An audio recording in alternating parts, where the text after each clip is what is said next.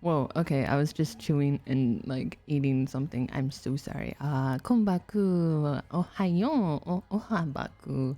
It's Master Billy, the Baku. And yeah, good morning, I guess. Please, Billy, I need a easy. It is an easy vegetable. Don't you know that? What is it? Hold on, I think I need to do something first. Hold on, sorry. I'm gonna turn Billy offline for a moment.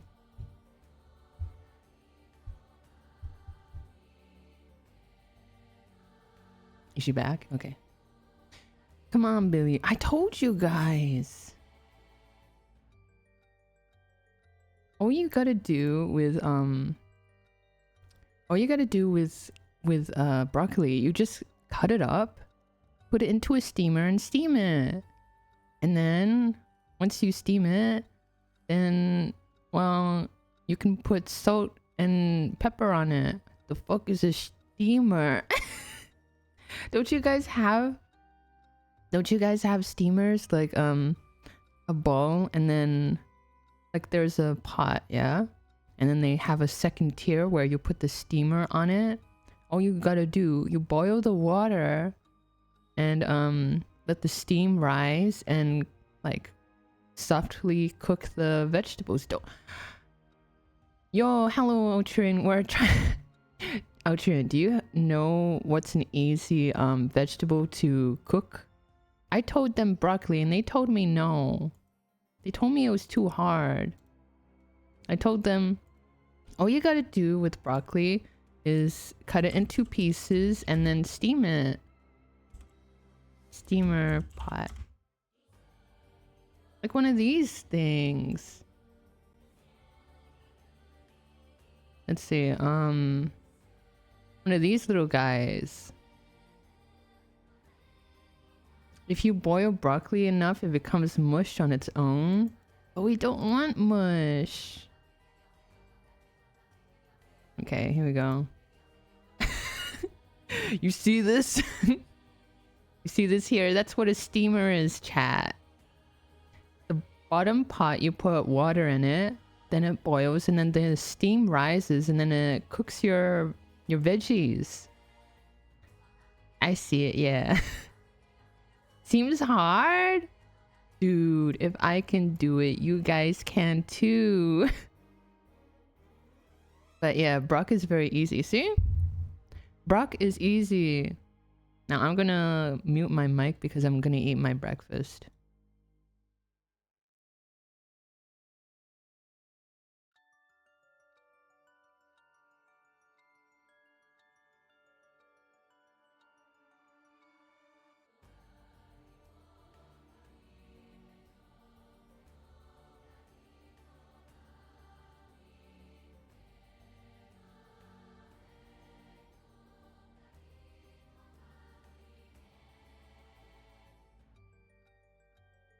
I'm not eating pizza.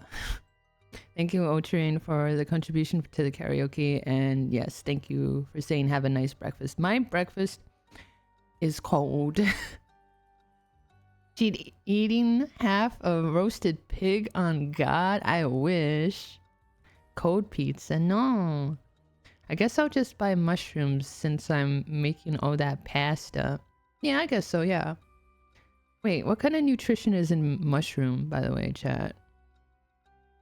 Are there nutritional values that you can't find in broccoli? I wash mushrooms with water.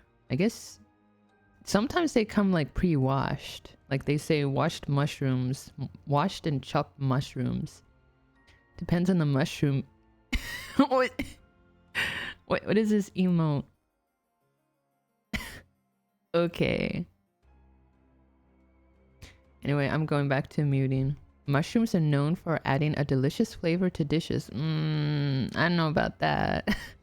Debatable for me. And side dishes. But they also pack a powerful nutrition punch. Oh! In fact, they are often touted as a superfood, and for good reason. Wow! Mushrooms is a veggie, no? Mushrooms is a fungi. He's a fun guy. Bruh, I hate half-cooked mushrooms though. I don't even know what half-cooked mushrooms taste like. Lame. Boo. What a lame streamer. Boo. Anyway, I'm going back to eating.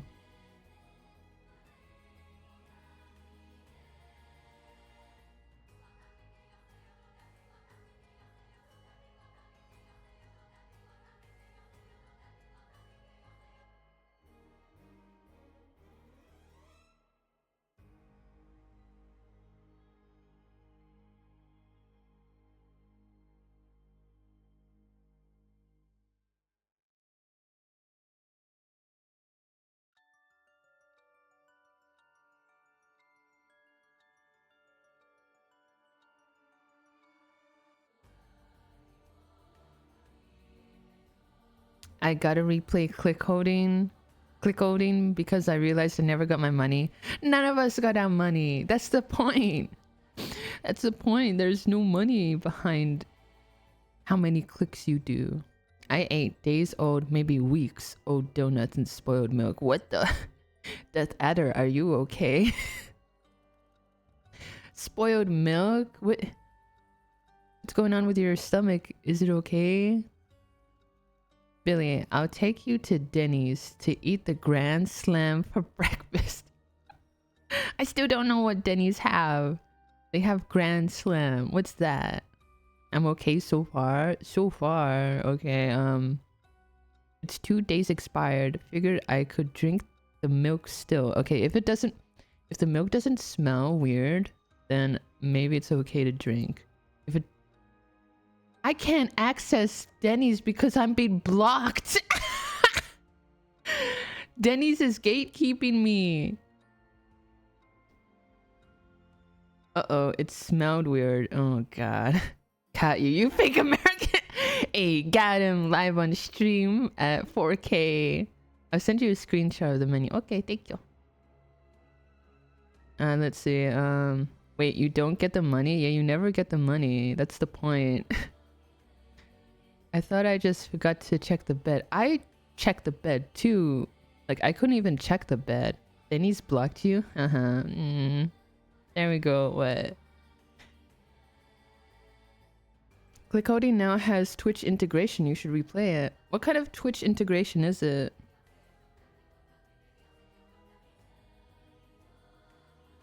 I send you what the Grand Slam is. Hold on. I see cats. It's loading. Hold on. Wait. Original Grand Slam. You know what it is, chat? Pancakes. 2 eggs. A measly strip of bacon and two sausages. 2 breakfast sausage. Eggs served over easy, poached, sunny side up, or soft boiled. And steaks that are served steak? Sounds like everything a growling Billy needs. I'm not sure about eggs. I had a bad memory with eggs. I ate like a egg McMuffin from McDonald's. And I didn't like it. Oh, you allergic to eggs? No, I just don't like it sometimes. Especially fried egg, maybe. It depends on what they make the egg into, because I like the egg on top of katsudon. That's very nice. I don't mind it. I'm also gonna try boiling eggs, Billy, but I don't know how to, and I didn't bought eggs. Oh, you're asking the wrong girl. I don't know how to make eggs either. Boiled eggs. I guess there's the cheat way where you can add this little egg timer. Like, you can have an egg timer, or you can like put a plastic egg thingy that tells you when it's gonna be like boiled in the pot. But that's inviting like microplastics into your into your thing. Hold on, let's see.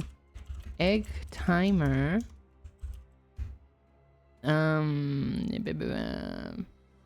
Pot, like put it in the pot. Put it in the pot. Yeah. These little guys. Copy image address. I don't think McDonald's use real eggs. Oh, so that's why I felt sick after eating it.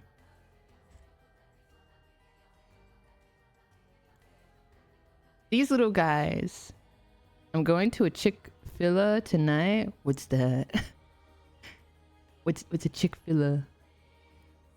See, it says like, depending on the red area, it tells you when the egg is like soft, medium, or hard.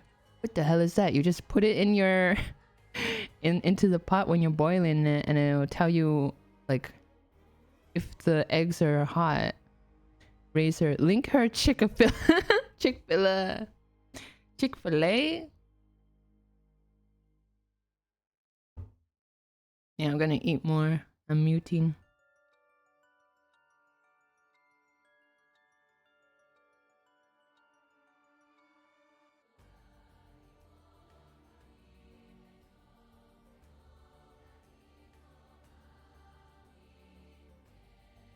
Wait a minute, this place looks kind of cool. Oh my god! French fries that are waffle fries. Oh my god. I see. Okay. I tried the maple chicken. My hands smelled like maple syrup for days. You can put maple... Oh, you don't need to pay a fast food joint to put maple on your chicken. Let's see, what would that be? Entrees? Wait a minute. Breakfast, entrees, salads, sides. Kids meals. Back in the day when I used to order kids meals because they were so cheap. Do they only do breakfast?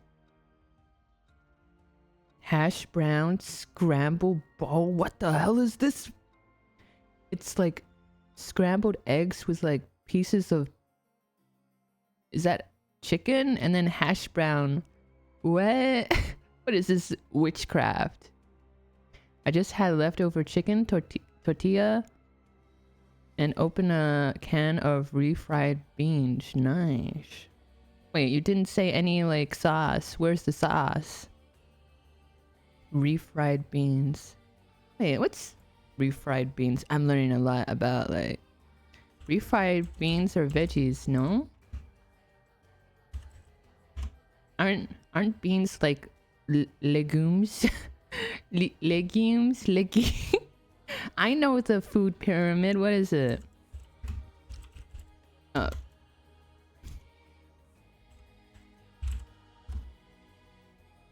Wait. Does America have food pyramid? Shit. Let's see. What do they call it? Legumes? Legumes? What do they call beans? They call it something in particular. And Chick-fil-A. Am I pronouncing it right? Chick-fil-A serves breakfast, lunch, and dinner too. Wow. Linguini.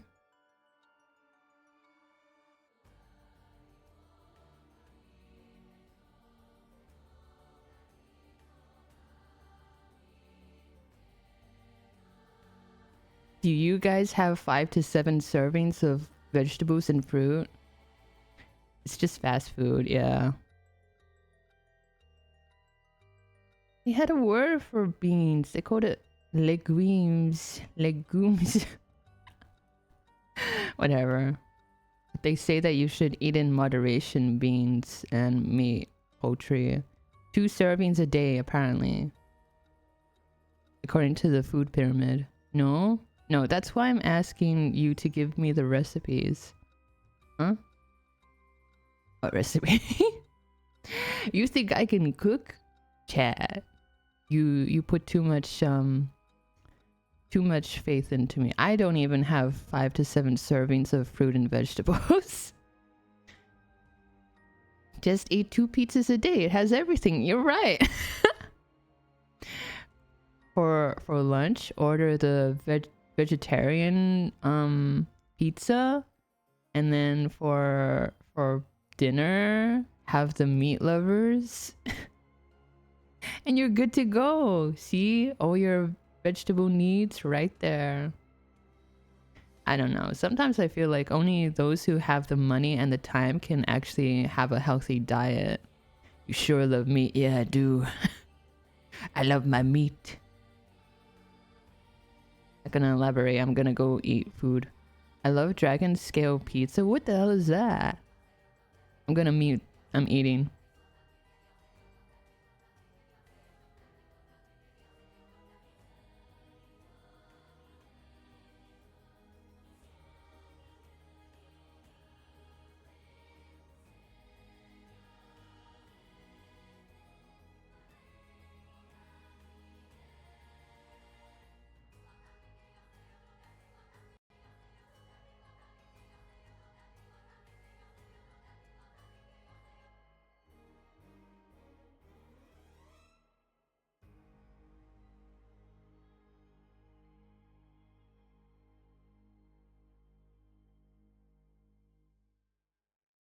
Okay, chat, feast your eyes on this. What the heck is this? Click. I don't know why, but it looks so morbidly... morbidly weird. Is that pepperoni? Pepperoni? I don't like pepperoni. That's just pepperoni on dough at this point. Pepperoni chino. Pie? That's not a pie, Glitter. That's a pizza. Hello, Glitter. Hope you're having a good day or night. Pepperoni death. Yeah, death by pepperoni. I can't handle pepperoni. I always pick it off. Anyway, back to muting. I'm gonna eat my final thing. That's strawberry right there. Billy, it's a pie. You're right. What? Yeah, I don't like pepperoni. I don't know, it's like maybe the spice. I don't know what I don't like about it. I just don't like it. Hello, woke up from my nap. Oh, hi-yo. Good morning. Ah, okay. So the Twitch integration just adds a clicks overheard counter to the screen in click holding. What does that mean? Clicks overheard. What, like chat spams click and then... Oh, so even chat can click if they just write click, right? And then it counts it? Is that what it is? I used to do that. I still don't love it, but I eat it. Too much spice, yeah. I don't know what they do with like the pepperoni. Why do they make the pepperoni kind of spicy? Yeah, every time I write click here, it goes up by 1 for each click. Ah. Huh? Ah. Okay. Alright, I'm gonna keep eating. Hold on.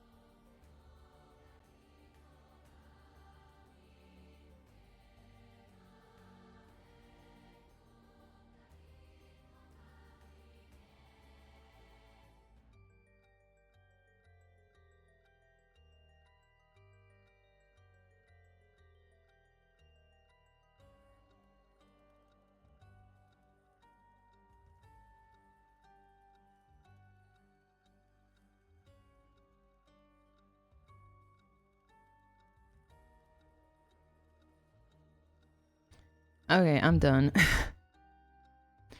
My food was very cold and it was very not pleasant to eat.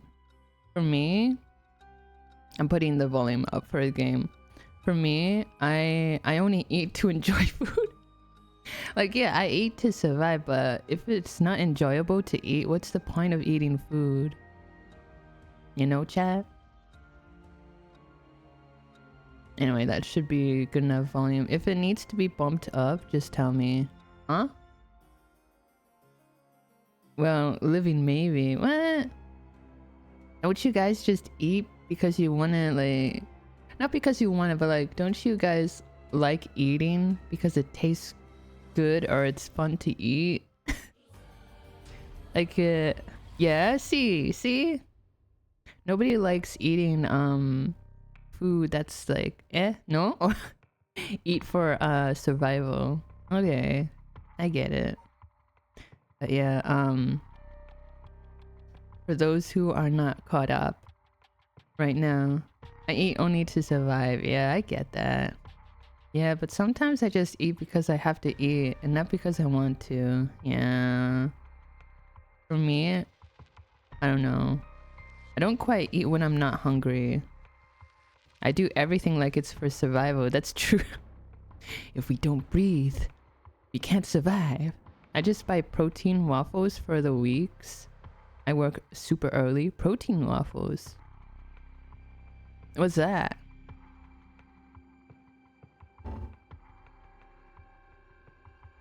If I have to like wake up. Oh, I just noticed there's you see these? The sun and then the moon? Oh my god. Anyway, oh. What is this? Protein waffle. Flapjacks. You buy the kids waffle cinnamon? I know I would. Yummy protein waffles. Can you recap what happened last stream in the game? Okay, I will. What chocolate chip? No, it's just chocolate chip. Okay. Before I recap, I want to say there was this waffle place that had like chocolate inside the waffles. Like they put like chocolate sticks inside the waffles and then it would melt inside it, and I loved it. Good game, by the way. Yeah, I love this game. But anyway, quick recap. They don't sell the dark chocolate one on like the grocery store that I order from, but got one finally from Amazon. Nice. I love dark chocolate. Dark chocolate's the bomb. It is. Okay, so quick recap. Shogo was our first protagonist, and the original route was that he got a curse stone and he used that curse stone to revive Yoko, who died mysteriously through drowning. And then through this route here, which is not canon, I guess, he killed everyone and got enough soul dregs to get the right of resurrection, but in the end he died. And in the canon route, which is this one, he tells Yoko to go home, and then in the end he's found dead. So that's our main protagonist, supposedly. Then the routes split off to 3 other protagonists: Harue, Tetsuo, and Yako. Harue is a mourning mother who wants the right of resurrection to resurrect her son who was kidnapped and then murdered because the police didn't do a good job like handling the investigation as well as the like negotiation. So the kidnapper just killed her son. Now the only lead that she and her hired detective, which is Richter Kai, who I call Michael Jackson, their only lead was a high school girl named Michio, Michio, who supposedly was the last person seen with her son and may have been the person who led him to the kidnapper and got him killed.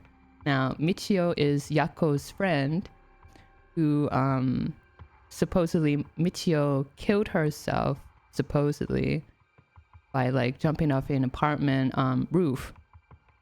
But when Yako did a spirit board with this girl named Mio right here, they find out from the spirit board that it wasn't a suicide and it was an accident, but she didn't fall off from a high place. So we don't know how that happened. But then Yako receives a the curse stone, which will kill whoever hears the sounds of the I know the sounds of like a matsuri. Yakon these nuts, a razor. You couldn't help yourself, could you?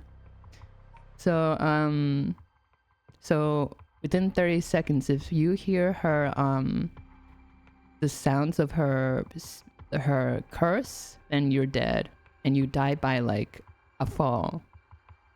But Mio is like, please girl, don't don't kill people. You should go to your local Denny's, Billy. Yeah, I sure will after the stream. So Mio's like, don't do it, girl, don't kill people. And Yako, she's very like how do you say, like she's like a quick fuse. People die when they're killed, for real, yeah. She's like a quick fuse. Like even the curse enables her further, or at least feeds fuel to the fire of her like being like quick, hysterical, temperamental. I think temperamental, like she saw her homeroom teacher, which she knows that he does stuff to high school girls or something. He sees him alone at night with another girl and she's like, I gotta kill him. So the curse like made her even more like quick-tempered, yeah, and made her even like, it feeds into her, I don't know, that kind of personality that she has. And Mio thankfully like kind of stopped her, and then now she made a successful getaway, and they were running away from another stand user, another curse bearer. So Mio and Yako got separated, but I'm guessing from this thing here, maybe Mio is okay. Now with Harue, she is not going the pacifist route. She really wants to get her son back from the dead.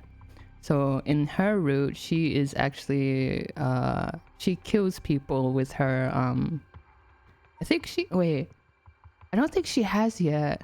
Has she? I can't remember. I can't remember if she has like used her curse to kill people. But she does really want her son back. And during a scene with Michael Jackson and Harue, they talk about a serial murder that happened at it didn't happen at this river, but the dismembered hand of her classmate was found like drifting in the river where her son's body was found.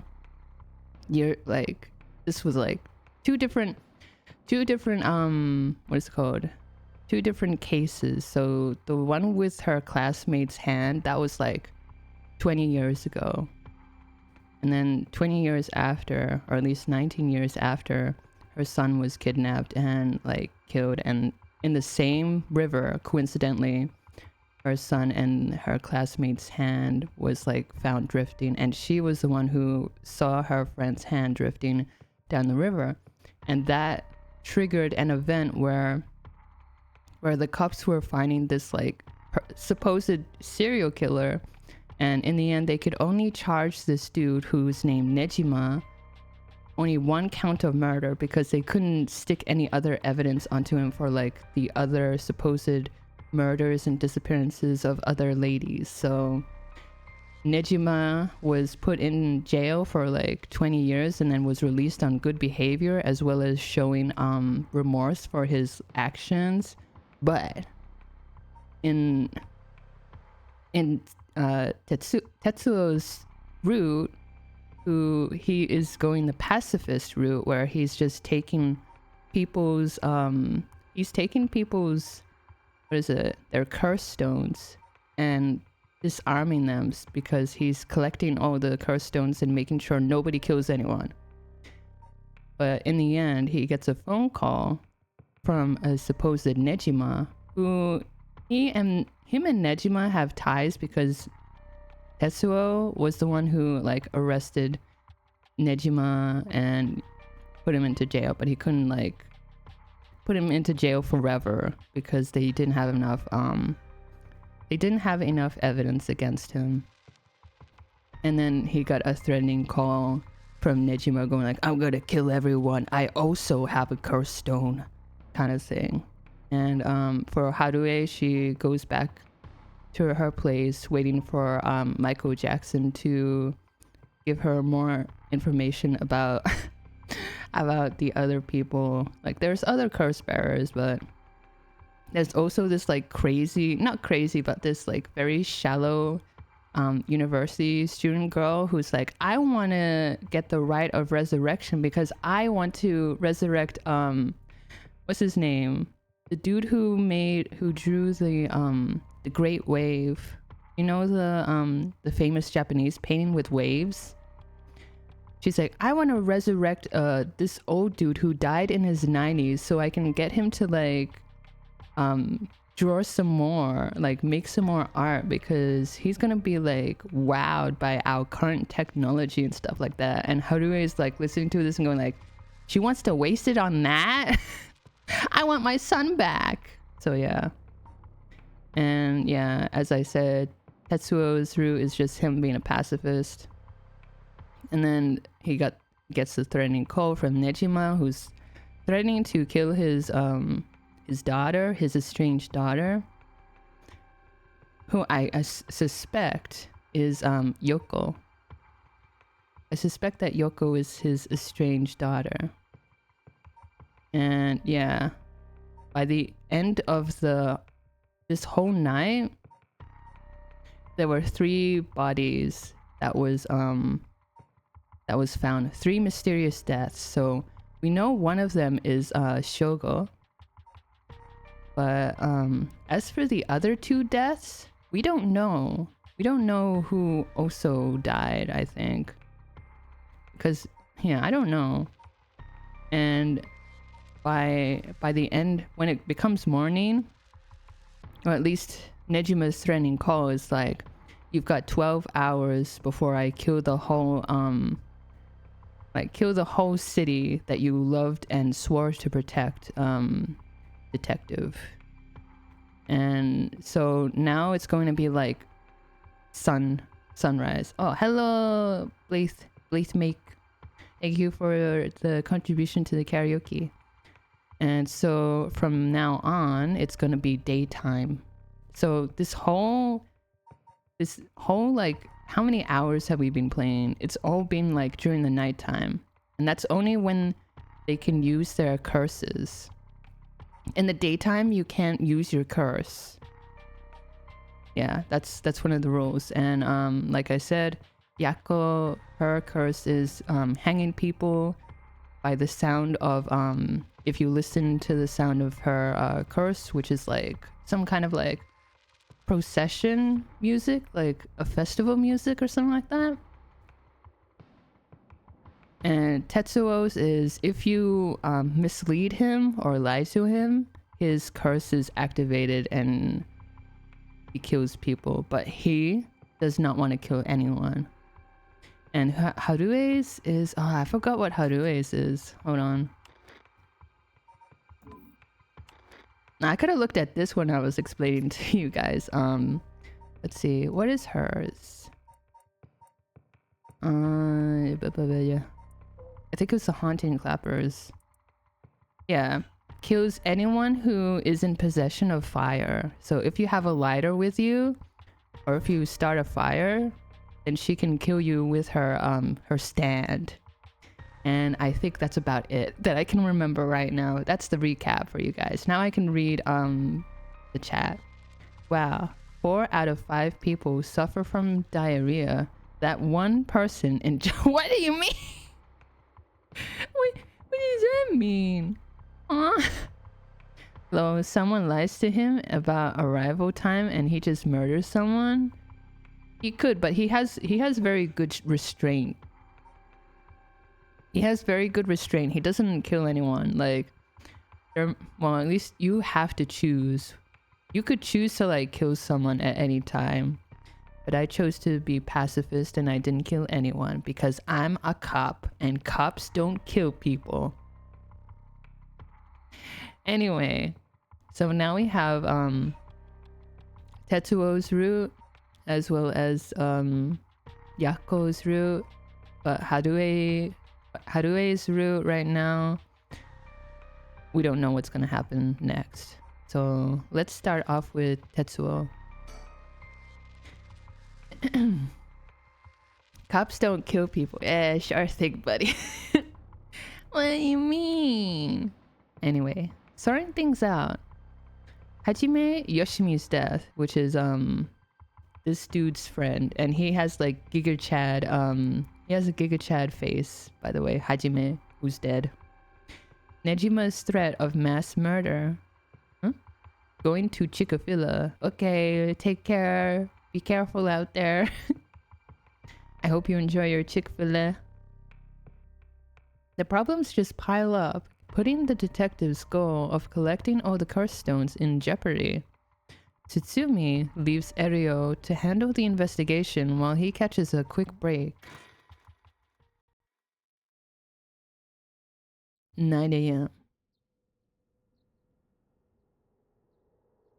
Kinshibori Park. Did they at least get rid of Shogo's body? Yeah, I guess so.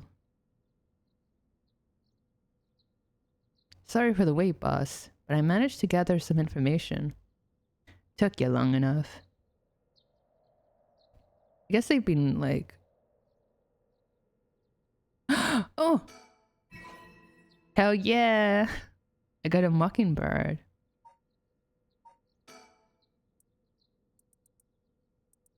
Which one did I get? Swanelope Swoost. Wow.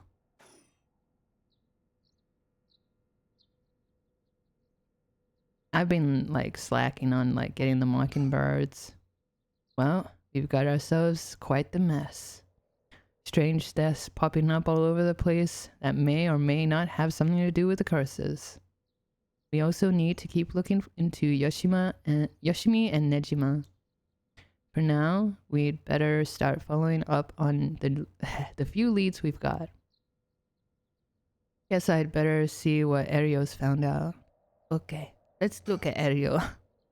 He's been up all night gathering information. Yeah, you too. Both of you haven't gotten a wink of sleep.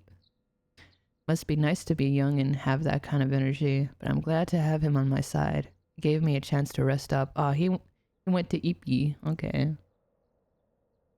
He is an old man after all. Surroundings. Forensics have finished their investigation and the body's been carried away. That said, we're still closing the park to the public for at least for the time being.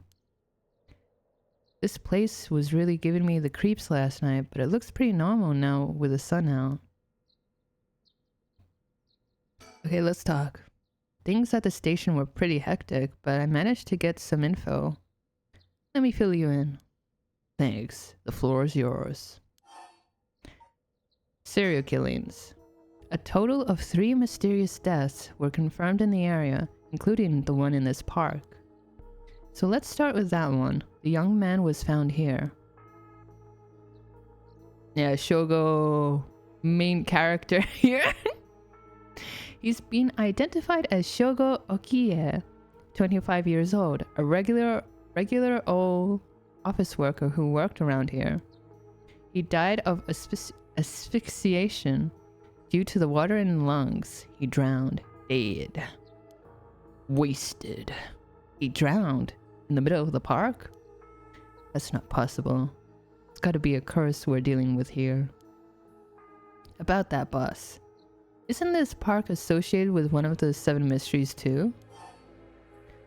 Oh god, you expect me to remember? Was it the Whispering Canal?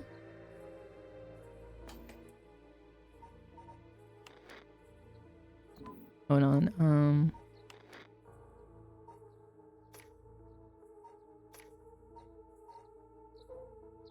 do you hear birds? Is that from me?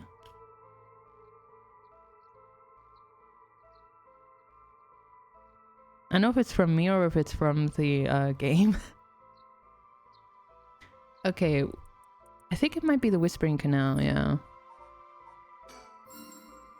That's right, the Whispering Canal.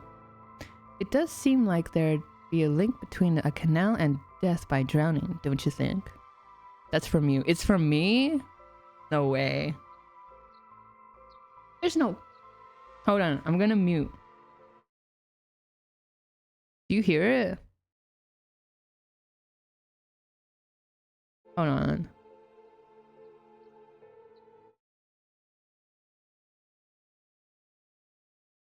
See, it's not from me.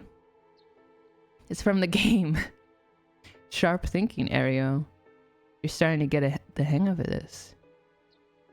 I meant, that's from you, as in, from your stream. No idea if it's in our... Hey, what the... Don't... Okay, whatever. Don't, like, change... Whatever. So let's assume they're related. What's next? Before that, the body of a woman was found behind a residential complex in Kamezawa. Okay. Yeah, you be sneaky, huh? The victim has been identified as Tawako Hayashi, 29 years old. She was an office worker who lived on her own in the area. As for the cause of death, well... Yes? I'm gonna switch to bed, BRB. Okay. Have a comfy bed. The entirety of her body was crushed by some kind of strong external force. No murder weapon was discovered in the area, but considering the way she was found, we're looking for something large, flat, and heavy that could have crushed her in one fell swoop. This couldn't be Yako who did this, nah. Hang on, are you saying she was stepped on? Meaning... Oh, it was the foot washing mansion. Wait a minute, this dude actually killed someone. I thought he didn't have the balls. Wait, where is he?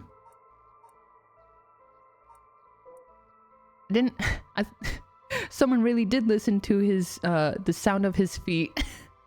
The voice of his feet. Oh my god. I guess the foot washing mansion. Exactly. Crushing is the foot washing mansion's modus operandi. The place the body was discovered is also known to be related to the Seven Mysteries. Then is this Namigaki's doing? Shit, I knew he'd use it. Judging by the amount of soul dregs, the victim was just a regular person, not a curse bearer. He just killed for the fun of it? Guess we should report this to I was gonna read that as animal. Paranormal affairs. Yeah. Get his ass. Got it. And as for the third victim, yeah. Yeah, someone got his ass. Yeah. Take a sip. Okay. Someone finally got his ass and it wasn't Yako. Wait a minute. Then our lead. He had information about Michio, I'm sure of it.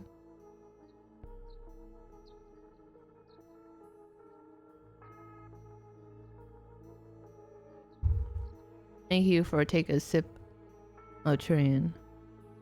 Nice. He was identified as Kohei Jonouchi, 32, a teacher at Komagata High. He was found in the school's courtyard. I wonder who killed him. Cause of death appears to be external trauma from a fall or heavy blow. The impact crushed his arms and legs. That couldn't be us. Yako Echo went home, right? Since he was found in the middle of the courtyard, he couldn't have fallen from the gymnasium or the main building. A teacher dying at school. And not just any school. Komagata houses one of the 7 mysteries. Oh shit. I forgot what it was. Let's see. Was it the Fool's Procession? Yeah, Fool's Procession, which is Yako's curse.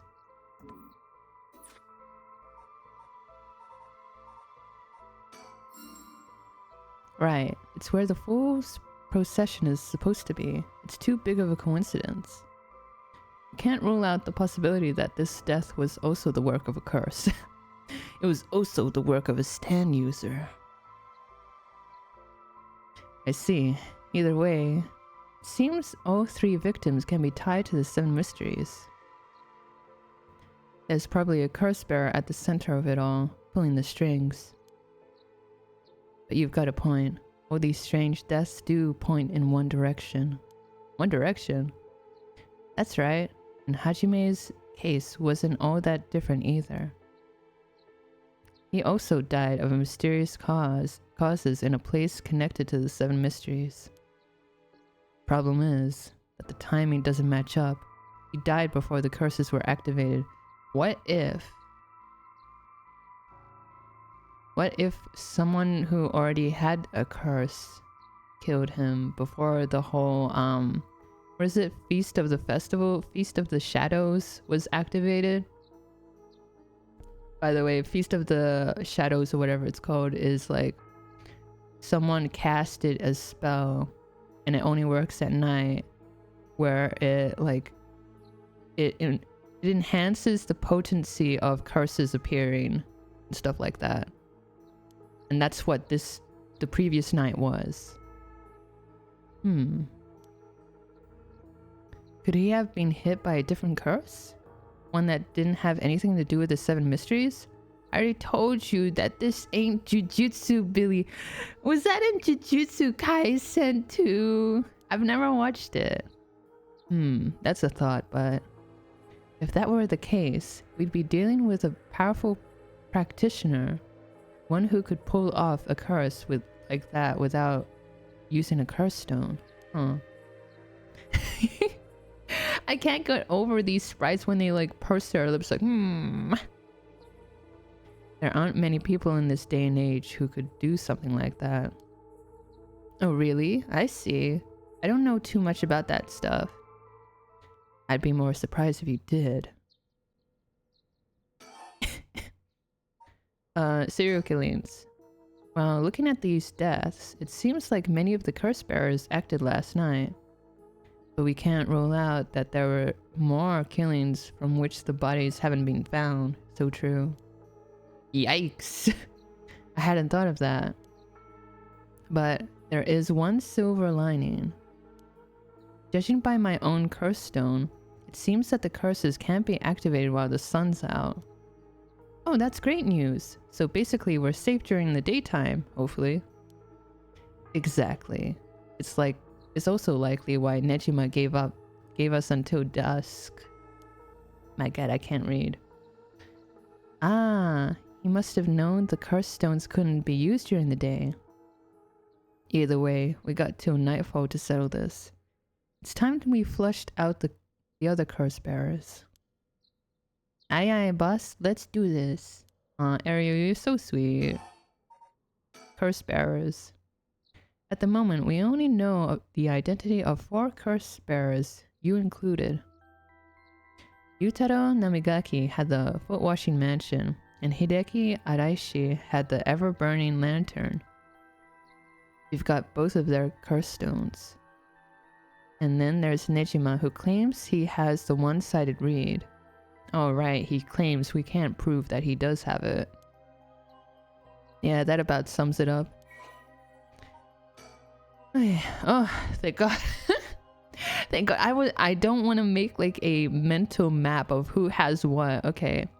So the Whispering Canal, it used to be in Shogo's possession in an alternative route, but now it's not.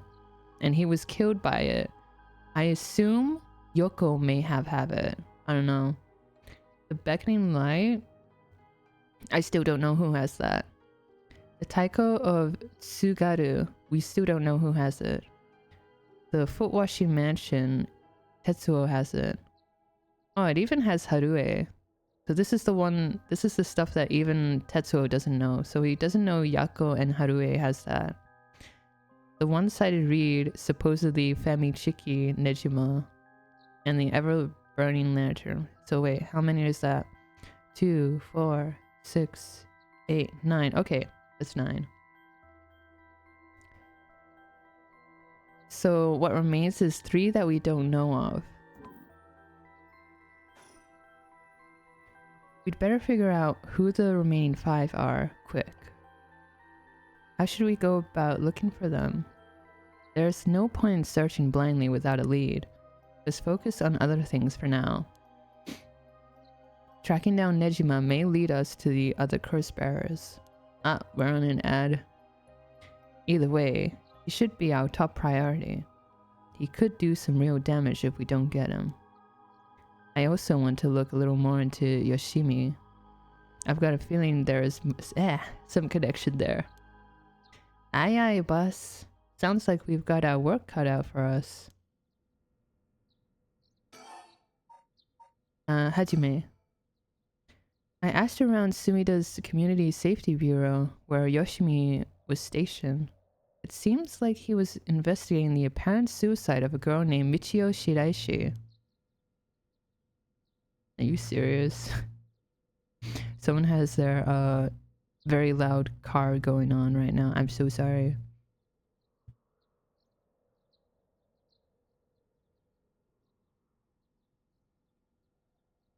We'll go through it anyway. Wait.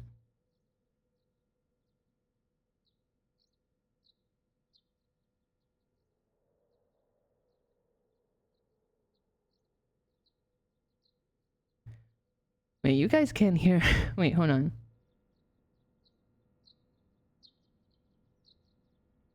How about I just put the music up high for you, like max? Because you can hear the cheeping, could you? I know, I'm looking at the levels that the Go XLR is feeding out. I don't know if it's good enough for you guys. Who knows? Is this okay? I'm sorry, I don't know how to do audio checks. Whatever. He was trying to determine whether it really was a suicide. Is it too loud? Too quiet? Tell me, please, before I keep going. Looking into the height of the building, the force of the impact, her wounds and all that. He must have suspected some kind of foul play, because he ordered a full investigation. But it already been deemed a suicide, and his superiors told him not to be stirring things up. It's fine for me, but I'm on phone. Okay, any headphone or earphone users, tell me. Couldn't hear a car. Oh, okay, that's good. It's just a boom, boom, boom, boom, boom. That's all. Huh. What was the evidence? Well, according to the report I found on his desk last night, the body was found at the foot of a building, a ways away from the road. There was no evidence of vehicular collision, so it was ruled a suicide, but he thought there was more to it. Yes, a truck or other flat-faced vehicle traveling at high speeds could have inflicted similar damage. In other words, sometimes a traffic accident can look an awful lot like a fall. So there is a chance that it wasn't a suicide. But what a terrible way to go. There were no brake marks on the road, meaning it would have been a hit and run. The vehicle would have hit her without slowing down at all. This has turned into quite the grisly case. But the vehicle couldn't have come out from a collision like that unscathed. Exactly. So I asked the traffic bureau to keep an eye out for any vehicles with frontal damage. I think it was a curse. The curse got her. But I haven't heard back from them yet. I don't think they're looking very hard. So we've got no proof.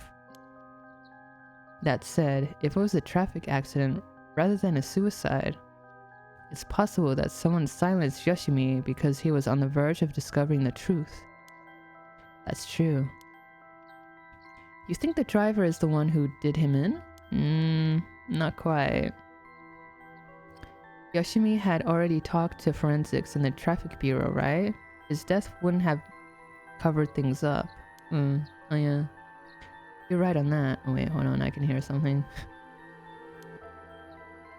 Even if the suicide was a cover-up from a hit and run, it doesn't seem like enough reason to kill a cop. Oh, that's right. Unrelated, but I got something else too. I managed to get a hold of Michio Shiraishi's address. Ayo? Yoshimi went there a bunch over the course of his investigation. Might be a good idea for us to drop by too. Good thinking. Hopefully, that'll give us some more leads. Alright, let's move on to... What happened? No! Oh no. Uh-oh.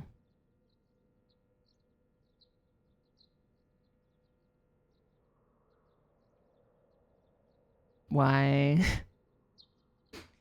Nande da yo. Why did it disconnect?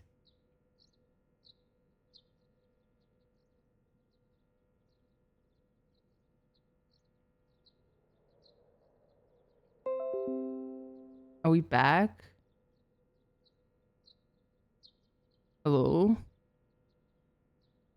Hello? Oh no. Stream died. I'm so sorry. Hello? Hello? Anyway, my warning went down. Warning. What is it? Spoilers. Gruesome. And grotesque. And hey, Blaze Me. Hi, everyone. I don't know what went wrong with my internet. Did you activate the curse that kills your internet? Yes, I did. Because I want you guys to be caught in a cliffhanger. Oh my god. This is why I don't like streaming on weekends. Anything can happen. Let's see. And capture...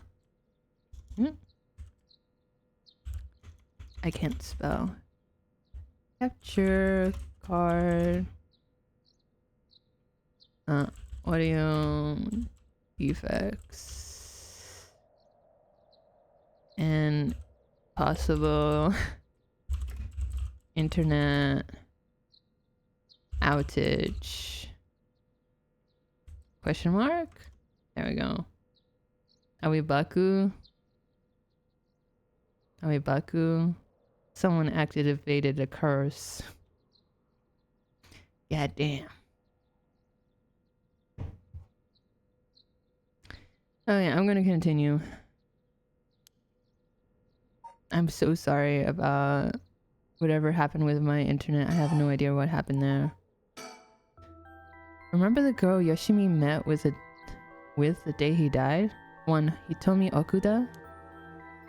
Community Safety didn't have any contact information for her on hand. Not even an address? Well, they had her parents' information, but when I called, they said they hadn't heard from her in a month. Scuff is part of a streamer's life. I don't want it to be part of my streamer life. I have so many Scuff, it's unbearable. Lots of family issues from the sound of it. They even said they didn't want anything to do with her anymore. Damn! That was the extreme elements.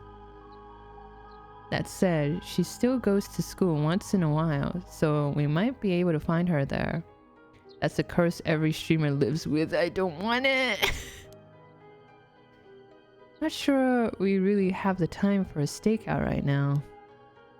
Steak? Hey, why not? Hey, detective, why can't we have a steak out?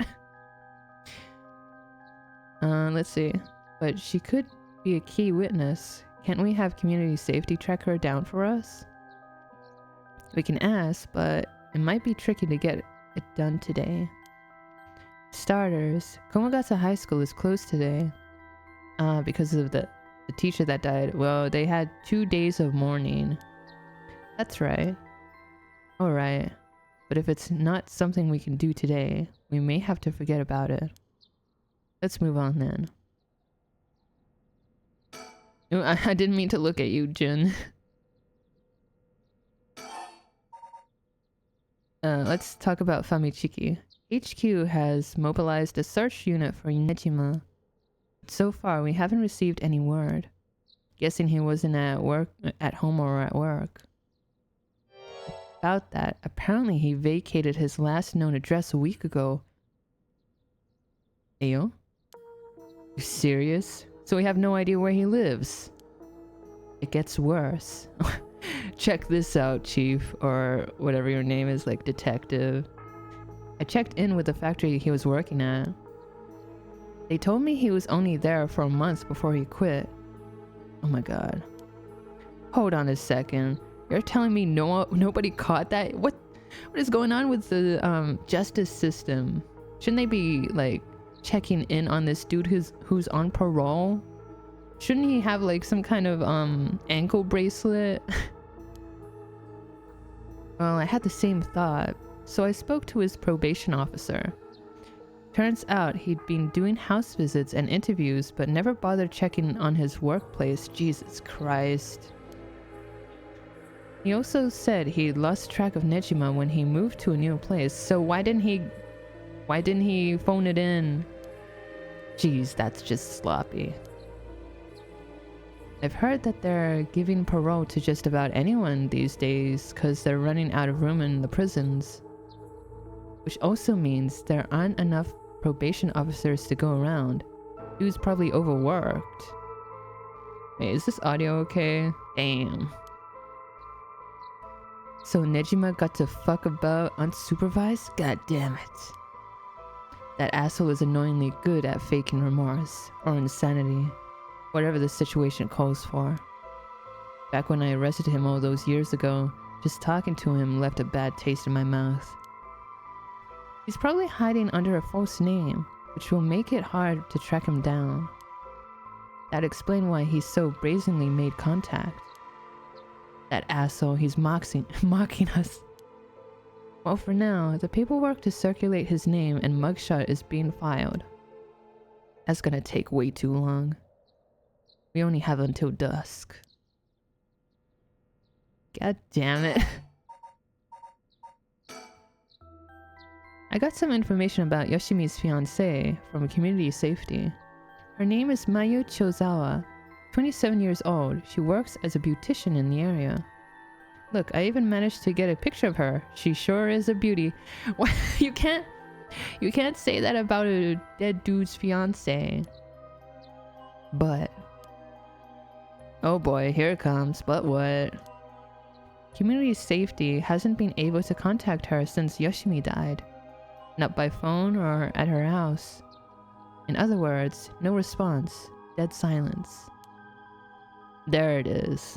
Can't things just be easy for once? Okay.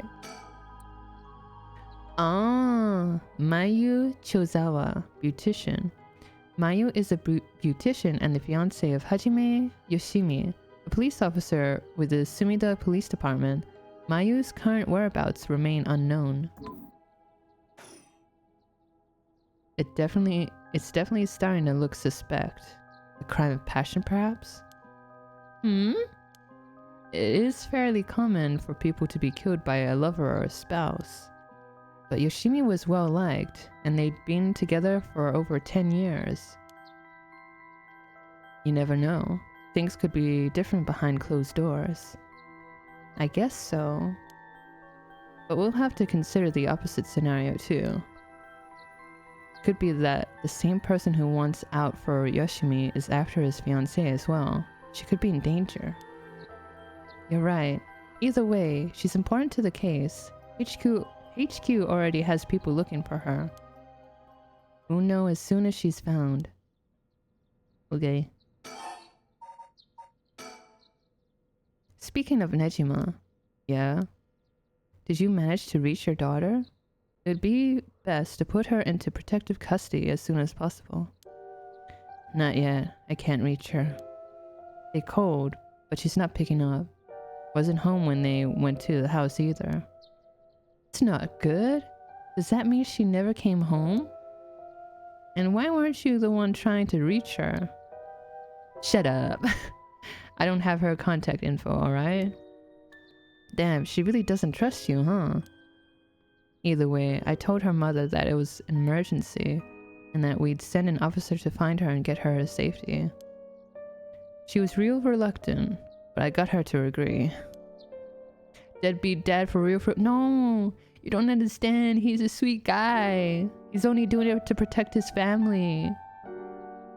I guess that explains why you got divorced. Damn, Ariel. But if you, her former father, can't find her, how the... That was my phone. How the hell did Nejima do it? Former, huh? That cuts deep. Yikes, sorry. It just kind of slipped out. Soon enough, Ariel is actually going to call him a deadbeat dad. Anyway, I suspect it has something to do with his curse echo. Back on the topic already, huh? Former father? Yeah. Her ex-dad. He said his curse could kill a lot of people in a short time. It may even follow him to act... It may even allow him to act from a distance. I see. The one-sided read. What was that story about again? Something about a man stalking a woman. He goes insane and chops her up. Ah, right. One of the more gruesome of the 7 mysteries. As for Nejima's whereabouts, all we can do is throw more people at it till we find something. I'll check in with HQ frequently to see if they've got any updates. And that's about it. Shall we continue our investigation? Hell yeah! We could go to Komagata High School to look into Hitomi Okuda or to Michio Shiraishi's house to find out more about her. Let's think. There's a lot we need to do, but not a lot we can do. Okay, I will close my eyes now, listening until I fall asleep. Good luck, have fun with the game. Thank you, Ultraman, for hanging out. Have good sleep and sweet dreams. This ain't looking good. We're gonna run out of time if we don't do something. Gotta keep moving. On shrimp, I've never been shrimping, but I'll readjust my position. Whoa, thank you for contributing to the karaoke. Thank you, Ultraman. And I'm gonna take a sip.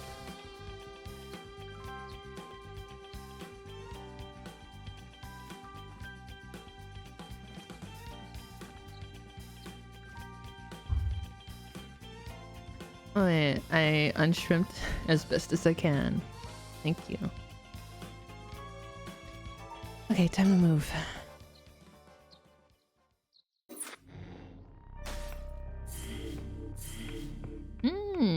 Naruhodo ne. Well, I'll go to Yakko now. Should I? Nah, let's keep going. Fancy sushi. With dusk fast approaching, we have no time to waste. With that in mind, Tsutsumi and Eryo direct their investigation toward Komagata High School and the Shiraishi residence. Why fancy sushi?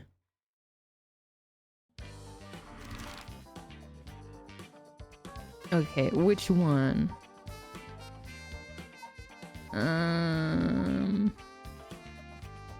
Let's go to Michio.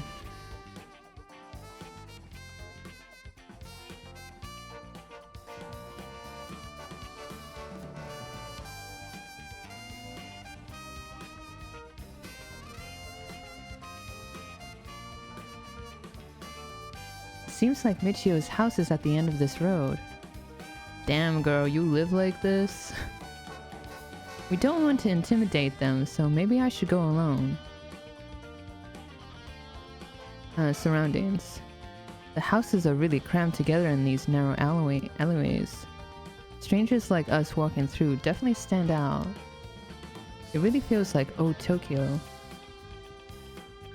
Think. So, the Shiraishi household. There's a chance that Michio didn't actually kill herself. It might be for the best that we didn't find her parents. Hmm? Can I find some mockingbirds? It's quiet. This place is normally pretty lively, full of people coming and going. But it seems like everyone's decided to stay inside because of the recent incidents.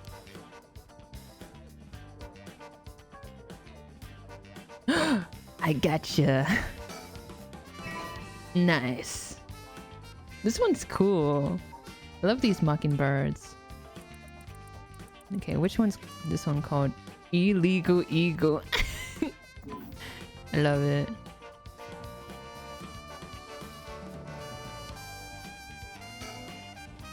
Erio is checking the Shiraishi house at the end of the road. The street's real narrow, so two big guys like us would stick out like a pair of sore thumbs. Okay. Can I look at June? No, I can't. Okay. Alright, I'll go check the house. I'll mock your bird. What the heck's that supposed to mean? Oh, you're back. No luck, boss. No one home? Damn.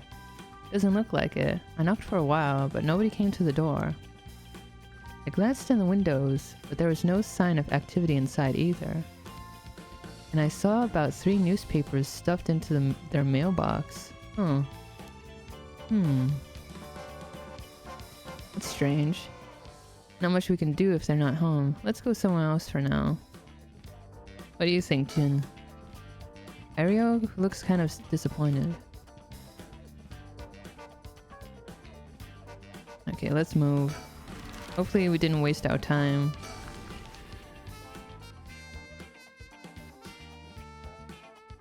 Oh, it's still 9 AM. Sweet. Komagata High School. Hey, Ario. Here we are, Komagata High. Classes are suspended for the day, so the students are just kind of wandering around aimlessly.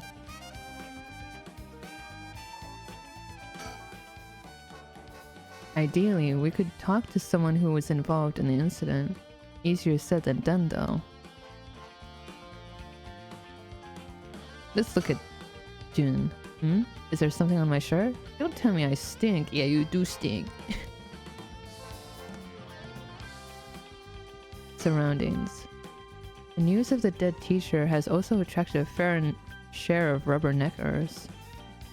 The atmosphere is kind of tense with this many cups around. Can I get a bird here? Bird? Birdie? No? Gymnasium. Komagata High's gymnasium also serves as a polling place and evacuation center. A lot of the buildings around here are still made of wood, but this place looks safe and sturdy.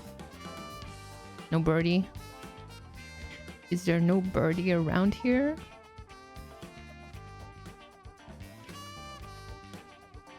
Damn. School gates. The school gate will stay locked while forensics inspects the scene of the incident. Looks like they're still busy. Let's talk to the person in charge later. Okay, let's talk. This place isn't only connected to the case, but because of the students who are under Yoshimi's jurisdiction. Jurisdiction! It's also the site of the Fool's Procession, and of course, where that teacher was killed. Seems like a likely place to find some clues, don't you think? right, speaking of schools. What is it? You said paranormal affairs can't help us right now. So why don't we get that psychic high schooler you mentioned to help us? A lot of the people involved in this case led back to the school anyway, so it might make things easier to have them with us. For a guy who questioned me on the legality of working with them, you sure seem eager to exploit underage labor. Hey, what can I say? Hey, who said anything about exploiting them? I just want to give our young experts the opportunity to shine. Dude, when'd you become a smooth talker? Anyway, I'm afraid I don't know where they are. Oh, sure. I wonder if there's anyone who could help us scout out the area. Suspend? Ah, okay. I have to suspend for now. You cannot currently progress any further. Yeah, I have to go to Yako. So, Yako's route. Hitomi's help. Bringing her friend back from the dead means she'll have to pay the price. Yako makes it home safely, but still isn't sure how to proceed with her curse. She worries about Mio as the night passes.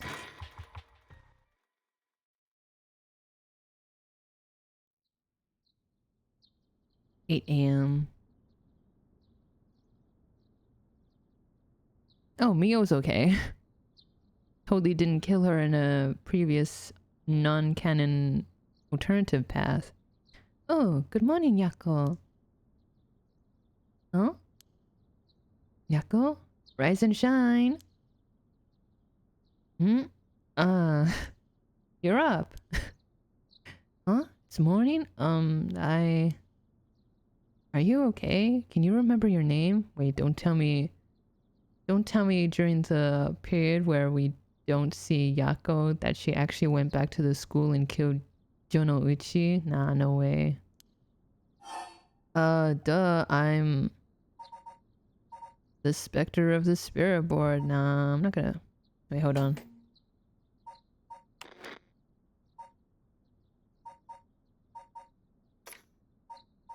I want to see if... Let's see. I want to collect more, Wait, where can I find them? The mockingbirds.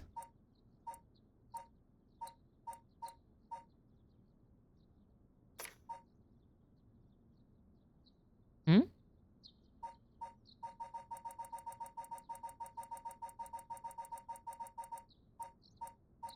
I'm so sorry, chat. You're gonna have to watch me do this. Oh. Oh, here. They have hints. Okay, approach the nest. A bottom shelf surrounded by darkness. Jackpot. Among the morning green. Before hearing the history. In the bright garden. If you won the lottery. Wait until you feel like yourself again. Detective in private eyes. The excited detective. Waiting at the entrance. Waiting at the intersection. On a bridge pillar at night. Unique looking playground. Breeze visiting the park at night. Oh my god. Wait until you feel like yourself again. The specter. Yes, I'm the specter of the spirit board. No. Don't fall back asleep. You must still be dreaming. Wake up. Yes, I'm Yako Sakazaki. Good. Oh, Mio. Thanks for last night. Was everything okay? Yep, still alive. I couldn't dispel the curse echo or learn the identity of who used it, but I managed to at least get away. But in that situation, it's the best you can hope for. Yeah. I'm sorry I got you involved in something so dangerous. Whoop.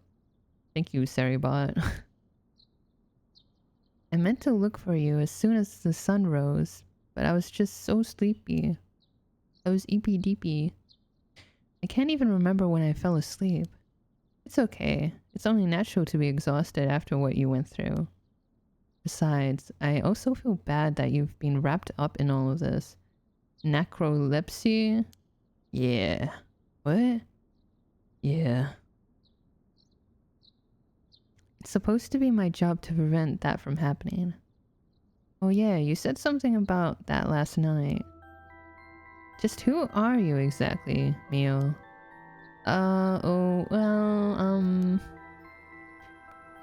The truth is, I've been trained in things having to do with the supernatural.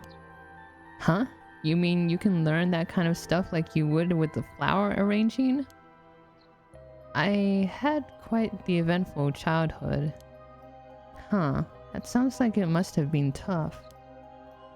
Yes, it would take a long time to explain, so let's leave it at that for now. As fate would have it, I've ended up as the apprentice, or maybe more like the assistant, to a notable paranormal expert. Schools have always had more paranormal disturbances because young people tend to be more susceptible to these things. I'm sent to schools that may experience something paranormal and put a stop to it before it happens. Wow, that's amazing. So it's like a part-time job you do while also being a student. Yeah, they don't pay me though. Well, I do have to maintain public order, but it's all part of my training, so I don't get any money. Yeah, she doesn't get any money. Oh, you've got it rough then. But still, that really is amazing. You were so cool when you faced off against the evil spirit. I never know if I should be happy when you compliment me like that. But anyways, that's why it's up to me to resolve any paranormal issues at the school. And why I'm going to look into the cause of all this. But for now, let's head to school. Yeah. Oh, do you have your curse stone? Now that it's daytime and its power is diminished, I should be able to hold on to it. Want to give it a try? Right, I do have it, but... Yako? Is it really so wrong? Trying to bring Michio back, I mean? I can't approve of it. The right may seem like a dream come true, but if it involves taking the lives of other people, then... Yeah, true. I want to make sure this whole ritual ends without anyone getting hurt. That's what I believe, and what I'll put before anything else. Yako's face like, huh? I'm sorry, but is it okay if I hold on to it? Yako. I promise I won't use the curse no matter what. But maybe there's some other way. I just have this feeling that I shouldn't give up on the possibility just yet. That said, I'll help you, even if it's to stop the curses. For the Michio that still exists within me, I'll settle things so that we can move forward.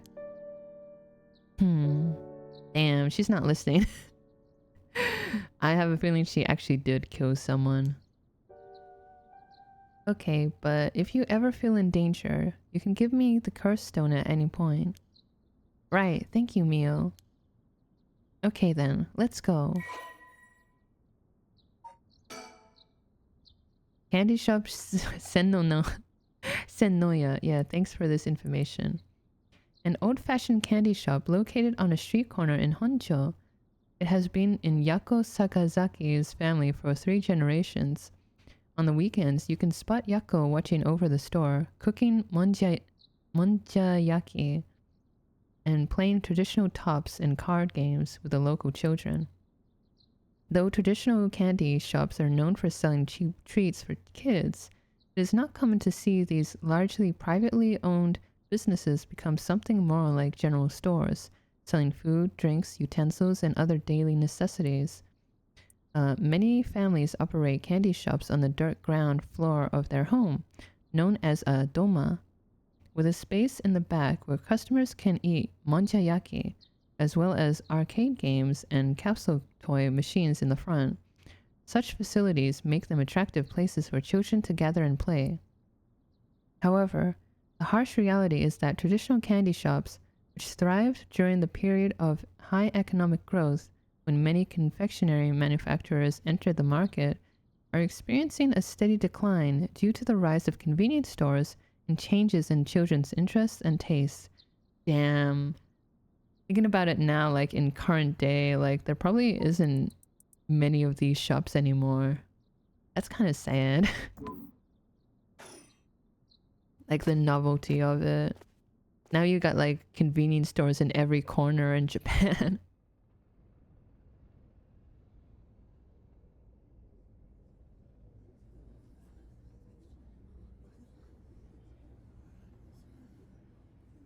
Huh? I thought it was unusually noisy. There's a big group of people and the police in the front of the school. Did something happen? How does these two not know that someone died? If the police are here, then something must have happened. Yeah. I'll go ask. Thanks.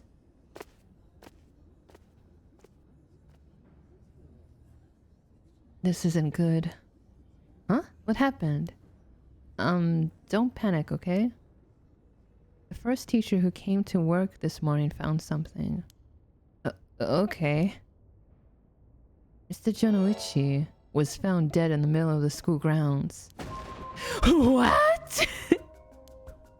They're closing the school for today. But that's not all. I didn't know this either since I didn't watch the morning news, but rumors are spreading that a number of bodies were found nearby.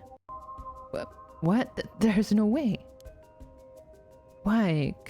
Could it be because of the curse? We don't know enough to say. Oh my god, I don't know if it's my capture card or if it's like my actual computer giving these little like glitches in the audio. From what I heard, Mr. Jonoichi's body was in the middle of the grounds, but his body was covered in bruises like he'd fallen from somewhere high. Weird. Yako, you probably did it. Taking into account his unnatural death and the timing, it's very likely it has something to do with the curse.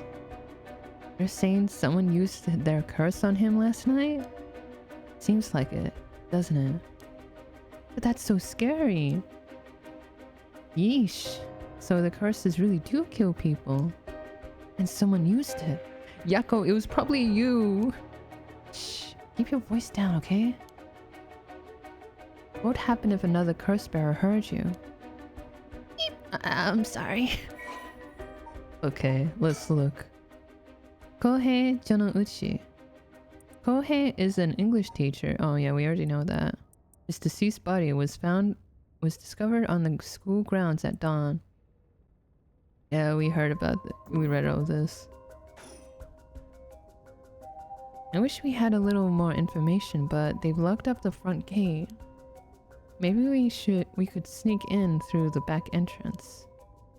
Hmm? That person over there. Oh, is this Hitomi? Isn't that Hitomi Okuda? You're right. That's unusual. Oh, but she was at the school last night too. She must know something about Mr. Jonoichi. Let's see what she has to say. Oh, Mio, wait for me. Ayo. Yeah, she's totally dressed like a delinquent in the 90s. Huh. So you're telling me that the two of you were the ones at the school last night? No sense hiding it then. Oh my gosh, she's got beautiful brown eyes. Plus, I owe you one, Mio. I'll tell you everything I know. Hey, is the color like the same in OBS? I think it's about the same. Thank you. She owes you? Yeah. Right after I transferred here, there was a bit of trouble. Yeah, there was a bit of trouble. She gave me one of those, what was it? Oh, exorcisms. Yeah, I kind of exorcised her when I transferred into school. She kind of had a demon inside her. Huh, so that's what it was. Yako, you can't just like casually go like, oh, so your like behavior was a demon after all? Okay. What?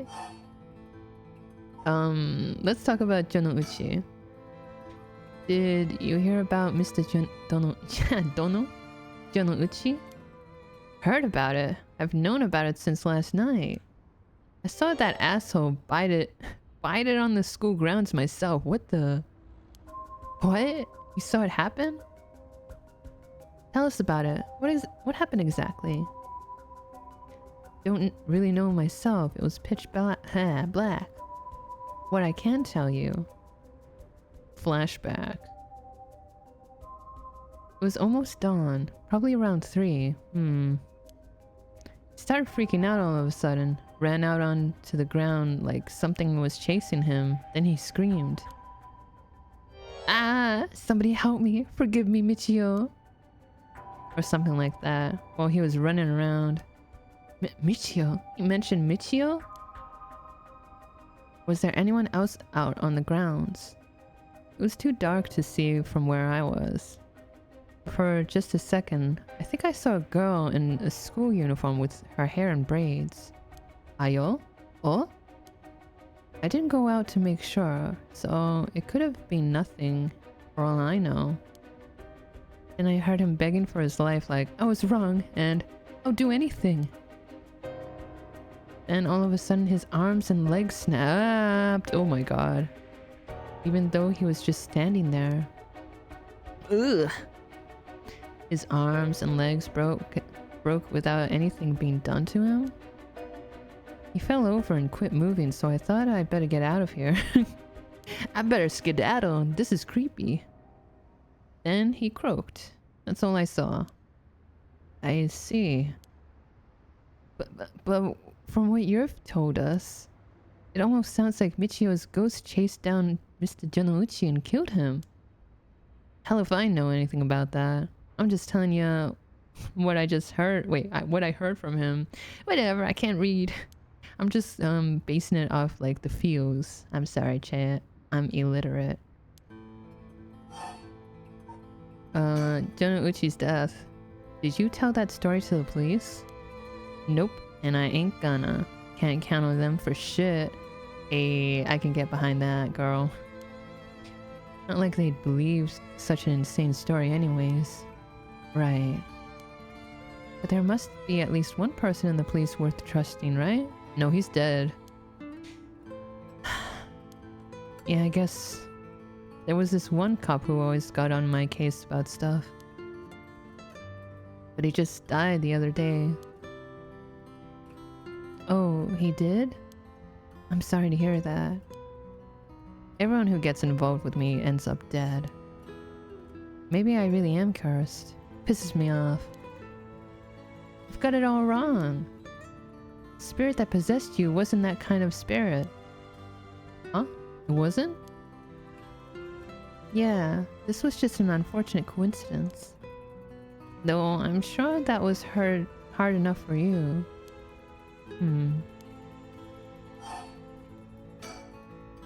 That's all I know about that asshole's death. Hey Mio, I've been thinking something. The way she described it reminded me of something. The way Mr. Jonouchi died, it sounds a lot like how Michio died. Of course, I didn't see it myself, but the state Michio's body was in, it was like she had fallen from high up. Could they have been killed by the same curse? I don't think so. The curses of the 7 mysteries hadn't manifested when she died. I guess that confirms that then. And if we can trust what the spirit board said, then Michio died in an accident. Oh, right. Jonouchi's death. Let's keep talking about it. That's all I know about that asshole's death. Okay, it's not exhausted yet. Mio's exorcism. He told me, were you possessed by some kind of evil spirit? I don't understand it all too well myself. What I can say for sure is, thanks to Mio, the weird symptoms that were happening to me all went away. Yep, some people are born with a natural sensitivity to the paranormal. They tend to end up isolated as they struggle to relate to the people around them. They also tend to draw spirits to them naturally. This can cause strange symptoms they don't understand, like headaches, muscle stiffness, and hallucinations, even memory problems. I'm sure it must have been very hard. So that's how it works, huh? Do people also have their personality taken over when possessed too? It is possible with spirits who have a very close relationship to their target, like siblings or a parent and child. But you almost never hear about people being taken over completely. It's when the two parties aren't in sync that those negative effects can start to appear. So the seance or whatever you see on TV are all bogus? Not quite. There are mediums and diviners who can align their minds with the spirits they call. Though there are people on TV who are just putting on a performance. Huh. There are people who in life had extremely powerful spirit sense or a deep connection with a person. But even they shouldn't be able to completely take over the person they possess. And even if they could, it would only be enough to pressure them to choose certain behaviors that wouldn't be unusual for them to do on their own to begin with. What does that mean? But if that's the case, wouldn't you not know if you're choosing that behavior of your own will or not? Hence why there are lots of cases where people don't even realize they're possessed.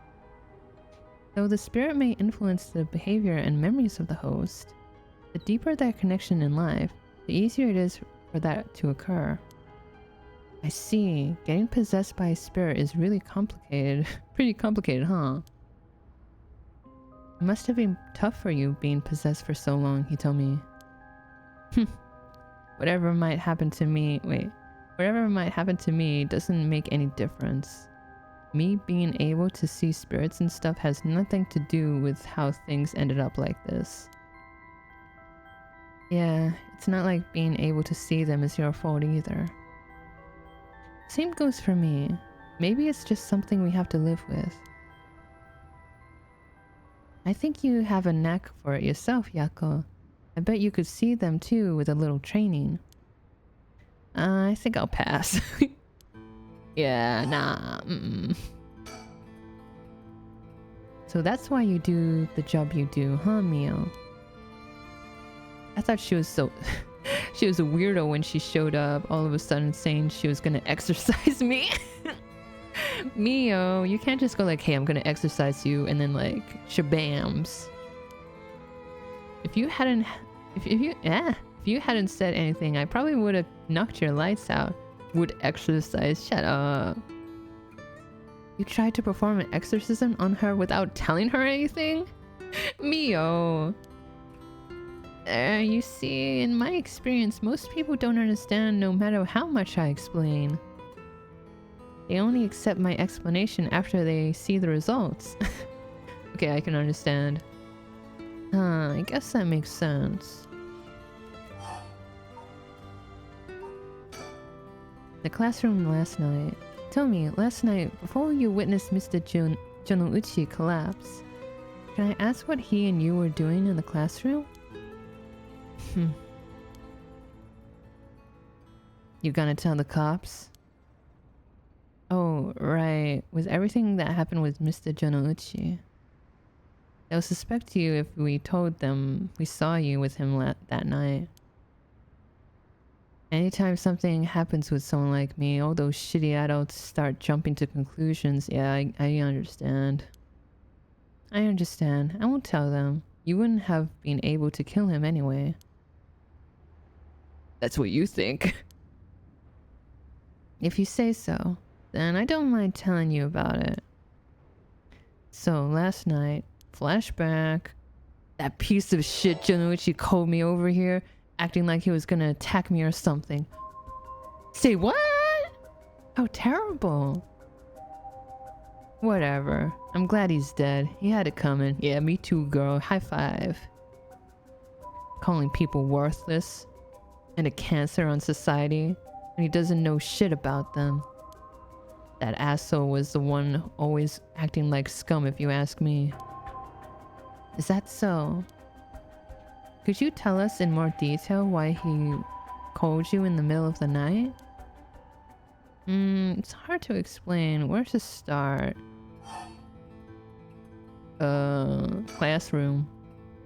It's hard to... Oh wait, I guess I have to talk about the Jonuichi's misdeeds. What did you mean by Mr. Jonuichi acting like scum? Was he doing something bad? You know Michio Shiraishi, right? The girl who killed herself. Huh? Michio? I don't know everything, but that creep of a teacher had some dirt on her. Huh? And he was using it to blackmail her. Call her up after school and make her do whatever he wanted. Ew, what is he doing? What? What do you mean when you say whatever he wanted? I'll leave it to your imagination. Nothing that a couple model students like you would ever get involved in. Would... No way, that's... How? What do you mean by dirt? I don't know anything about this. How could I not have known about this? Yako, I know how you feel, but try to calm down. You got guts acting like you were her friend. Oh, he told me. Jonuichi really did a number on both Michio's body and soul. Oh,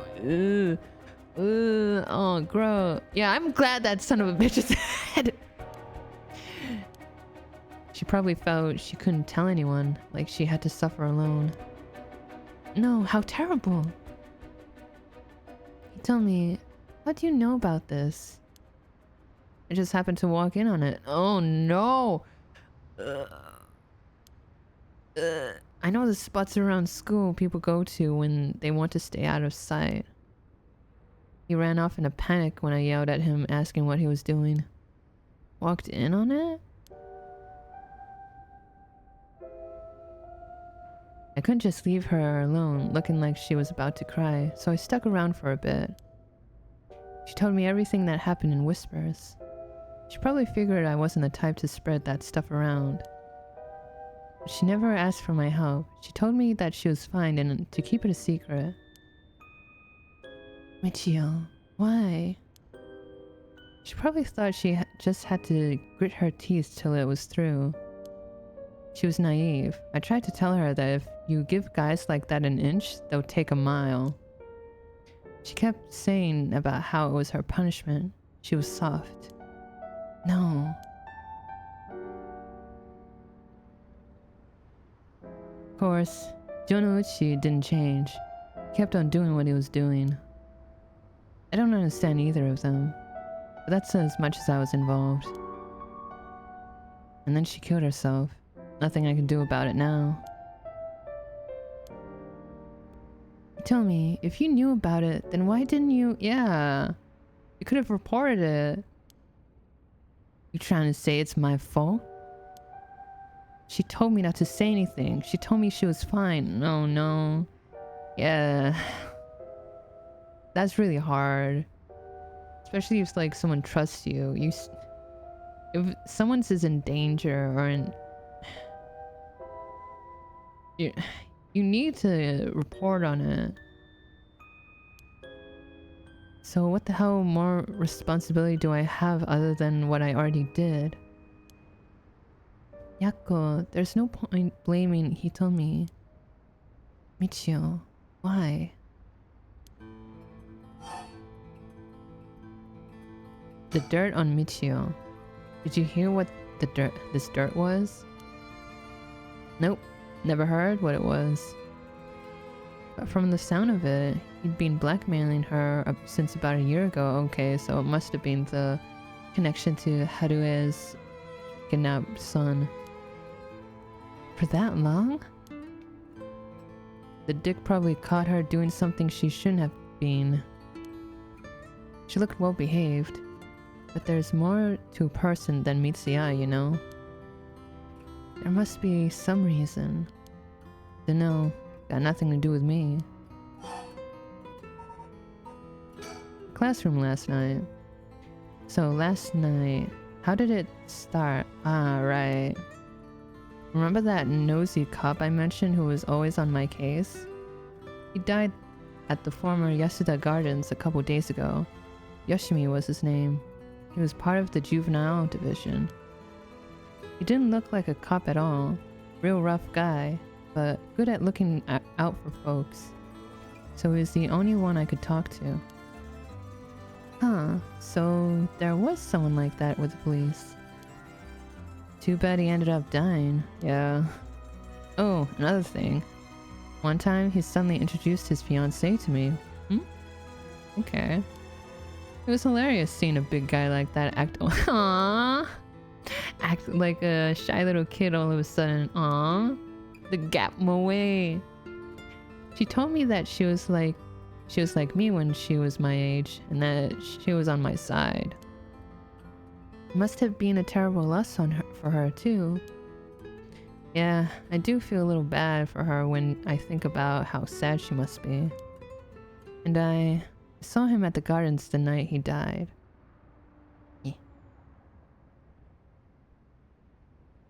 Hold on, I'm gonna take a break. Nah, I think it's alright. Okay. Oh no. Flashback? Okay, here we go. Whenever I would get worked up over something, Yoshimi always took me straight to the park. See, look at this Giga Chad. He's a Giga Chad! Then he listened to whatever it was I was pissed off about. That day, he called me over there like usual. Something seemed off about him, like he was worried about something. Worried about something? Yeah, he asked me if for a favor or two. That was pretty unusual. A favor? What kind of favor? He handed me this weird talisman and asked me to hold on to it for him. A talisman? Yeah, just a normal good luck charm. I figured if that's it, then sure, I'll take it. Have it with me now. But that wasn't all. Then he told me that he wanted me to look for a talisman Michio Shiraishi had that looked like this one. Look at this Giga Chad. Huh? Michio? What does she have to do with this? Yoshimi had been meeting up and talking with her. While they were together, he noticed that she had like a special talisman or something. But apparently Michio always avoided the subject. Talisman that Michio had. Huh. He knew that I knew her, so that's why he asked me. He said, could there have been something that Michio couldn't tell even the police about? I know things at home were a little complicated. From what I heard, Michio was keeping her mouth shut about what Jonouchi was doing to her. Had to talk with the cops when someone's got dirt on you. Oh, hard to talk on... I can't read. Hard to talk with the cops when someone's got dirt on you. And I didn't squeal or anything about Michio either. Michio, what is it that had such a strong grip on you? So basically, Yoshimi didn't have his eye on Michio, but her talisman too. But after she died, he didn't know where it ended up. So, since I knew her from school, he wanted me to look into it for him.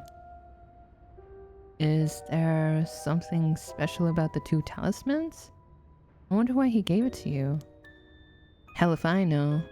When I looked inside it, there's just a weird, kind of grimy scrap of wood. So you've seen inside it. But from the way he was acting, it seemed important to him somehow. But to be honest... what he was asking is such a pain in the ass. I figured he had to be serious about it.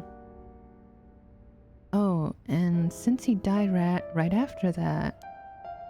Yeah, he even said to me, if anything happens to me, take those 2 talismans. Give them to a guy named Nakagoshi at the police department. Nakagoshi? Do we even know him? Knowing what I know now, he probably felt that something was gonna happen to him. Nakagoshi? Do you know him, Mio? No, I've just heard the name, I think. So there really is a Nakagoshi. That's a relief, at least. Okay, where's the Nakagoshi?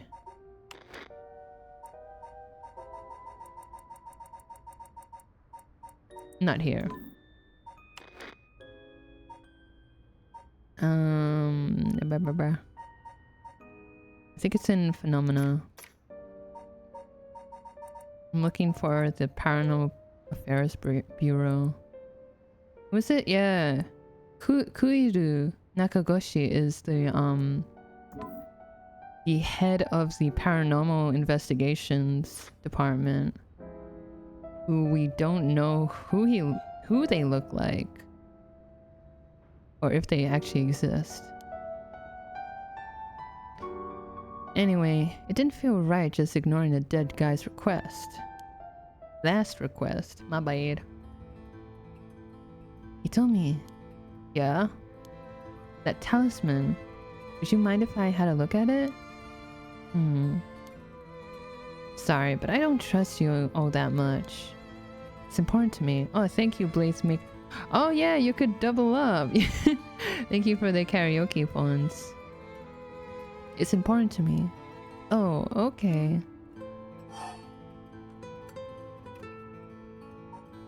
About the classroom. So, last night, you were looking for the talisman Michio had. Yeah. And I figured that piece of garbage teacher would know the most about Michio.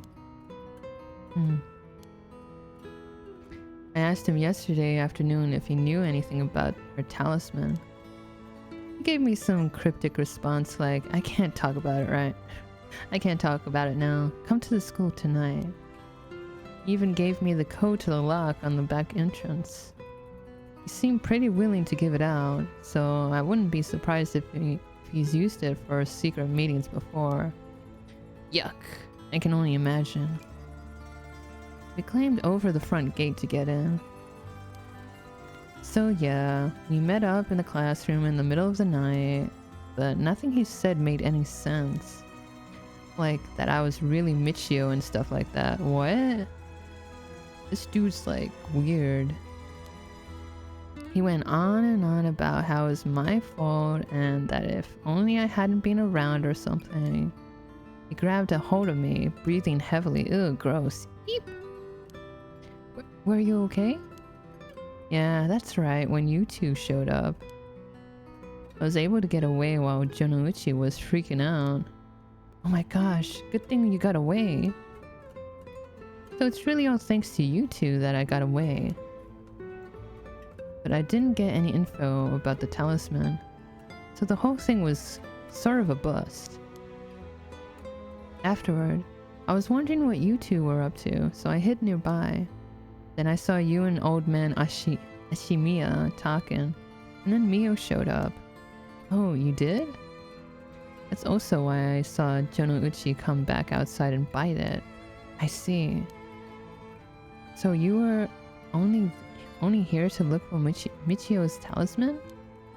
The heck was that? I was dumb to fall for that cheap Jonouchi's trap so easily. It could have gone a lot worse, but I lucked out. Okay, his death. What you described does sound like Michio killed Mr. Jonouchi. She did have a reason to hate him after all. No way, you mean that really was her ghost, like, for real? Those who die bearing strong resentment or regret can occasionally become spirits, either bound to a place or roaming freely. However, it would usually be impossible for them to kill the living. Most don't have that kind of power. But it's possible they could possess someone close to them to act on those lingering regrets. Wait. What if she... Let's say if this is a possibility. Let's say she possessed Yako. And, yeah, let's say she possessed Yako to go back and kill Jonouchi. Who knows? Huh. Wonder if that's what happened. Alright, then supposing what the spirit board said is true and Michio's death was an accident, then she must have had some regrets. If she really hadn't given up on living, that is.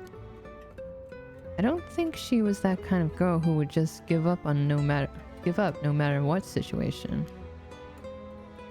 I don't really know, but she didn't seem like she had something tormenting her so much that she'd kill herself.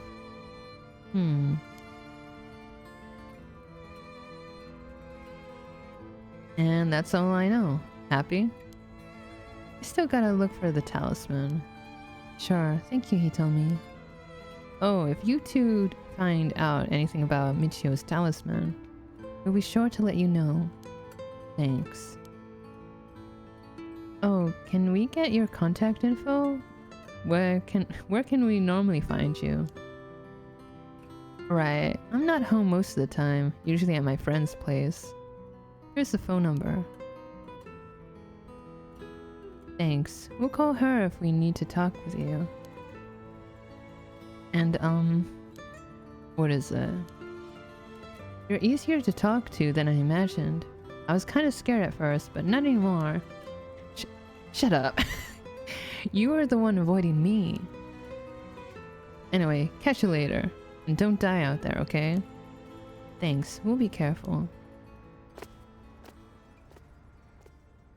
So it's kind of shaping out that, like, Yako wasn't, like, a true friend. But it says in one of the files that Yako and Michio kind of, like, drifted apart.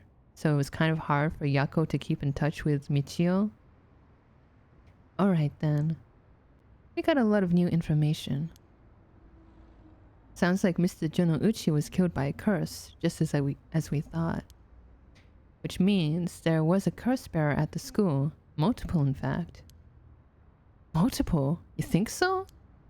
Yes, the curse echo we experienced in the school and the one that killed Mr. Jonouchi seemed to be different.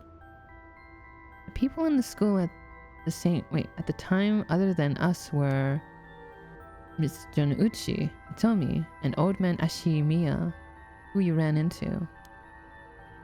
I was thinking it would be among them, but there was more. Wait, there was one more person. Hitomi saw a girl in a school uniform with braids. From what Hitomi was saying, it doesn't seem like she's one. Mr. Jonouchi is pretty suspicious, though. If he were a curse bearer, it would certainly explain why he was killed. Right. That's why I say there are multiple. Oh right, the person who killed Mr. Jonouchi would have to be one too. Which means it must be either the mysterious girl or Old Man Ashimiya. Yeah. We should certainly be careful of them. That said, the mysterious girl and the fact that Mr. Jonouchi thought it was Michio that was attacking him has me wondering. Of course, I doubt Michio herself was actually there, but... Oh, I just remembered. I also saw Mr. Araishi outside the main gate last night. Oh yeah, he was. You did? It's likely he's involved with the curse given that he's the one doing research on the rite of resurrection. So we'll have to be careful of Old Man Ashimiya and Mr. Araishi. I want to believe that not all curse bearers will be hostile, but as for what to do now, I'd like to find who is responsible for the Feast of Shadows that set this off and how did they do it. And how they did it. My bad. I don't think we'll be able to end this without stopping it at its source. Huh. That makes sense.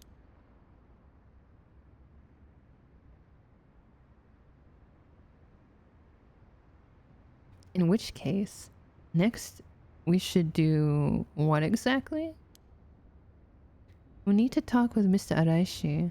He definitely knows something. It would be safer during the day, so I think we should try to look for him.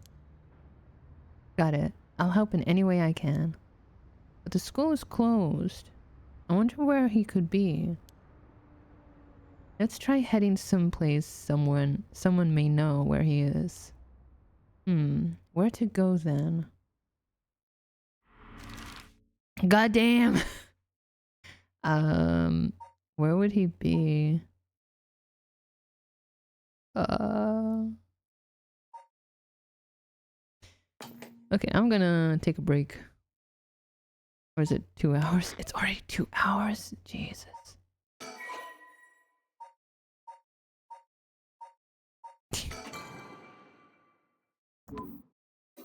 Okay, I'm gonna take a break.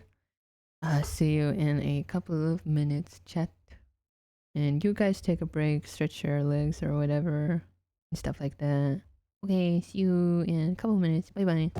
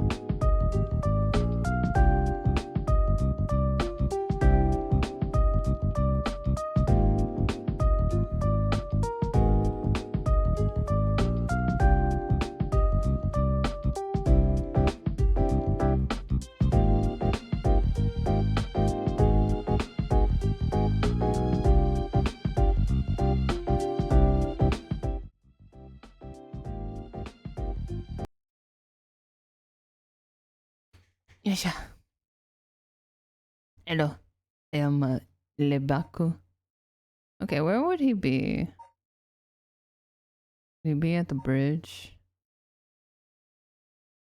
Would he be at the school? Let's try the school first. I don't know.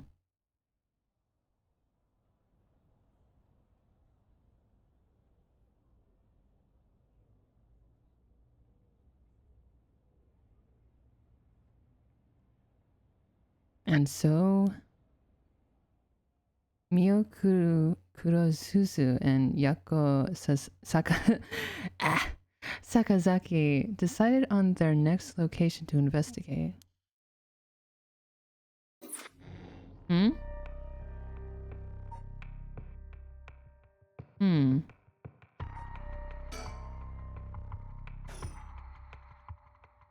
Can I resume here? Or can I resume here? Wait, let's see. I'm sorry if this is gonna be like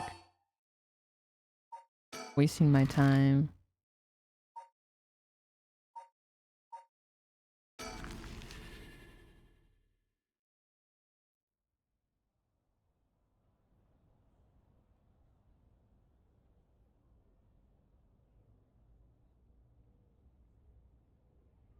Is this the same?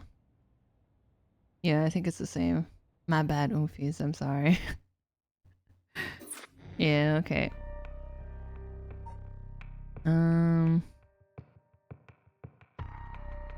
Let's try Life Can Be Tough with Harue. Throughout the night, Richter continues to gather information about the curse stones while Harue lies awake until dawn. I started learning again French today, just a bit, playing Animal Crossing New Horizon, but in French. Hey, let's go! Do you understand? Oui, oui. Baguette. I hope you're brushing up and unrusting your skills. Like they always say, you either you use it or you lose it, especially with languages. I do understand sentences, but not all words. Okay. What I usually do when it comes to like finding new words that I don't understand, I just look up the word and like Google Translate. I don't know. I don't know if that's helpful. I'm sorry. Harue lies awake until dawn, preoccupied by the prospect of bringing her lost child back to life. And it'd be just... I've been just putting in Google Doc words I don't remember are new and their meaning. Hey, that's nice. Very studious you are, Razor. Good morning, ma'am. How are you feeling? Hello, Michael Jackson. Wait, hold on. I forgot to lock something.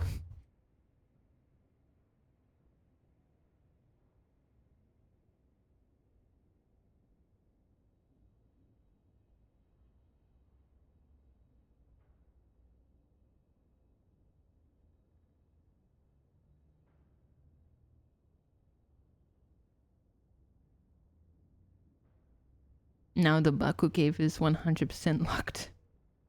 Okay. I'm fine. I hope we can make good progress today. How's your curse stone looking? I haven't found anything from it since sunrise. Interesting. It's possible that its powers can only be unleashed at night then. That aside, why are you so late this morning? There are unfortunately some things that can't be investigated while the world slumbers. But I did get some research done in what limited time I had. Very well, let's talk. Think to myself. But first, are there any birdies? Any birdies? Nope. Surroundings, mansion. This is the old mansion where I was born and raised.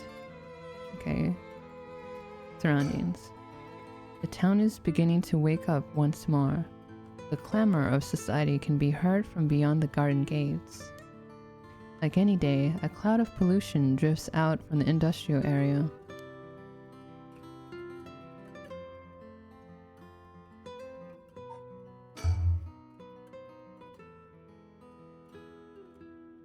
We may be surrounded by curses and death, but it matters little. My only concern is whether I can see my child again.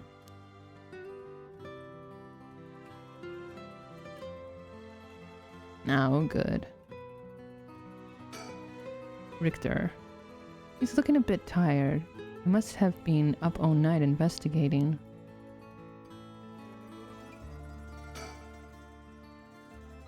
By the way, there's something I wanted to talk to you about. And what's that? Our current plan is to steal a curse stone that's already absorbed soul dregs, but I'm wondering if it would be suffice to not steal. Ah, that's right. She doesn't want to kill, but she wants to steal a curse stone that already has soul dregs inside it. But instead negotiate with the curse bearer and have them use the right for our purposes. Oh? I mean, I suppose that would accomplish the same, but do you think it's possible? So long as we offer compensation, it may prove much easier than you would expect.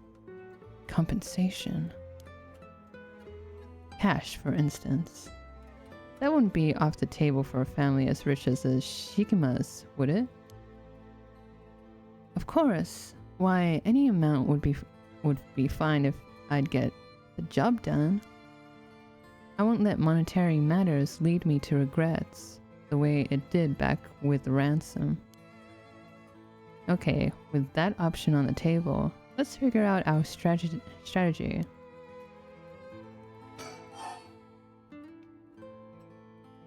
About curse bearers. Do you have a curse bearer with whom we can negotiate in mind? Not yet. Surprisingly, it seems the other curse bearers haven't been that proactive about collecting soul dregs. Did you see the news this morning? No, I haven't. Overnight, 3 mysterious deaths were reported in this area.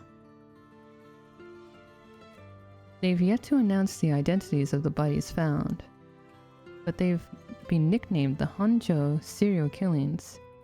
It's garnered quite some attention on the streets. Oh my. Only 3? her reaction is not like, oh my, people are dead. It's like, oh my, only 3? I'm not gonna get my son back at this rate. That's what I thought. Even if the victims were curse bearers, just 1 or 2 wouldn't be enough soul dregs. And for what those curse stones are capable of, a mere 3 victims seems a little on the low side, don't you think? With this little activity, all through the night, the curse bearers must be a cautious bunch. What's holding them back? Are we not all after the power of resurrection? There may still be some undiscovered victims, but it doesn't seem like anyone has gathered enough soul dregs yet. You might have to step up some bait to spur them into action. And then we can offer them the deal. Oogie.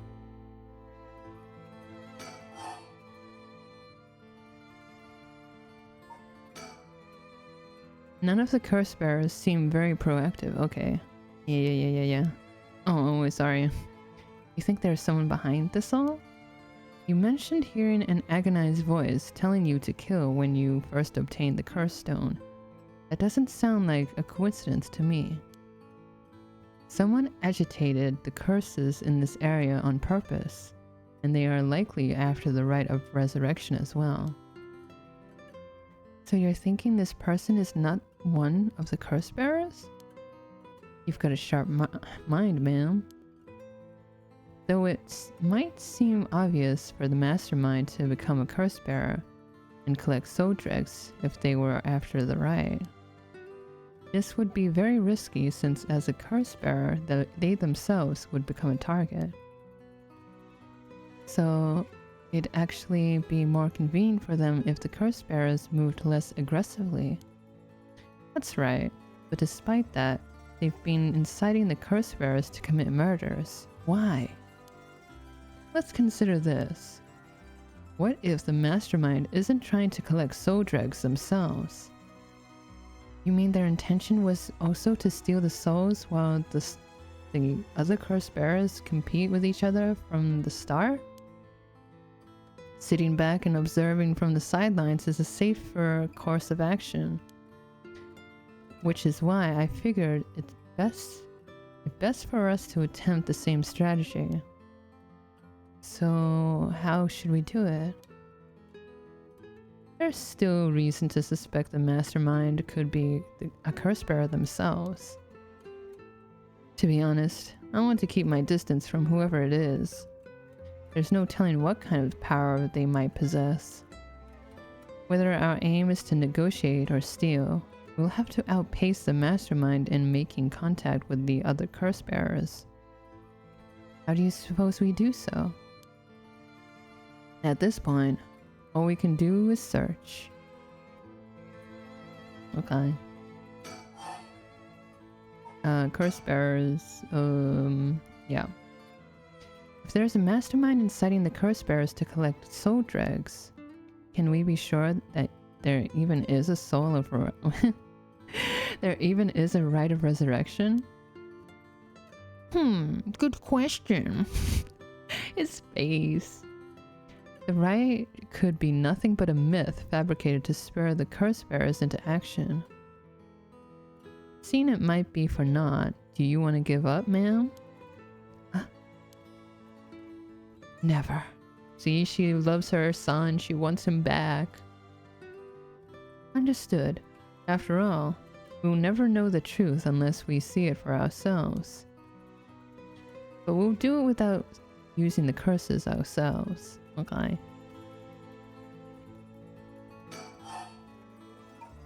Curse bearers. By the way, I met a few people who seemed like potential curse bearers last night.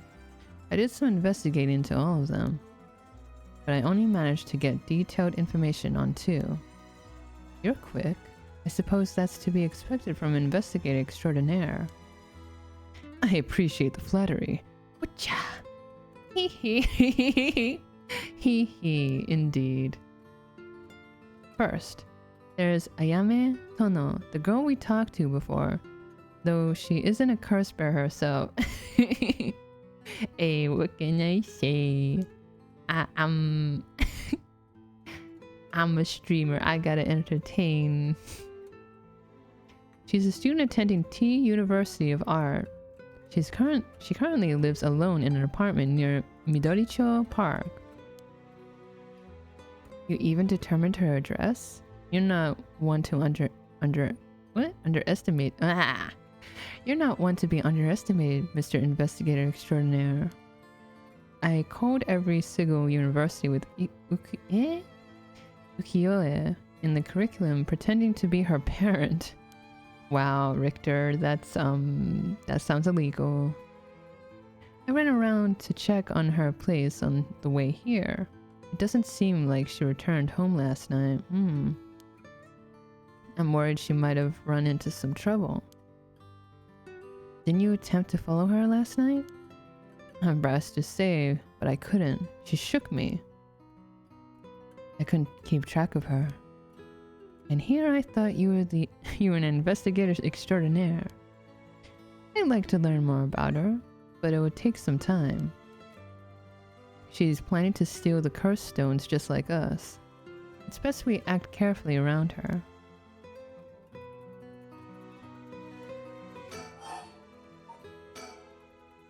Next is a tall man who is dressed in black. I met him near Kinshicho. He stood out with the way he dressed. I managed to get some good information from him. Impressive. What can I say? Hey, that's my line. He works as the secretary. Oh, this dude. They're talking about this dude. What is it?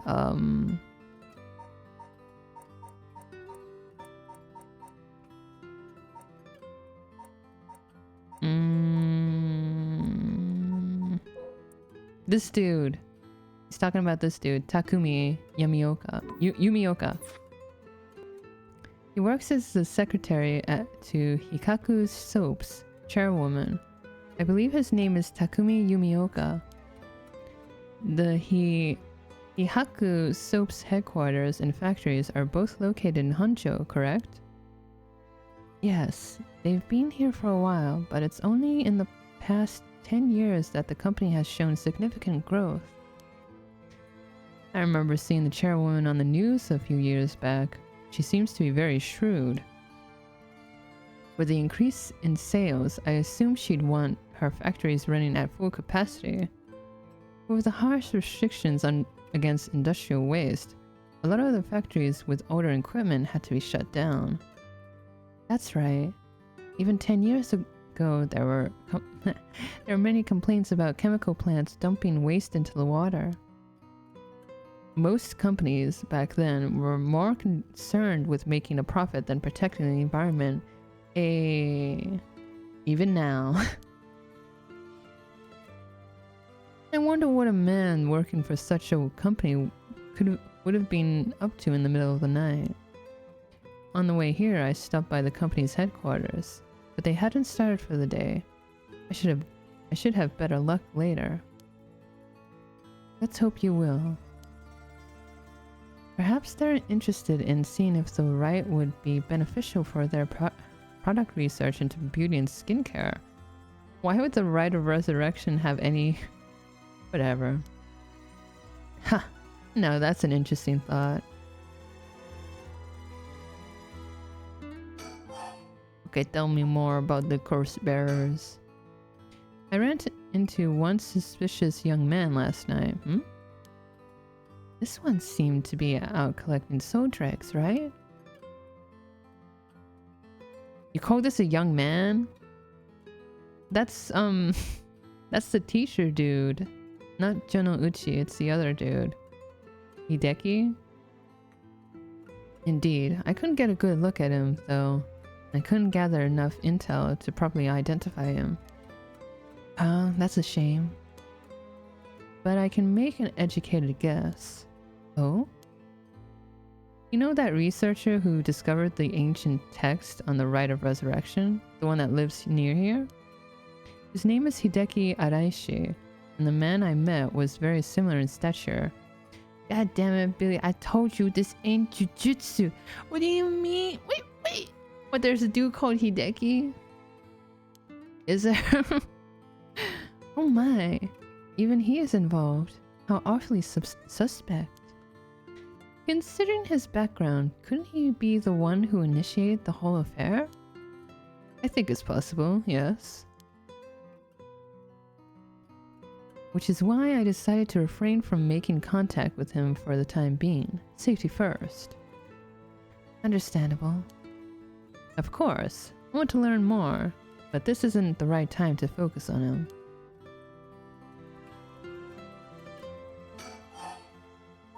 Tell me more.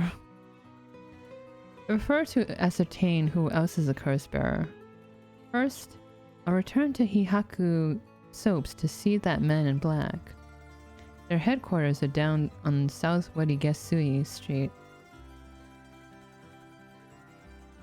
That's where, what's her name died?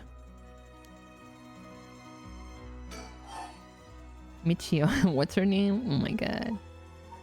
About the kidnapping. I learned something new about the criminal involved with the kidnapping. It concerns the serial killings. There was a body found at Komagata High School. The person was identified as a school teacher. His name was Kohei Jonouchi.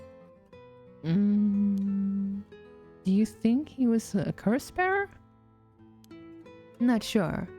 It's possible. But regardless, this means the two people who knew the truth about the kidnapping are both dead. Yeah, they are.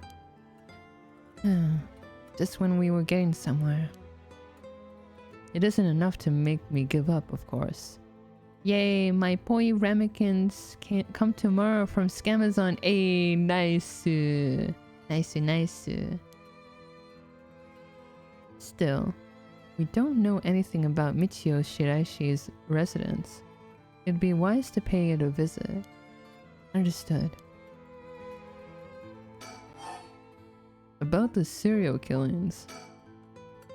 In addition to the 3 victims associated with the Honjo serial killings, there's Michio Shiraishi, who reportedly committed suicide, and the police officer who died in the former Yasuda Gardens.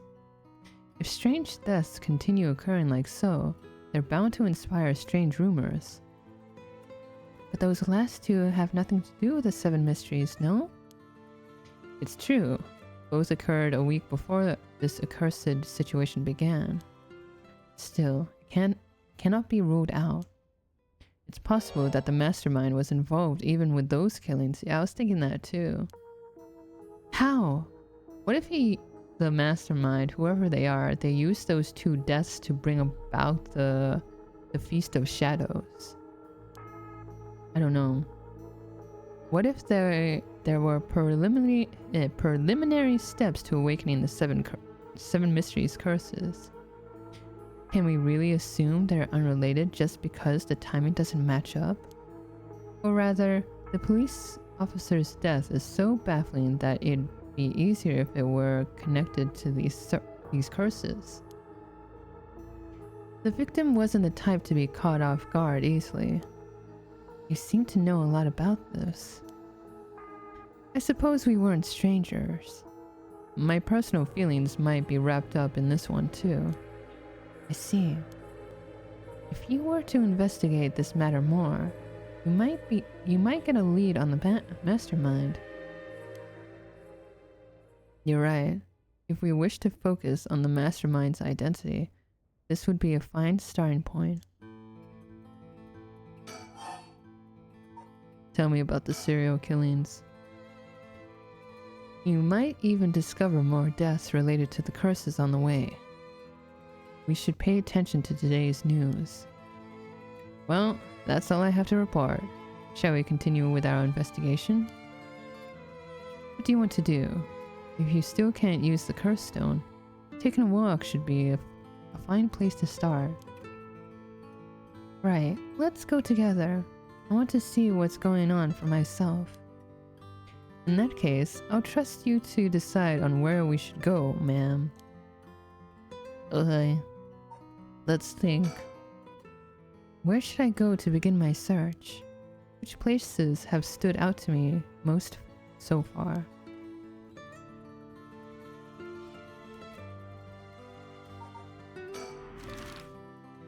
We got Komagata High.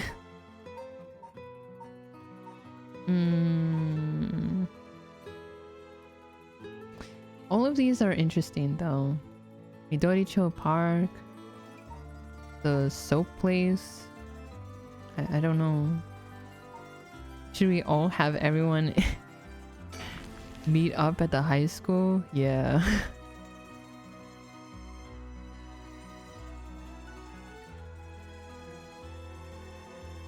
Here we are at Ground Zero, Komagata High School. I guess it's logical that the police has got this place shut down. The teacher's body was found here after all. It's as if the students have nowhere to go now that the school's closed.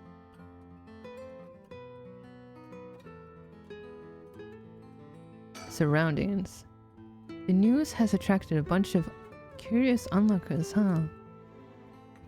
That works in our favor. The more people around, the better we can blend in.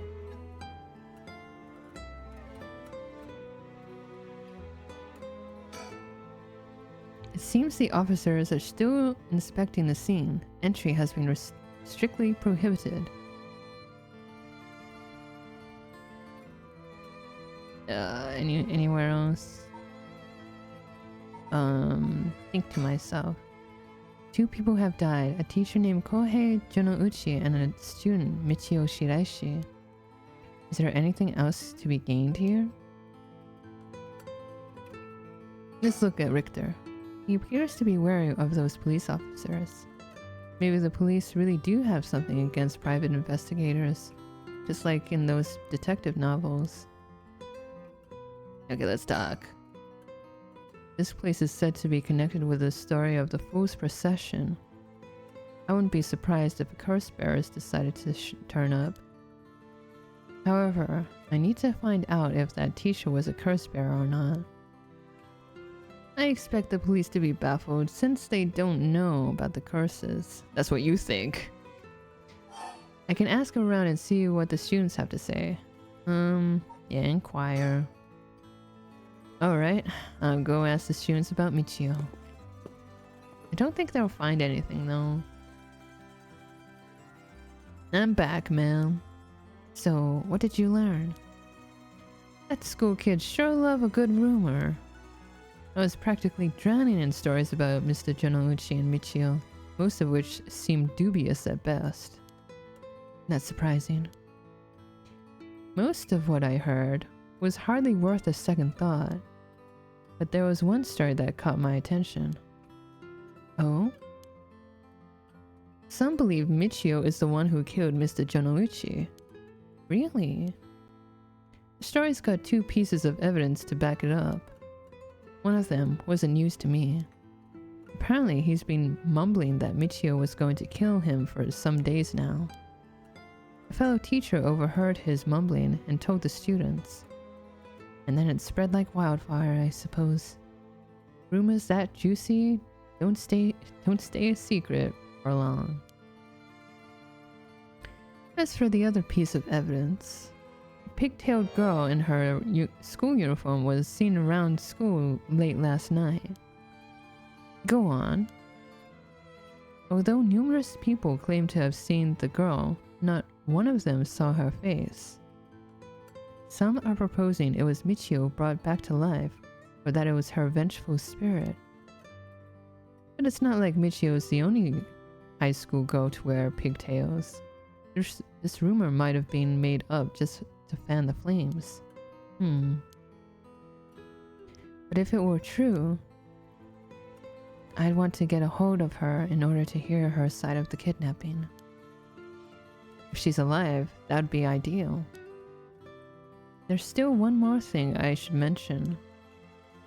I discovered where Michio lived. The student had a list of student addresses on hand. That's an amazing find. I believe all of the students actually have a copy of said list. It truly worries me how easy it was to obtain what should be confidential information. Yeah, that should be secret. Imagine what would happen if the information got in the wrong hands, yeah. Well, so far it hasn't, no? Sure, let's hope it stays that way. In the meantime, it's now possible for us to visit Michio Shiraishi's house. Tak. I can imagine the students are uneasy after learning of the murder. It may do them well to stay home for some time, if not for fear of their safety.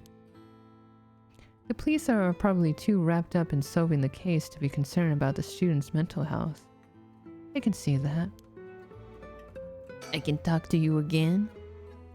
It's important that society provides a safe environment for benefit of our youth. Hey, you can say that again, sir. Some school policies could use some rewriting. Hey, you're totally true. Especially those handling the students' personal information. That's right. I don't want a student being kidnapped on their way back home ever again. I expect criminals to grow more cunning as time passes. There may be times where the authorities can't keep up. That's where outlaws such as myself come in. You call yourself an outlaw? What's this about? Actually, just forget I said anything. Okay, Michael Jackson. He somewhere else. Let's go to Michio's place. Near the Shiraishi household.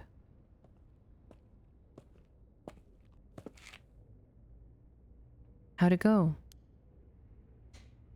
I went to visit Michio Shiraishi's family home. However, no one seemed to be there. I got no answer at the door, and all the lights were out. Well, I was hoping it would change because it's Richter, but no. It seems to have been empty for a while now. There was a stack of newspapers out front,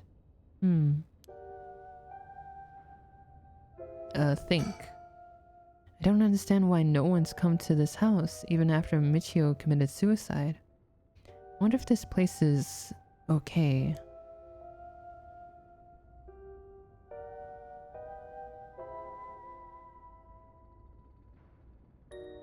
Okay. Surroundings. It's a bit quieter over here. It is a residential area after all. Oh, these rundown row houses really scream working class, don't they? Wow, Richter. Way to look down on people. I've never liked these messy and cluttered streets. They give me the jitters every time. It's reassuring to have someone as strong and tall as Richter accompany me. He looks so unfazed. I suppose a detective is used to this kind of thing, always investigating and chasing criminals. I wouldn't be cut out for it. Okay, let's talk. Social connections run deep in working class areas like this place, so I decided to talk to the locals. I met a few nice old ladies who were kind enough to give me the scoop. Turns out the Shiraishi's reputation really went down the dumps this past year. Damn. Is that so? I'll give you a quick summary. They moved here about 3 years ago. Their previous residence was in a better part of town. Michio's father died in a car accident, leaving behind just the two of them. Michio's mom, Toshiko, now a single mother, relocated here.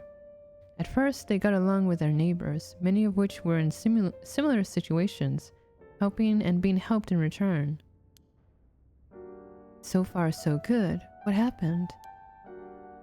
Well, as I said, their reputation began to go downhill about a year ago. A man recognized as Toshiko's common-law husband had moved into the household. His name was apparently, oh god, Kankichiro Iwai. Neighborhood gossip is something else. Somehow everyone knew his name. So what of this Iwai character? He was apparently a vulgar fellow with a criminal record. What the? Why would you marry someone like that? He was prone to violent outbursts. The neighbors often heard screams and shouting coming from the home.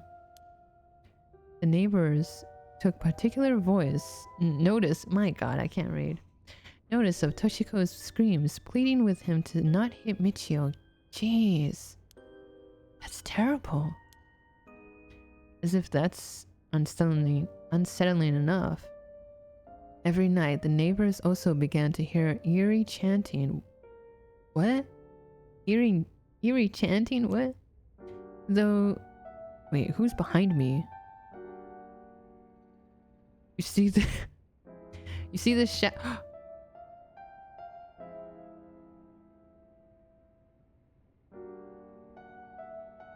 Maybe it was just nothing. Though this... through this, the Shiraishis... Is that another person? The Shiraishis standing in the neighborhood plummeted rapidly. Toshiko was often seen covered in bruises and wounds. She stopped responding to her neighbors. She would just turn the other way when greeted. They kept their storm shutters closed even during the day, and eventually shut themselves away from the entire community. That sounds horrible. Why didn't the police step in and do something? Ma'am, you don't know how useless the police are. Unfortunately, under our current laws, the police aren't allowed to get involved with domestic disputes. It's interesting how he says current laws. What are you, a time traveler, Richter? You know how it is in the future? That's awful. And then Michio reportedly killed herself. Things only got worse with Iwai, and Toshiko was admitted to the hospital for physical and mental abuse. Ever since Iwai hasn't returned to home. Many locals expressed sympathy for Michio's circumstances, but Just as many were fed up with the Shiraishis entirely and seemed relieved that things finally quieted down again. Wow, that's messed up. Like, golly gee, the Shiraishis are gone. Their daughter's dead. The convicted criminal is nowhere to be seen. And the mom is locked away. Was it locked away? In a hospital. It seems that they were still considered outsiders even after 3 years of living here. I don't understand it. Who's that? Who's that there? Nah, I think it's just NPCs. Why would Toshiko have gotten involved with such a brutish, good-for-nothing in the first place?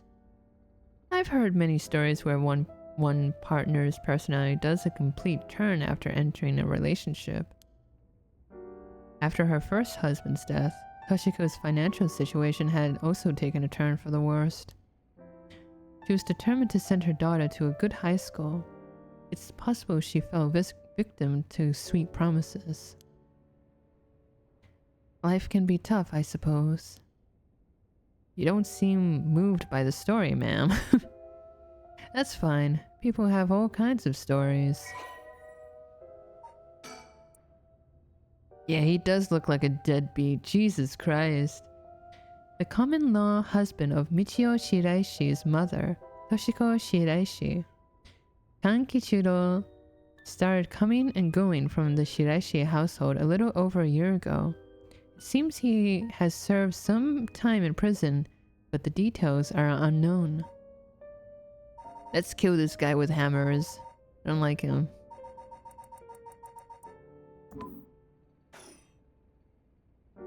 In Minecraft. But the Shiraishis certainly hadn't lucked out with theirs, bringing such a violent man into it. Yeah. Okay, that's enough. Let's think about this. The Shiraishis were dealt a tough hand. I can't imagine what it was like. Could it be the girl was forced by her circumstances to take part in the kidnapping? Maybe. Let's move. Okay, now to Midori-sho.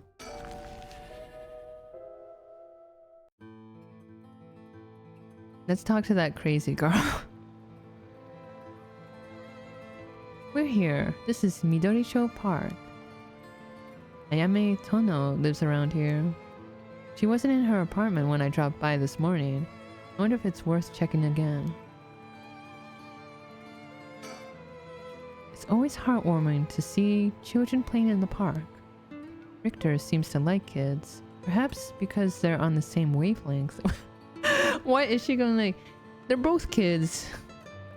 Richter, he's a kid at heart. Jeez.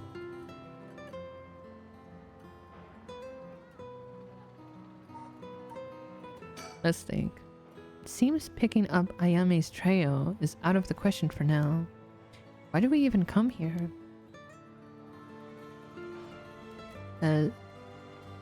Bird. Give me bird.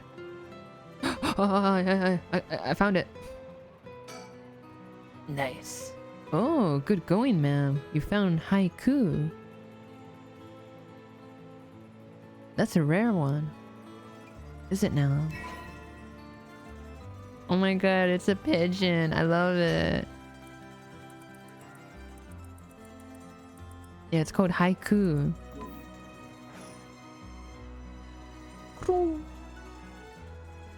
Okay, surroundings. This place is connected with the story of the taiko of Tsugaru, sorry. Not only that, Katsushika Hokusai's home was also in this area. Oh, no wonder she lives here. That might be why Ayame chose to live here.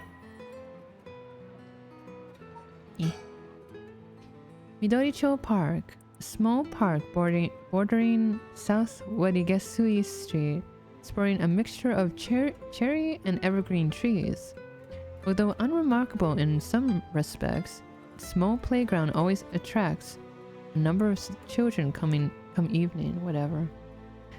While no trace remains in the modern day, it stands on what was once the site of the Tsugaru estate. The legendary artist Katsushika Hokusai is also believed to have been born in the vicinity. Okay.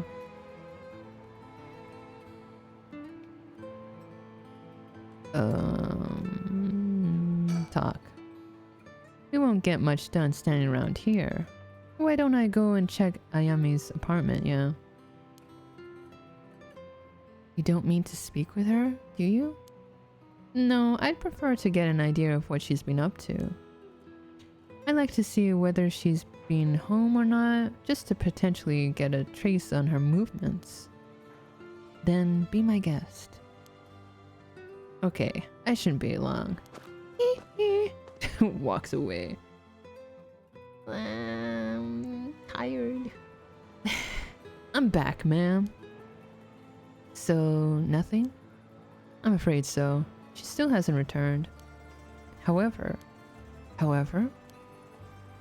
noticed a few people who seem to be related to the police force keeping watch in the area. I don't know if they got eyes on her apartment, but they do appear to be watching the building it's in. Interesting.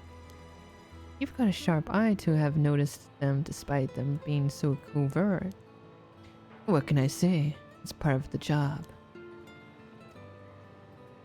However, it meant I had to refrain from knocking on her door or looking through her windows. I wasn't able to check her electric meter or her mailbox either, unfortunately. You're planning to go that far?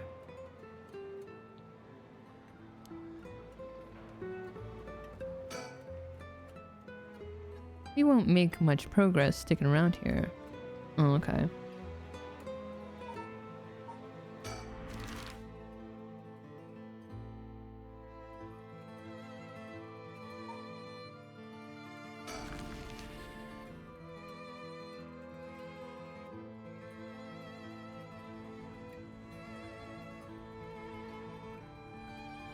The Hihaku Soaps headquarters are on the other side of South Warigasui Street. They were closed when I visited this morning, but it appears things are up and running now. Okay, let's look. To think a small soap making company could grow so much in such a short time. They have factories and warehouses throughout the area now. You can see why director and now chairwoman Natsue Yamamori is called the Queen. Hihaku Soaps, a chemical producer that ranks 4th largest in the domestic detergent market and 7th largest in the cosmetic market. From its humble beginnings as a small soap factory established after the war in 1946, founder Natsue Yamamori utilized her feminine perspective and a well-timed economic boom to boldly lead the company into new markets. Even as the market grew crowded with the industrialization of Sumida City, the company continued to expand, digging its roots deep into the area. In particular, it established itself as a household name by focusing its branding towards the rapidly expanding convenience store market. Its flagship products now include cosmetics, detergent, soap, shampoo, and more. The company's name Hihaku can also refer to kasuri, a type of pattern.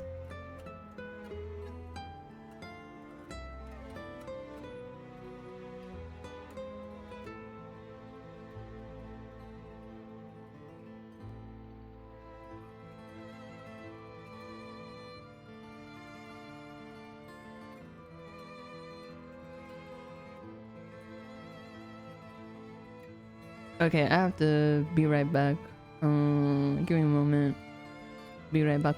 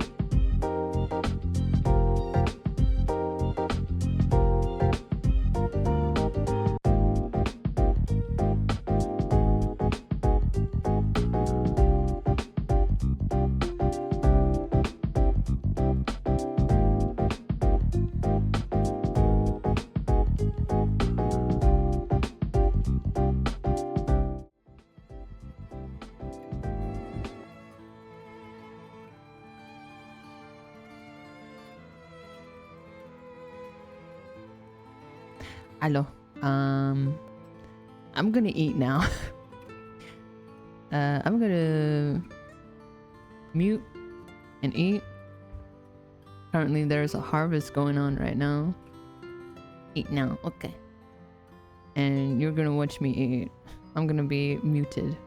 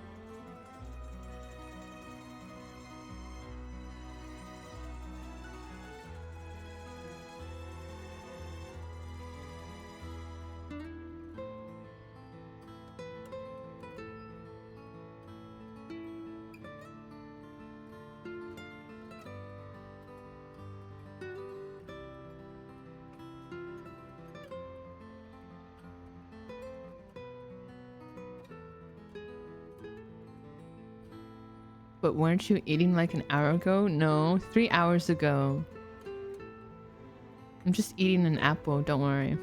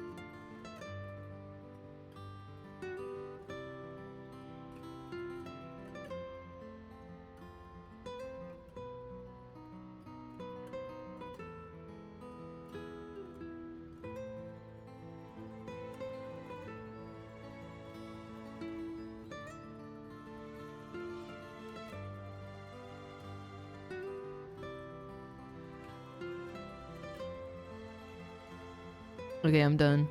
That was a really good apple. Apples are really good when they're nice and sweet. Anyway, Natsue Yamamori. She's really old. Natsue is the former president of Hihaku Soaps, a large chemicals company. Though she retired from her position 2 years ago, she still wields great influence over the company from her position of chairwoman. Recently, there have been rumors about her possessing strange and powerful magical abilities, earning her the nickname the Witch of Hihaku. Do you think she's the one that sets this all up? Who knows? Blech. Prior to the war, Natsue enjoyed working her dream job at a textile factory. She was forced to face the bitter reality of the world, however, when the factory was destroyed by a fire during the war, and she was ordered to rework the fabrics she had painstakingly crafted into something more suitable for blue-collar work. Witnessing the rise of popularity of Western-style clothing in the post-war period, Natsue left the textile industry. However, a nod to her past can be seen in her company's name, with Hihaku being another name for kasuri, a type of fabric featuring patterns and images woven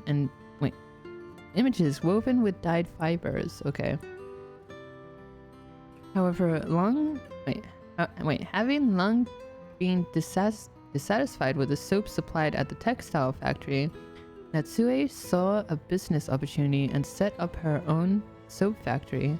Taking inspiration from imported soap brands, she developed new products which quickly gained a reputation.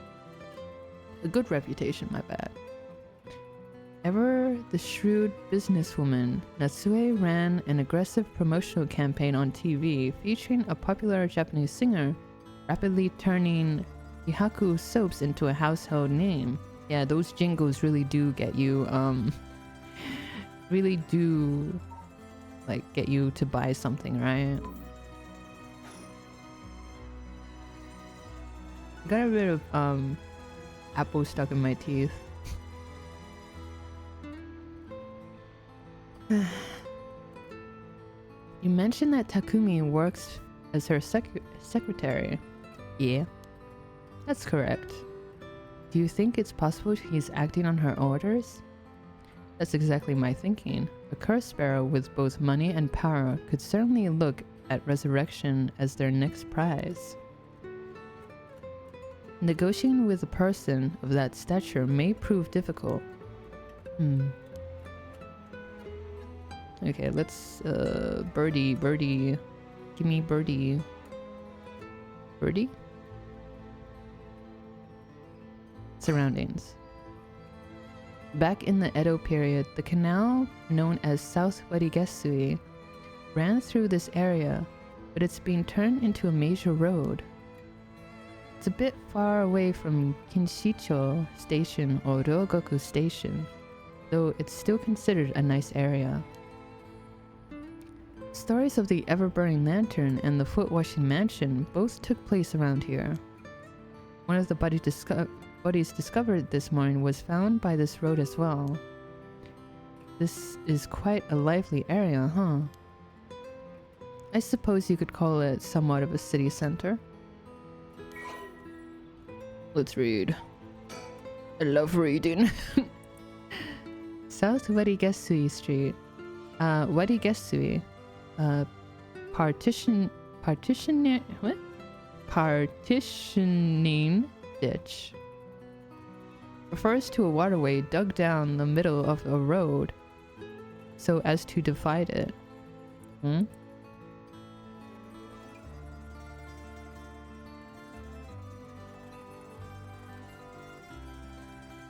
At the dawn of the Edo period, the Honjo district was little more than a collection of suburban rice farms.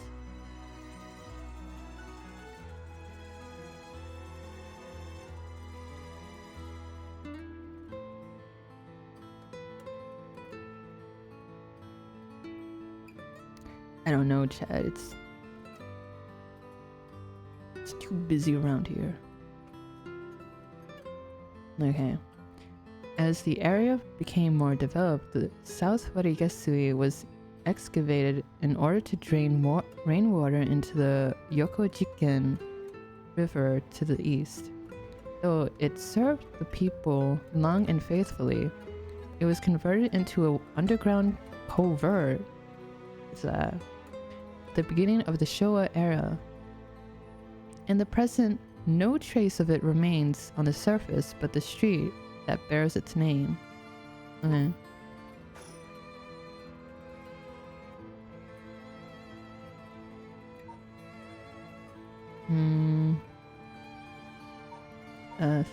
Think. So an influential person at Hihaku Soaps is potentially a curse bearer. Richter proposed we use money to negotiate for the curse stones, but we could hardly outbid a large corporation if it came down to it.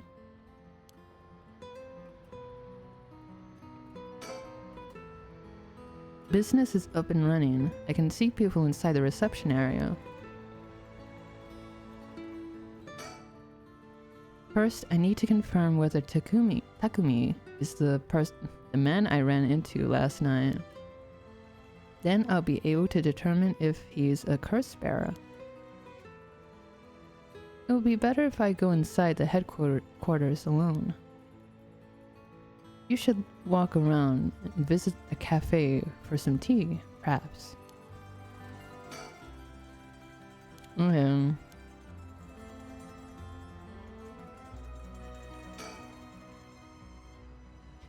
I'm going to go in. It may be a while, so feel free to find somewhere to kill time. Okay, good luck in there.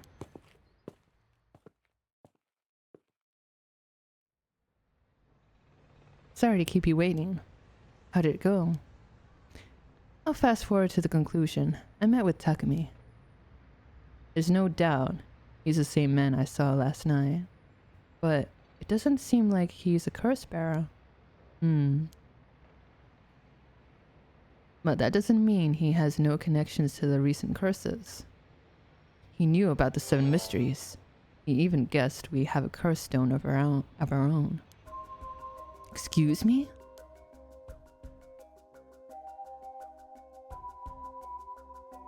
I tried to approach Takumi about a fallen item after I ran into him last night. However,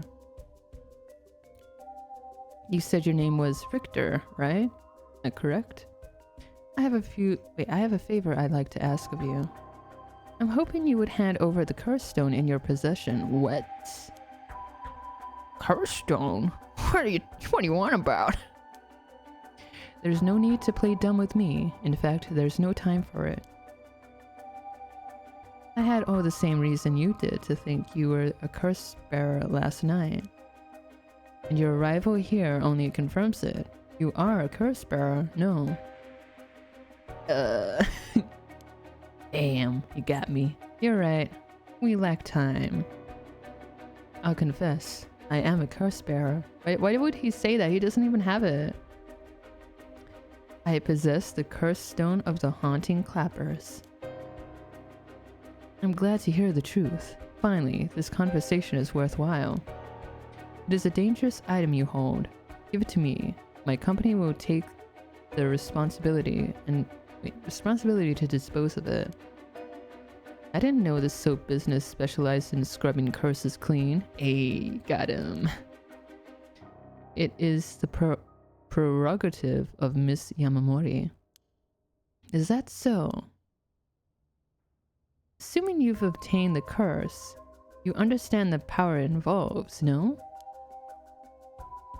Ms. Yamamori possesses supernatural powers akin to those of a god. What? She also has a deep love for this land, having transformed it from the pile of dirt it once was to the home of our headquarters. She cannot stomach the fact that it's now the site of the curses. These curses run rampant. So you're telling me the Queen of Hihaku is a real-life witch? She wouldn't appreciate being called that, mind you. There's a sorcerer by the name of Suigen Gamyodo, who's gallantly working behind the scenes, exorcising spirits and the like. Go on. That being so, there have already been instances of the dead coming back to life. Do you understand the urgency of this matter? What? The dead coming back to life? These are curses we're speaking of, tools which are used by wicked beings to possess people. The rite of resurrection is nothing but a fabrication meant to seduce the curse bearers into unspeakable action. I kind of guessed that. JK, I didn't. If you truly understand what I'm talking about, you must hand over that curse stone at once. Very interesting. With that said, just how many curse stones have you acquired so far? If you tell me... Wait, if what you tell me is true, surely the company would have launched a large-scale search by now. We have 6. Bullshit. Nuh-uh. Nuh-uh. No way you have 6.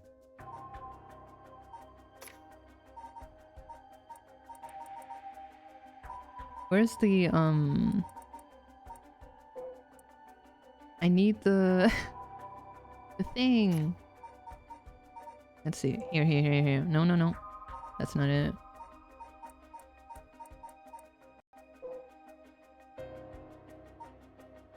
Nah, I can't find it.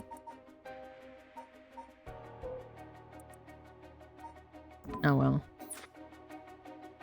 Nuh-uh. 6. Whoa. I can rest at ease then. And here I thought I was at risk of being cursed. It seems we are on the same page. If that is the case, you should hand over your curse stone immediately. Sorry to disappoint you, but it's not actually in my possession at the moment. Considering its importance, I've been keeping it in hiding. Really now? Then I'll accompany you while you retrieve it. I'm sorry, but I've got something important to attend to, but I promise I'll return with it later. The heck was that? Very well. Then you won't refuse to provide your address and telephone number, I presume. How prudent of you. I'll oblige. Give him a fake number and address. And that's how it went. So, they aren't after the right after all. I wouldn't be so quick to trust him. Oh? I believe we're dealing with a master in deception. He may well have made up a story to convince us to part ways with our stone. I think he was lying about having procured 6 curse stones as well. Like, really? 6? That's excessive. Oh, now I feel gullible. The company is plotting something. I wonder what they mean to do with the curse stones.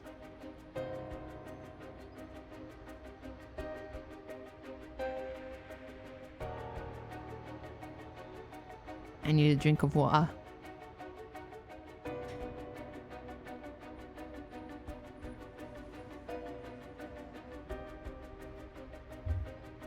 I'm really afraid of the IRS barging into my Baku cave, but whatever, we'll proceed on. He seemed rather desperate to get a hold of ours, despite us not having collected any soul dregs. Perhaps the people at Hihaku are the masterminds behind the curses being unleashed. Because the chairwoman's a witch? You believe the chairwoman being a witch part. I wonder about that too. If she really were that powerful, would her secretary have divulged that information so casually? Takumi was either making it up as he went on, or... Or he's trying to spread a rumor. For what purpose would he do that? Recently, people have been caught up about the cult more than ever before.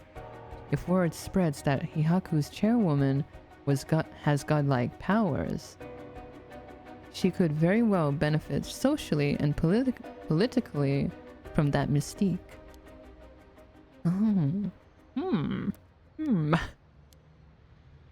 That's unsettling. Yeah.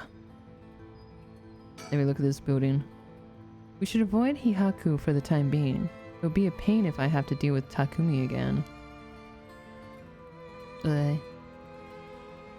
Takumi. Hey, Takumi.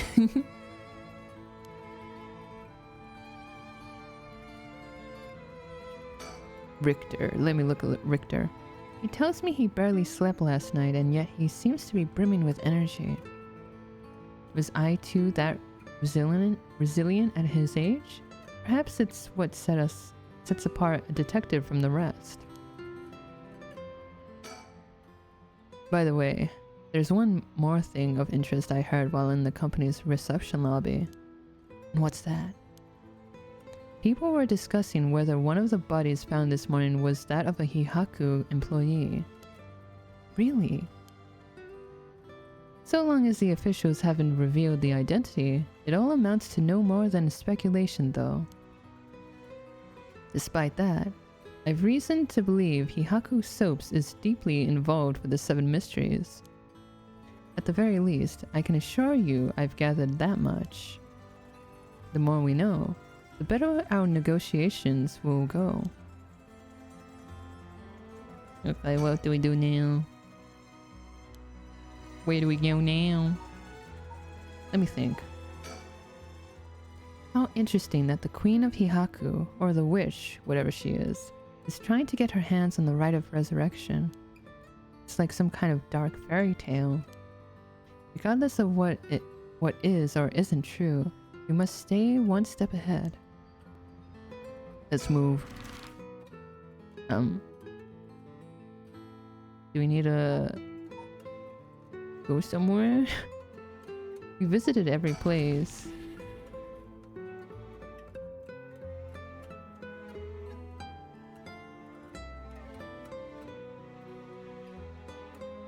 I guess there hasn't been any developments.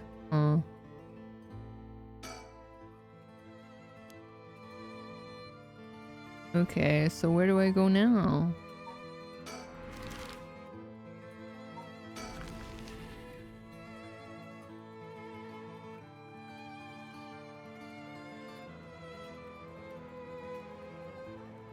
We're here. This is Midori Show Park. Dude, what do we do now? Oh my god.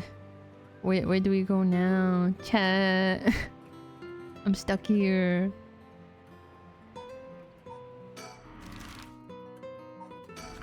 Let's go back here.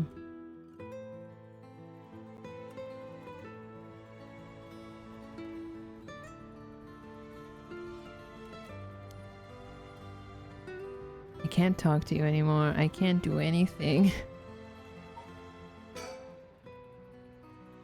Okay, yeah. What do I do now?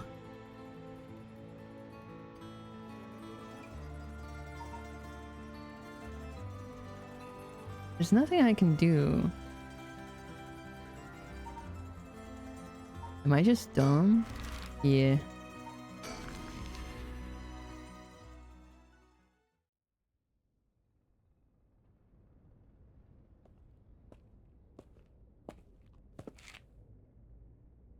I doubt anyone's still living there. Hmm? Oh, so you came here too? Huh? What is it? Ah. Could you repeat what you know one more time for me, Richter? Dun dun dun.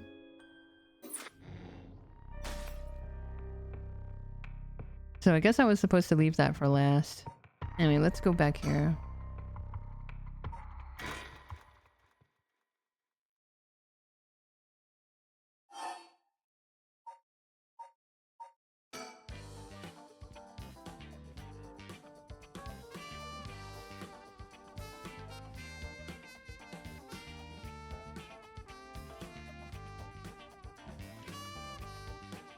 Here we are, Komagata High. Classes are suspended for the day, so the students are just kind of wandering around aimlessly. News of the dead teacher has also attracted a fair... Yeah, I've read this. What do we think? Yeah. Then we look at you. You stink. This place isn't only connected to the case. Yeah.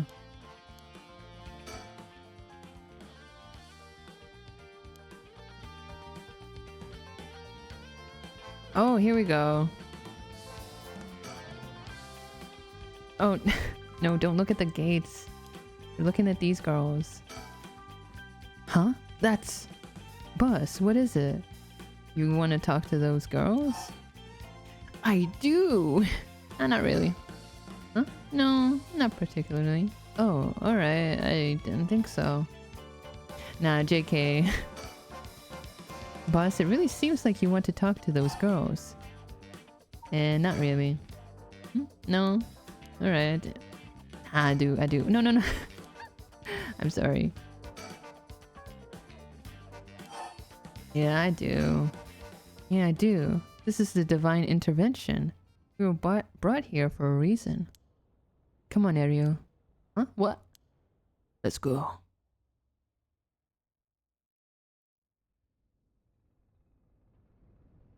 They even got the little outline for his body. Hey, aren't you... You must be that high schooler skirting the child labor laws.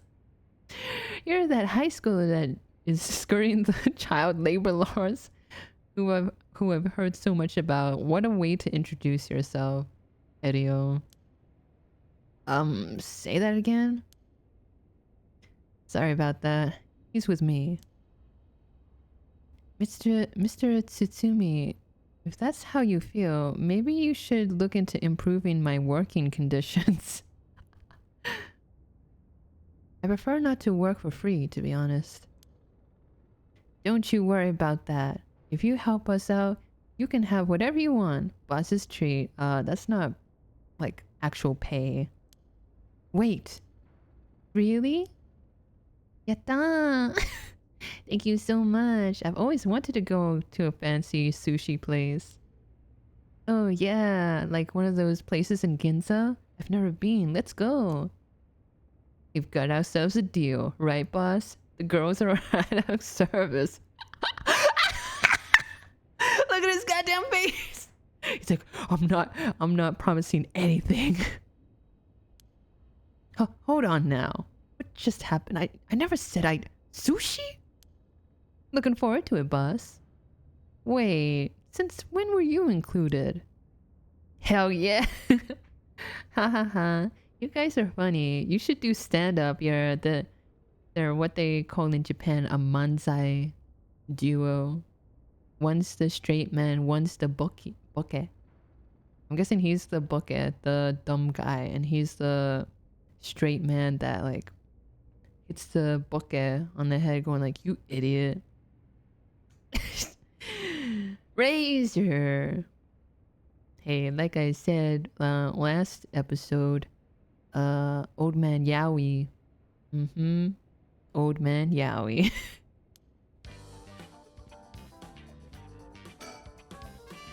Forensics is still investigating the area. I didn't really want to bring these kids to a place like this, but there were too many onlookers outside for us to speak comfortably. Besides, it would be good to have Mio look around the scene too. Anyway, it's good to like see paths converging. Where's the birdie? Give me a birdie. Is the birdie? Where's the birdie? Give me birdie. Want birdie. Show me birdie. Let me look at Jin. He's got that slouch. It's usually easier to let Erio do the talking when it comes to young people, but you only have a day. It'll be quicker if I take the reins this time. But he did manage to win them over with a promise of food. Let's see how this plays out. Let's think. Sushi, huh? Well, if that will solve the case, it's a small price to pay. I'll just expense it to paranormal affairs later. Yeah, I'll just bill it to those guys. What's that rope all about? It indicates where Jonouchi's body was found. They've moved his body, but this way we still have an idea of how it was found. Yikes, that's a little gross.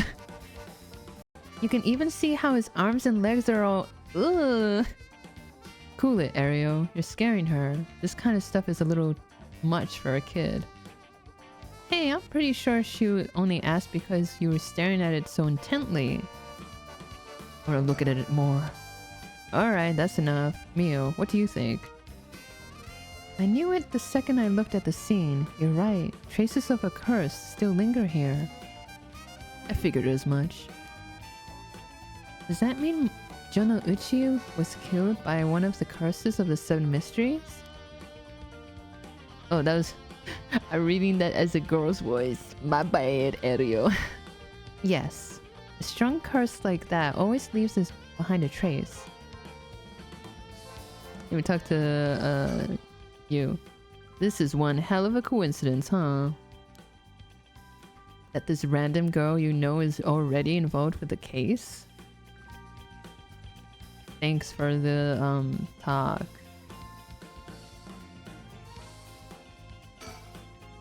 Wow, Mio, you're so calm. Are you used to this kind of thing? I wouldn't say I'm used to. It just comes with experience, I guess. No, I've heard some stories about you. Didn't you investigate a gruesome scene where someone had been killed by a paranormal attack without even breaking a sweat? Stop it, Mr. Tsutsumi. He's going to get the wrong idea. Whoa, that's amazing. Mio, you're a professional. You think? Totally. You're cool even in the face of death. That's awesome.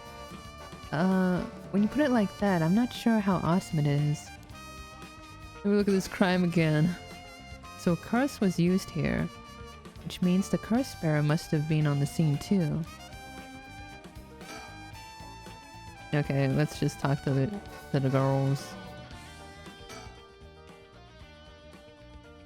So, how much have you been... wait. How much have been able to figure out? What? Well, I know what happened around midnight last night. Someone invoked the Feast of Shadows, which boosts the power of curses, then brought forth the 7 mysteries of Honjo. That allows even those who do not have the power to cast curses to gather soul dregs for the rite of resurrection.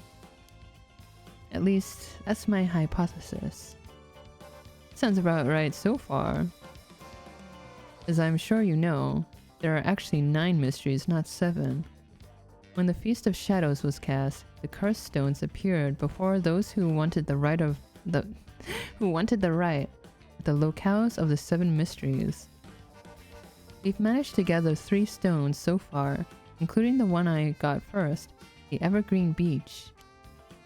You got 3 already? Wow.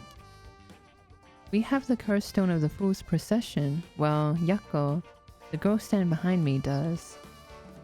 That's me! Yako, the girl standing behind Mio. She does? She alright? We could take it off your hands. Well, the Feast of Shadows has no effect during the day, and there's still something I want to find out. Alright, I'll leave the Fool's Procession with you two then.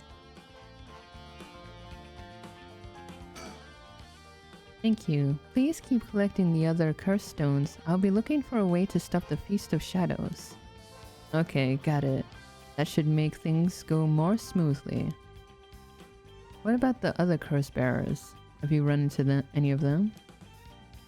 Well, last night at school. You were here last night? Yes, you see... Flashback. Huh. You two were using a spirit board? That's so cool! Ario, please, not now. So that's when you ran into the curse echo. I'm glad you survived the encounter. Somehow, we managed to get away without accidentally setting it off. The curse echo we saw took the shape of a woman missing an arm and a leg. That would be the reed one that Nejima should probably have. What? A woman missing an arm and a leg? That's the one-sided reed. The one-sided reed. This is bad. Huh? What's so bad about that one? You idiot, think! Think, Ariel, think! The curse bearer of the one-sided reed is Fumichika Nejima. Baka. Fumichika Nejima, he admitted it himself. That's his curse. Oh, that's right. Wait, but if that's the case, Nejima might have been here last night. Tsutsumi like acting so unhinged right now. What? I mean, it's possible he was lying to us, but... What? Nani? Who's Nejima? No clue. They're probably like thinking to themselves, what the heck? So this is Yako Sakazaki. She was with Mio. Could she be a friend? Did Mio finally make a friend? If she did, it would do this old man's heart good. See? He's not a deadbeat dad. He cares about kids. But I better not say that out loud. Don't want to make her look bad. Seriously, where's the birdie? No birdie. Birdie? Are you a birdie? No, you're not a birdie.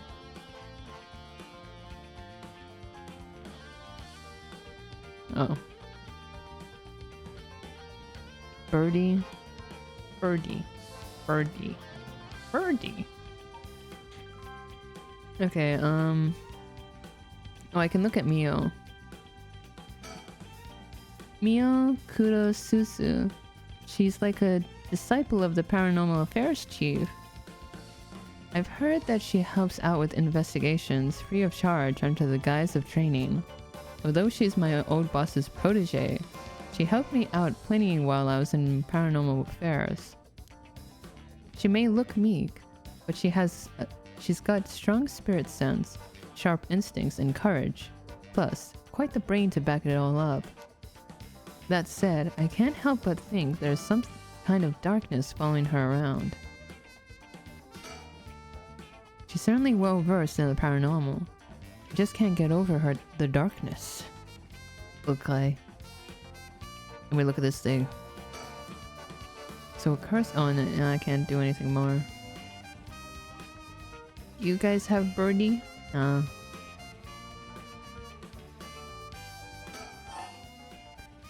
About Famichiki. So, Nejima is trying to take advantage of the Feast of Shadows for his own nefarious purposes. Huh? He said he's going to massacre the city at sundown today? And he's trying to get to your daughter too? That's why we've been trying to find him, but to no avail.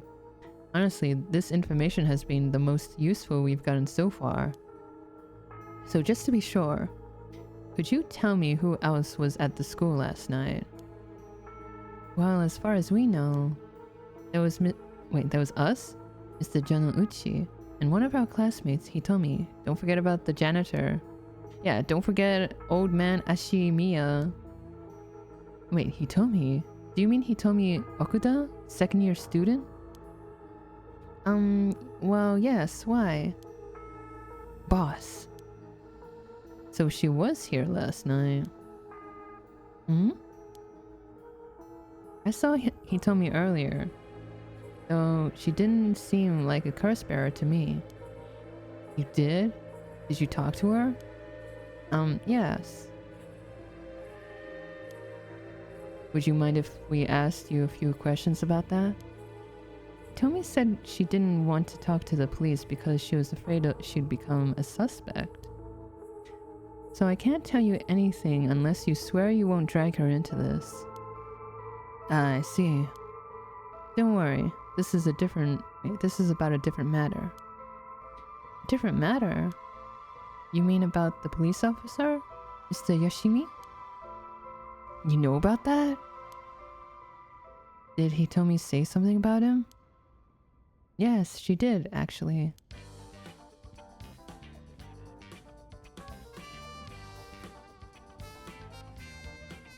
Okay. Famichiki. If we're talking about people who were at school last night, there was one more person, though I'm not too clear on the details. There was someone else? Apparently, Hitomi actually saw Mr. Jonouchi getting cursed and killed last night. What? Talk about some vital information. What she said happened was...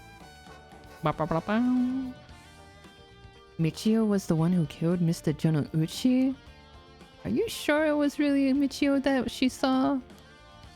Well, that's what she told me. I wasn't there. That must mean there was another curse bearer here last night. Jonouchi was killed by a curse, so someone had to have been there, whether it was Michio or not. Damn, boss. You think it really could have been Michio's ghost? I mean, based on what we've heard, she does have plenty of reason to be vengeful. Calm down. Just because the paranormal exists doesn't mean that just anything is possible. It's still possible that Nejima was behind Jonouchi's death. But what about Hitomi's story? I'm impressed that they don't even talk about the old man, Ashi, whatever his name is. About this janitor, oh here we go. About this janitor, Ashimiya, was it? How old is he? Do you know how long he's worked here? Huh? Why are you so interested in him all of a sudden? I only transferred to this school though, so I have no idea. He's around 50 years old. He came to our school about half a year ago. No one knows what he did before, so there are all kinds of rumors about him. I see. Thanks. I think I'm starting to get a better picture of all of this. Huh? Listen up. It's not uncommon for former prisoners to find work under an alias after their release. The notoriety attached to their former name can get in the way of proper rehabilitation, you see. What are you... No way! Ario, have the officers apprehend the janitor. He worked the night shift, so he might still be in the overnight room. Yes, right away.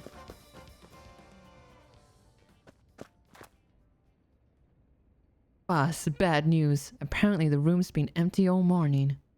Sounds like they've been looking to question Ashimiya too, but couldn't find him anywhere. God damn. No. That's all but confirms it. There's one more thing to check. Are there any photos of this Ashimiya? Impossible! Bakana! Masaka! The old man seriously hated getting his photo taken. He's always avoided it. Ario, call an urgent search for Makoto Ashimiya. You can't let him get away. Yes, sir. I'll contact HQ right away.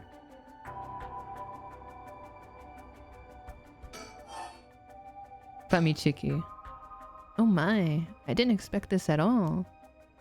Yeah, how could that old man have been some horrible criminal mastermind? I can't believe it. And a curse bearer on top of that. To think he was so close to us this whole time. Ugh, it gives me the chills. A guy like that really shouldn't have been allowed to work at a high school. Let's hope it isn't already too late. Oh, I may have shown Ashimiya my curse stone last night. Dun dun dun. What? I don't like this one bit. Nejima did say he wasn't specifically targeting curse bearers, but I'm glad nothing happened to you. Wait, but then could it have been old man Ashimiya who attacked you in the hallway?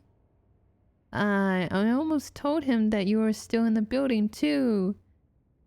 In an alternative universe, yes, you did. I accidentally pressed that button.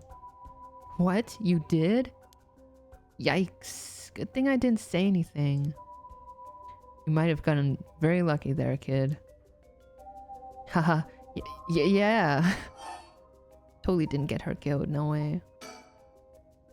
This is too much. I hope they find him soon. Come on. Long arm of the Lord? Help us. Okay. The law... the justice system is very bad, though. About the mastermind behind the Feast of Shadows.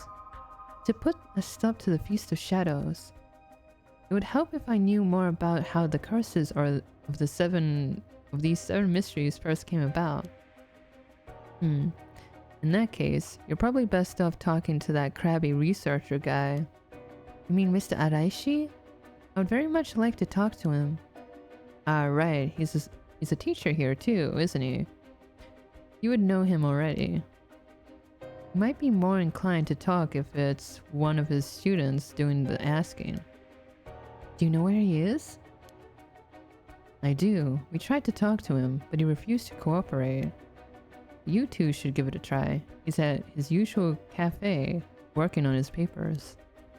The cafe? Oh, Kurokikyo Cafe in Kamezawa. Damn, that's a big word. Thanks, we'll head over there now. School rules says we're not allowed to go to cafes though. Wait, what? There's school rules forbidding like school kids going to cafes? It's not a pub or like a bar. Don't worry about it. I'll allow it. Thank you. Huh, that's all it takes?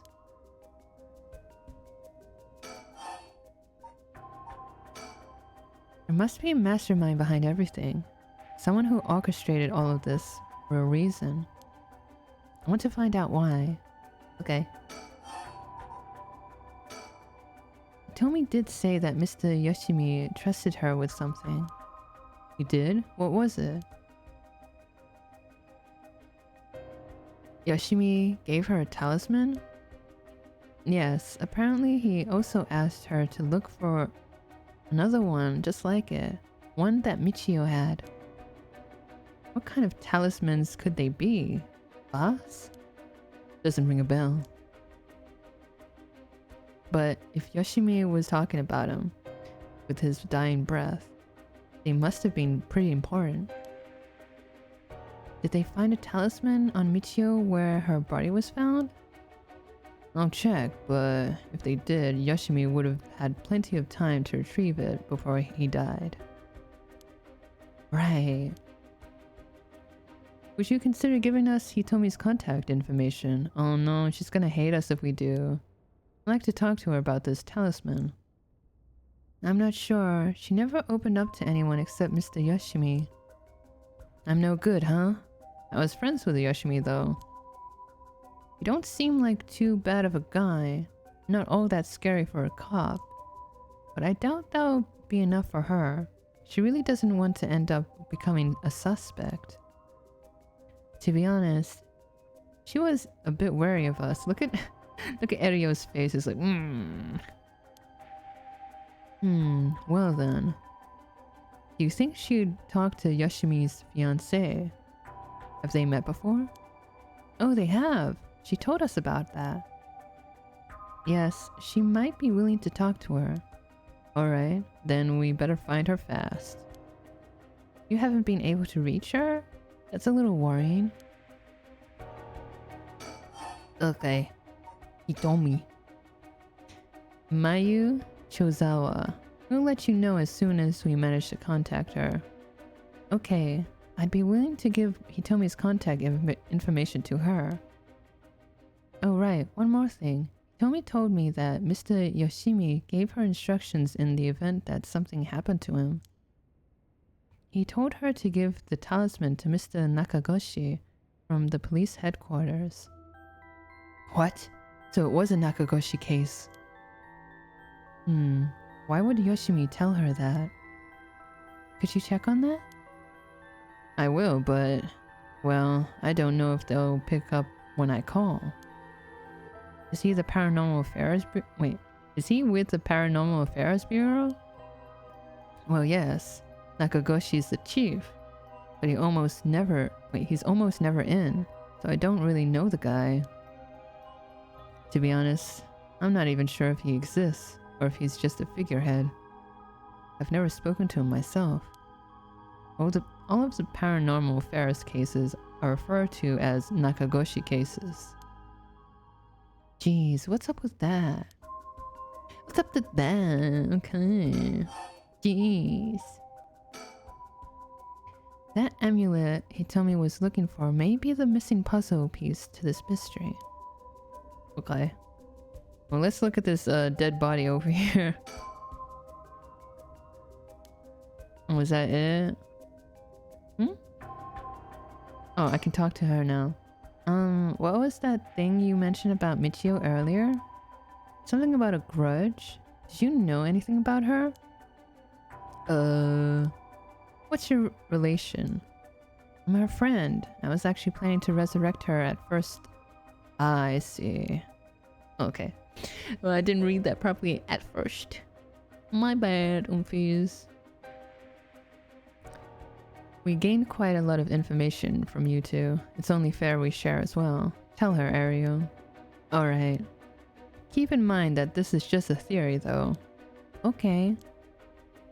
After re-examining the crime scene, Yoshimi concluded that Michio's death wasn't a suicide, but a vehicle collision. Wait, what? An accident? Being hit by a speeding truck or van would have resulted in similar injuries. The investigation was ordered by Yoshimi, so it seems he had his doubts about it being a suicide. What? A van? Speeding? Flashback!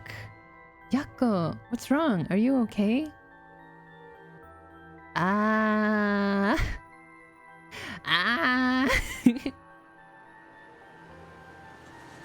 My eyes! My eyes! A van. There's a young man in the driver's seat. Oh, wait, I couldn't read that. Yako! Wait, hold on. In the passenger's seat, a woman? Huh? Yes. Wait, was I... Are you back now? How do you feel? Covered in sweat. Yeah, I'm okay, I think. Sorry, I went a little crazy there. A little loco. It's no problem, as long as you're okay. That was quite the surprise, though. Are you okay, ma'am? Yoshimi talked to you about Michio, didn't he? Well, he didn't give any specifics, if you're wondering about that. So I don't know what was truly on Michio's mind, either. Right. Do you have any idea why Jonouchi was so scared of Michio? Well, about that, I'm not sure exactly how to put this, but... Yeah, we're gonna have to... Yeah, I see. Well, I half expected it was something like that. Thank you for telling me. Sorry, it's hard to explain. I wonder what he got his hands on to be able to blackmail her like that. Michio, what happened? Okay, what next? Look at the crime scene? Hey boss, forensics is calling. I'll go see what they have to say. Sure, thanks. Boss, they found this on the ground a short distance away from the scene. What is that? A ribbon? Yeah, the kind you use to tie up your hair. What? I've seen that ribbon before. You have? Go on then. That's the ribbon that Michio always used to wear. What? Nyani?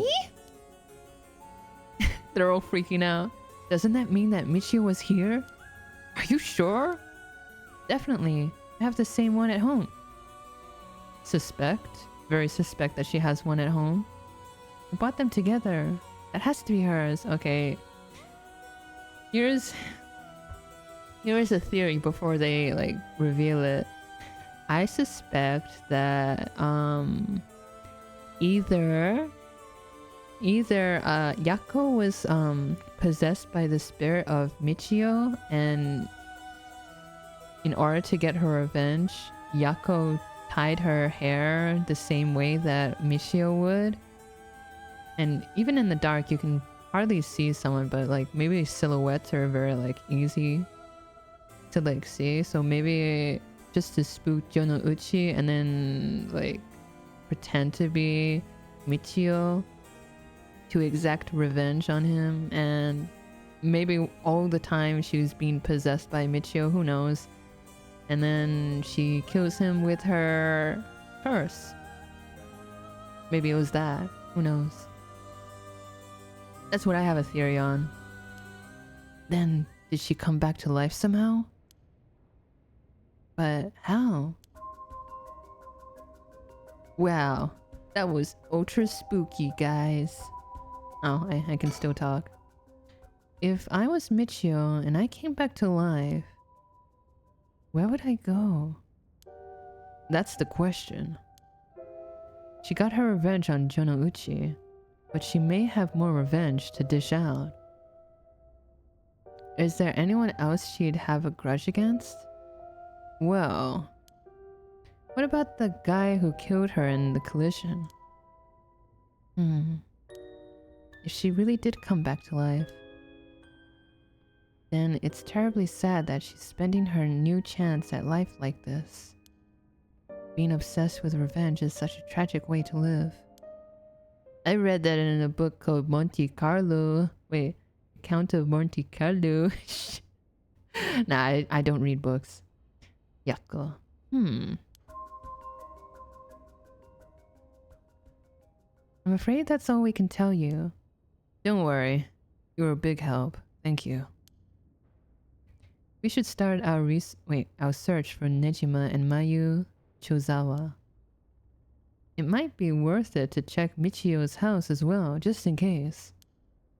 Have to check our house again? Let's use the school as our base of operations. If anything happens, go to one of the officers hanging around here. Got it. Thank you, and good luck. We'll go talk to Mr. Araishi about a way to lift this curse. Yes! Alright, boss. Let's get going whenever you're ready. Yeah.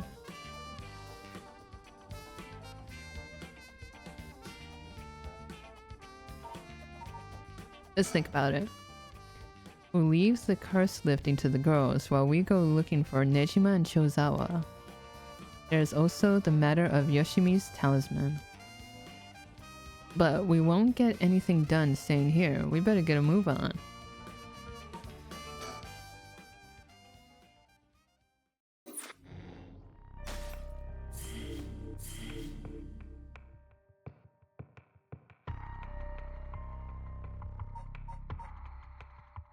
Oh, right. The roots are converging over here.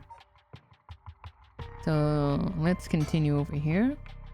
Dead or alive.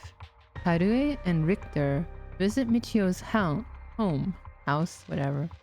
Having determined her to be a key player in the unresolved kidnapping case from a year ago. Whatever, I'm just adding whatever words that come into my head. As the complicated story begins to unravel, they encounter two men. Let's start. I love this game so much. The soundtrack is really good too.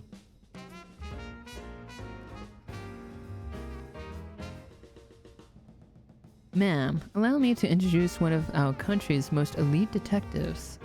The name's Jun Erio. I'd hardly call myself elite, but either way, it's nice to meet you. This here is the brilliant Chief Inspector Tsutsumi, and yes, he's just as rough and tumble as he looks. Sometimes I really don't know if you're complimenting or putting me down. So you two are detectives? This is my client, Ms. Harue Shigima. Your father is a big deal in the police himself. So remember to mind your manners. Richter, don't say that. A big wig named Shigima? But boss, you know of this guy? Shit, I've heard the name. But you know, I don't keep track of who's who in the upper echelons. There's no need to worry. I am my own person after all. My father has nothing to do with any of this. Oh, did you hear that, boss? Looks like you're going off easy again this time. Don't make it sound like I'm involved in some shady business. I ain't like that.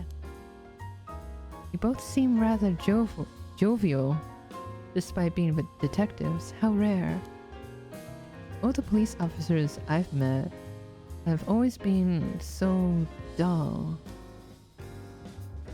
Well, you won't find any dull cops here. We'll round up all your criminals with a smile. That's our motto.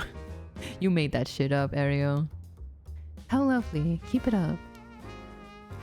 Just hold on one second. This is the first time I'm hearing of that. See, they are manzai. They are a bunch of goofballs. Well, you're right about that. Wait, you're right about them not being your typical detectives. I thought we might cause trouble standing in the middle of a street like this, but so far we haven't drawn attention. Then again, that might just be because nobody wants to get involved with the case. Birdie? Birdie. Birdie, birdie. Oh, you scared me. Birdie! Nice. Damn, there was one here. There was one here? Lucky. That's number 12. The Royal Kingpin Guin. Guin? Oh, is that so? Oh my god, it's so cool. Let's see, number 12. Royal Kingpin Guin. Seems they were acquainted, but also like they haven't talked in a long time. Gonna look at you. A young and energetic detective, he seems to have a strong sense of justice. If my son had the chance to grow older, perhaps he would have become an officer just like him. He seems like he's got a lot of experience working in the streets. Most of the officers I know are the bureaucratic desk jockey types. The contrast is rather striking. Let's think about this. So these detectives are out here because of the recent string of strange deaths. It's best we keep quiet about our involvement with the curses. I can't reach it. What do you— oh no, I don't wanna. Okay, let's talk.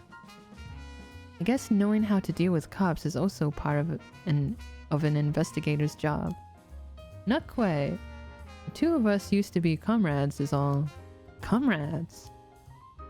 That's right, Richter used to be part of the police force himself. He quit a few years ago to go solo. Is that so? You should give it a try, Ariel. There's more freedom in working as a private investigator. I can't say much for the quality of life, though. It's been 2 years, right? I hadn't heard of you since you quit. I don't think your business would last, but here you are. You sure you don't want to return to the force? We'd take you back with open arms. What? To sit on my ass and watch the birds fly? I'll take a pass.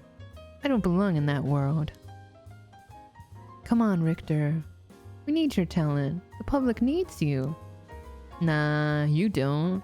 This is my calling. The police will manage just fine without me. I'll keep on tying up all your loose ends, saving the little birdies you abandon. Damn. Michael Jackson's so cool.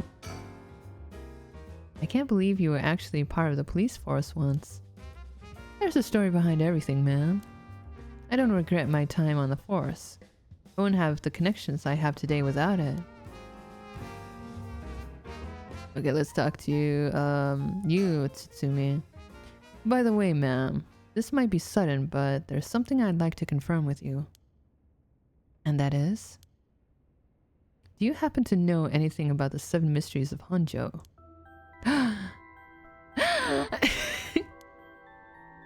Sorry, Chief, but that's hardly... With all due respect, investigator, I think my question was addressed to the lady. If you insist. What do you say, ma'am? Can you tell us anything? I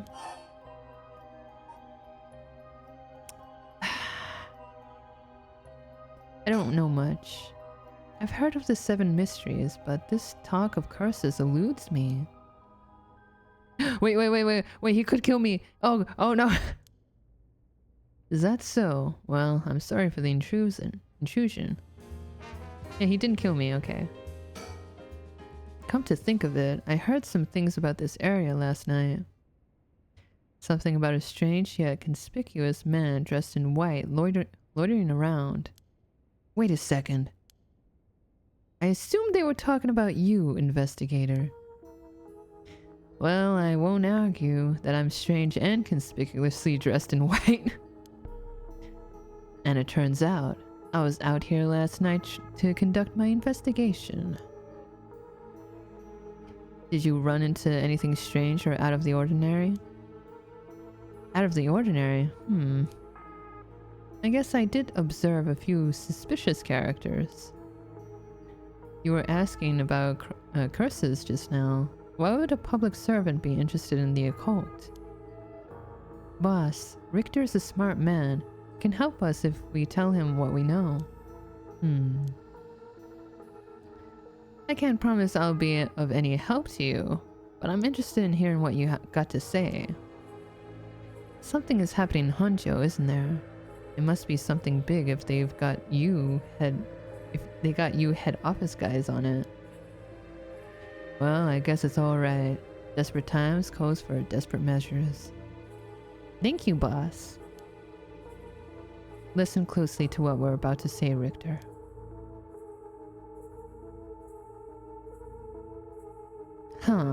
So by using curses to commit murders, these people collect soul dregs to perform the rite of resurrection.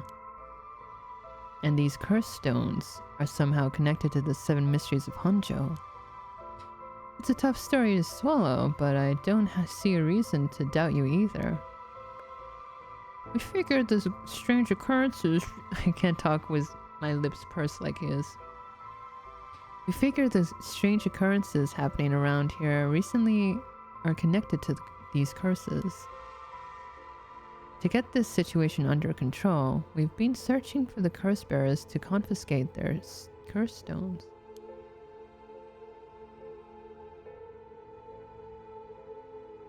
Do you have any information that might help us? That's tough. I never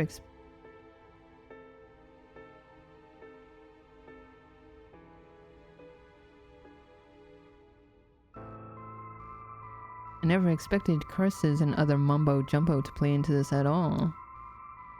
But if we're talking about shady characters... There was this middle-aged fellow I saw on South Wedigesui Street. He had an average build. He was anxious, like he was searching for prey. Boss, what do you think? Well, considering the location, it could have been Hideki Araishi. We already got his curse stone. Impressive, you two are working quick. Did you see anything else? Not that I can remember. That's a shame. If you see any characters who look like they might be carrying a curse stone, it would be a huge help if you help us. Let us know. Absolutely. I'll let you know if I find anything. Richter, perhaps you could lend us a hand on your... Perhaps you could lend a hand on our case too. There's a number of people we can't track, and finding missing persons happens to be your specialty, no? I hate to disappoint you, but I'm busy enough with this case. The faith of my clients is what keeps me afloat. I hope to prioritize requests by the order in which they come. I see. Well, can't say that's not fair. What, do you need a private investigator for anyway? The cops should have plenty of bright folks to throw at the job. True, but this isn't an ordinary case we're dealing with here.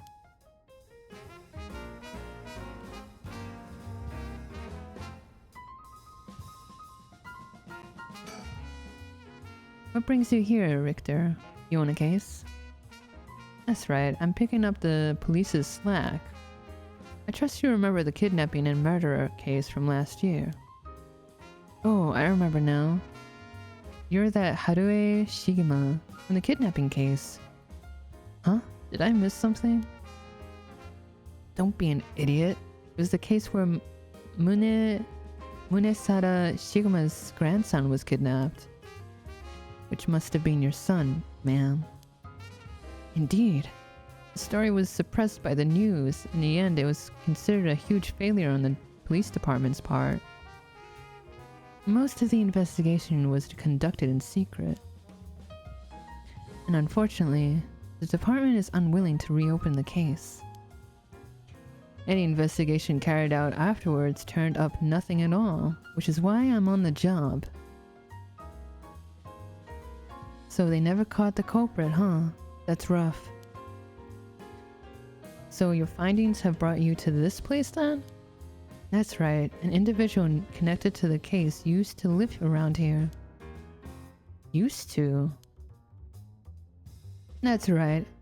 As of last week, they're deceased. We'd hoped to talk to the family. No one was home when I checked last time, so I figured we'd try it again. Interesting. Huh. Yeah. By the way, that reminds me. Richter. Yeah? You said the person who used to live here died last week. You wouldn't be referring to Michio Shiraishi by any chance? You knew? I thought so. It seems like we're here for the same reason then. Seriously, Michio was involved with curses and magic? Strictly speaking, the curse part isn't our concern. We're looking into Yoshimi's case. Yoshimi? Oh right, Hajime Yoshimi's. That's right, he died on the job. I'm sure you've heard of it.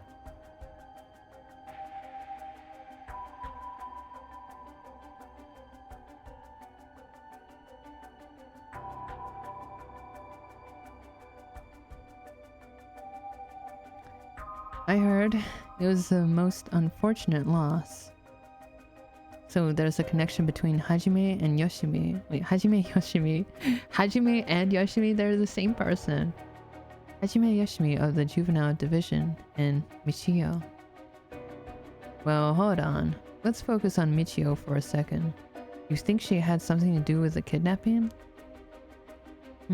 Talk about unforeseen developments. Exchanging information should prove mutually beneficial. I'll tell you what I know, but in turn, I want the full scoop on your findings concerning Michio. Sure, to tell you the truth. Boom. What? You believe Michio's ghost is the one who killed Mr. Jonouchi? So he wasn't just mumbling nonsense. Why are you so excited, dude? I mean, we haven't fully confirmed anything yet. But the testimonies we've heard and the evidence we've found point in that direction. Testimony? You mean from those, psychic high schoolers? Didn't they also say there was a chance Michio hadn't killed herself? Wait, that's all true then. Did you figure something out? Kankichiro Iwai. Nande? Huh? Kankichiro Iwai. He'll be the next victim. What? We have to open the door to Shiraishi's house. We need to look inside. Hey, what's gotten into you? Boss. I'm sure the landlord would give us the key if we asked. Screw that. You know how long that could take? We can ask for permission later. Richter. Hey, Richter, calm down. We can't just...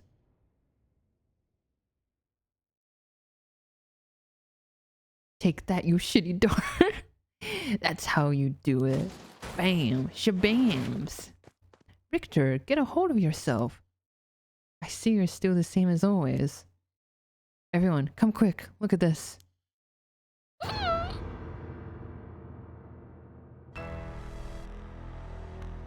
Ha! Whoa, what's up with this room? Boss, there's a dead body in here. Whoa, could that be Michio's dad? Stepdad? Nah, yeah, see? He's her stepdad at best, of that. It's got to be the body of Kankichiro Iwai. There's no doubt about it. This man's a goner. He's gotten real messed up. Looks like he's been like this for a while. I'd say it happened last night. Erio, did you find Jonouchi's body in the same state? Now that you mention it, it looked as though Kohei Jonouchi had died from a number of heavy blows. What are you suggesting, investigator? It was Michio Shiraishi. She's alive. What? She used the power of the curses to get back at the men who ruined her life. That's ridiculous. You're suggesting she actually revived? It's got to be that. And if she's alive, then... You see the pictures of Nejima? My apologies for interrupting. I know we've arrived at an interesting plot point. Thanks, storyteller. But do you really think a dead girl is going around taking revenge from beyond the grave? Consider this. What if Michio Shiraishi never died? What are you talking about? But seeing as you've come this far, I'm sure you already know the truth, don't you? And so, I would have you answer me a question. Where in Honjo was Michio Shiraishi at the hour of 8 o'clock this morning?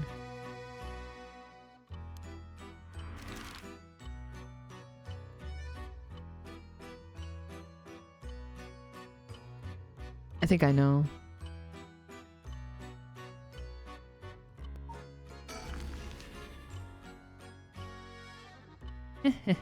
I see. Very well.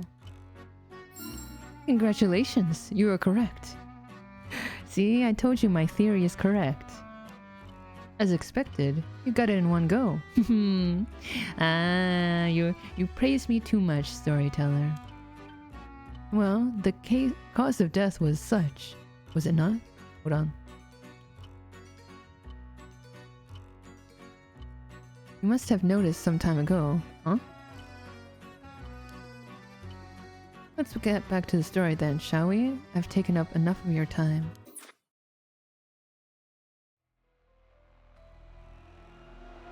What? So you really think Michio Shiraishi is alive?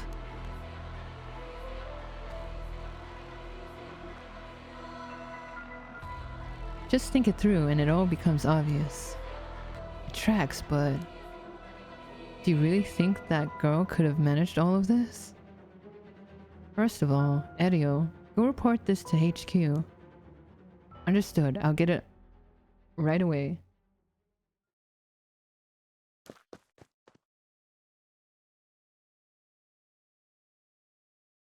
I'll start investigating this place.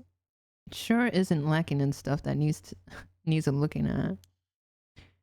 There's a bunch of photos of the same person pasted on the wall over there. Huh? It's Nejima. Whoa. Now, hold on. These photos. These are all of Fumichika Nejima. Kimoi. Gross. Really? Come to think of it, it was in the papers a lot back in the day. Oh, there's even more pasted up over there. These are all cutouts from newspapers and magazines about the Nejima murders. I don't get it. Why the weirdo shrine? Let's keep looking around. Can I find some birdies around here? Nope.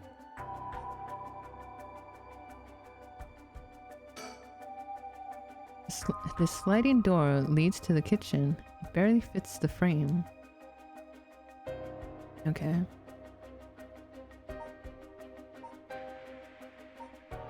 Think. This place is disgusting. Did Michio Shiraishi really live here? So let me think about it. This dude has a shrine towards Nejima, and he recently was released out of jail. What if, or prison, what if him and Nejima got into contact with each other and somehow he convinced him to, like, I don't know, make a shrine and like help him with his like revenge plot. And I don't know why he married Michio's mom, but maybe that's part of the plan. I don't know. Anyway, newspaper cutouts. Look at these pictures. Pictures of Fumichika and Nejima cut out from newspapers and magazines. Whoever put these up was obsessed. I wonder what their intent was. You think the Shiraishis are somehow connected to Nejima's case? Perhaps they did this as to not forget a grudge or something. It's crazy to think Nejima might be involved in all of this too. Do you think he might have anything to do with the body here? Maybe. The man's already out on parole. He's a curse bearer with a curse stone now. He announced that from sundown today he'll be going on a killing spree. Oh dear. There's an emergency search underway as we speak. But no one's yet managed to get a hold of that bastard.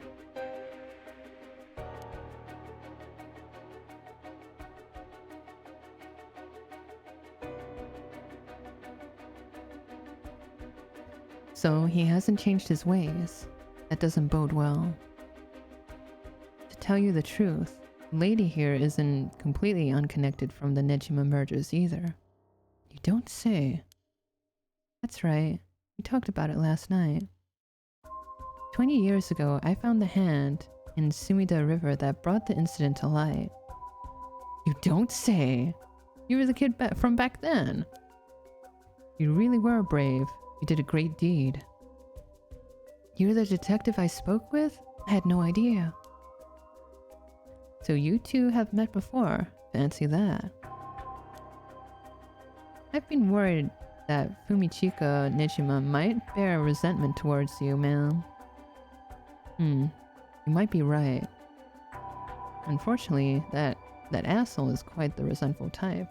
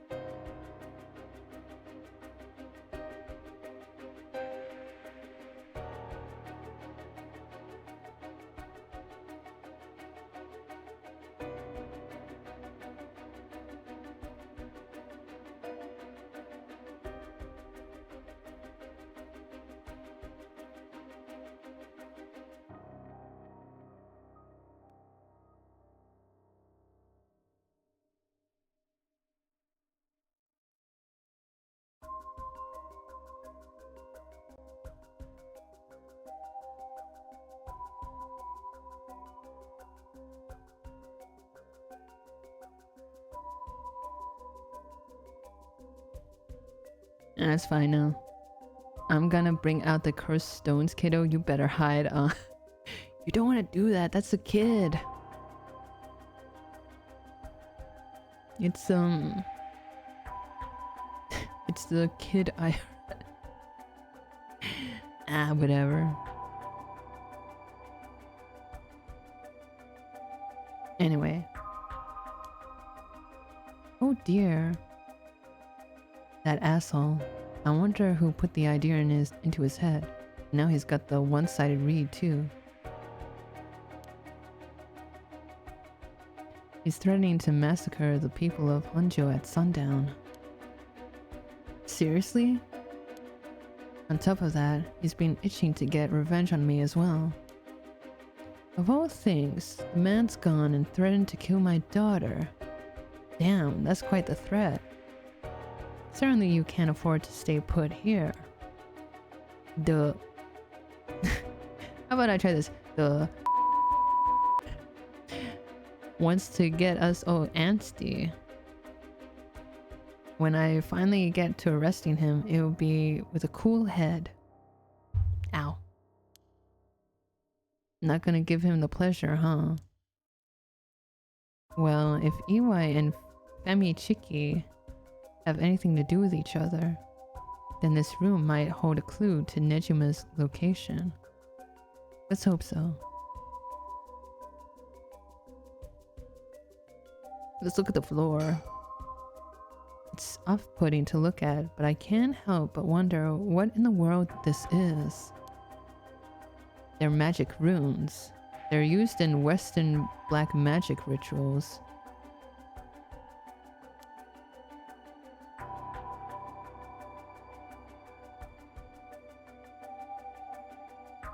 Most of the time, they're useless imitations, though I wouldn't get too excited about it. Oh my, who knew the chief inspector was such an expert on the occult? I just chanced upon that information. That girl with the spirit sense we mentioned, she's pretty informed on the subject. Someone was attempting to perform Western black magic in this place. Pretty absurd if you ask me. Of course, the person in question was dead serious about it all. You could say he was dead serious? Hey.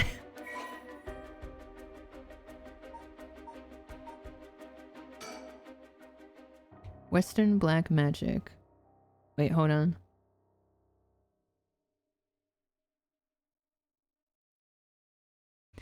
While magic is often classed as a branch of mysticism, or may variously refer to the likes of witchcraft or astrology, here it refers specifically to Western magic, Western black magic.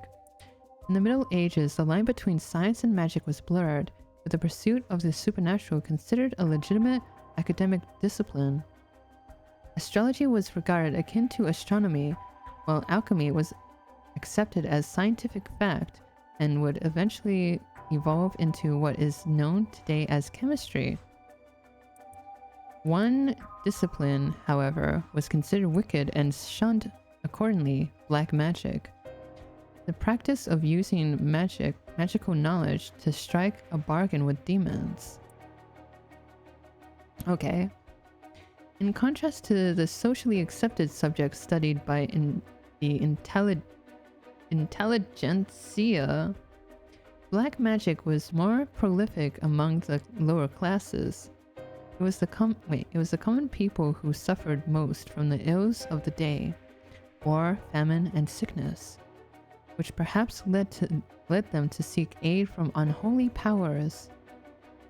As hearsay, these rituals and spells were nowhere to be found in orthodox modes of teaching, but instead were recorded in tomes of dubious credibility. Okay. So what are you trying to do, sir? Trying to do some Renken Jitsu, some alchemy? Trying to bring back dead moms? there's nothing around to confirm his identity, but by the looks of him, I'd say he's Kankichiro Iwai. You've seen him before?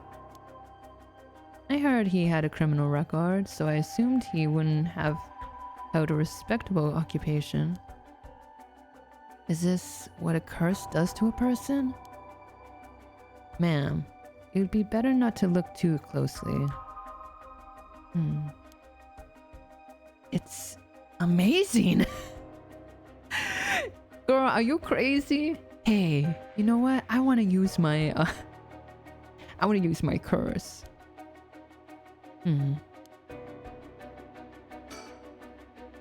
Cruel is what it is. Okay. Let's look at the floor. It looks like these things spread around here have been like this for a while now. This ritual or whatever was something he attempted up to recently. Plenty of the neighbors mentioned having heard strange mantra-like noises coming from here during the night. You think Iwai was the one chanting? Hard to say. Could have been one of the Shiraishis as well. If we look through these books in the back, we might learn whatever it is they were trying to do. Okay, old books. What do you say, Chief? Would you let me look through it if I wore gloves? Well, it's not like I'm any help with foreign languages. Go ahead. Thank you. Huh. This one seems to be a book on Western black magic. The same runes are written here, alongside detailed descriptions of the procedures. I suppose you'd call these grimoires. It's all a bunch of nonsense if you ask me, though. You think this Iwai guy was studying them? Perhaps to perform some kind of ritual? There are a bunch of handwritten notes beside the grimoires. Whoever it was, they were serious about this. Iwai doesn't look like the type to be into this stuff, but you shouldn't judge a book by its cover. But why would he be studying black magic? According to the materials, this here rune is for the restoration of youth. Perhaps he was trying to become young again. This one here seems to be black magic related to resurrection. Each one of these spells requires a human sacrifice. Talk about dangerous. Resurrection? Like the right? I guess no matter what part of the world, people will turn to the occult for similar reasons. Have a look at it again. What is this? This looks like a journal. It's probably Iwai's. A journal? His writing is surprisingly thorough. Whoa. It's almost as if he's writing a report for someone. Oh wow. Now this is something. What is it? What did he write? This is quite the find. Let me give you a summary. So, this Kankichiro Iwai fellow, he'd been searching for a spell to restore youth for years. So he was into black magic from the start. He believed if he could learn to successfully perform the spell, he could then use it to earn a fortune. To tell you the truth, it seems he was already getting funded after he acquired this grimoire. You don't say. This is starting to sound kind of familiar. But first, let's find out how he got his hands on this grimoire. It seems that Nejima told him where he could obtain the book when they were both in prison. See, I told you. They both knew each other in prison. What? That's nearly too much of a coincidence. Likely not a coincidence. It seems that, like Iwai, took an interest in the Nejima murders after it made the news. He admired him rather passionately. You might even say he worshipped the man. Worship? Nejima? Of all people? This was a time when students were itching to rebel. Anyone who did something to shake the world was bound to gather admirers. What is that weird thing on the left-hand side that I'm seeing? EY had been collecting these photos ever since that time. And since he just so happened to land in prison at the same time as Nejima, he made sure to get in contact. This is a lot. I mean, even having it all laid out like this? The thought of Nejima being involved with these grim wars is staggering. I don't think we ever had anything pointing to that. What's the connection? To be honest, it's a shock to me too. For years, we've been scratching our heads over the motives behind the Nejima murders. Yep, it's been a mystery to us all from the very start. Whoa now, wait just a minute, do you think... No way, are you sane? That's right, the murders might have been for a ritual. It was attempting to perform black magic. The instructions written down for the sacrificial offering match up exactly with the acts carried out by Nejima. You've got to be kidding me. So that sadistic crap he was doing was all for black magic? That's what the evidence suggests. However, Nejima tried to do some type of resurrection ritual, but EY had different motives. Chief Inspector, you might think this is all the stuff of fantasy, but that doesn't refute that Nejima and EY were both acting in earnest. This is batshit insane. You're telling me that Nutjob did this all for some hokey-pokey resurrection? Shit, resurrection? That means there must have been someone Nejima wanted to bring back to life. Huh? Ah! Damn, that's it. The Joy-Cons have vibration on and it freaked me out. That has to be it. Wait, hold on. Hell. It all makes sense now.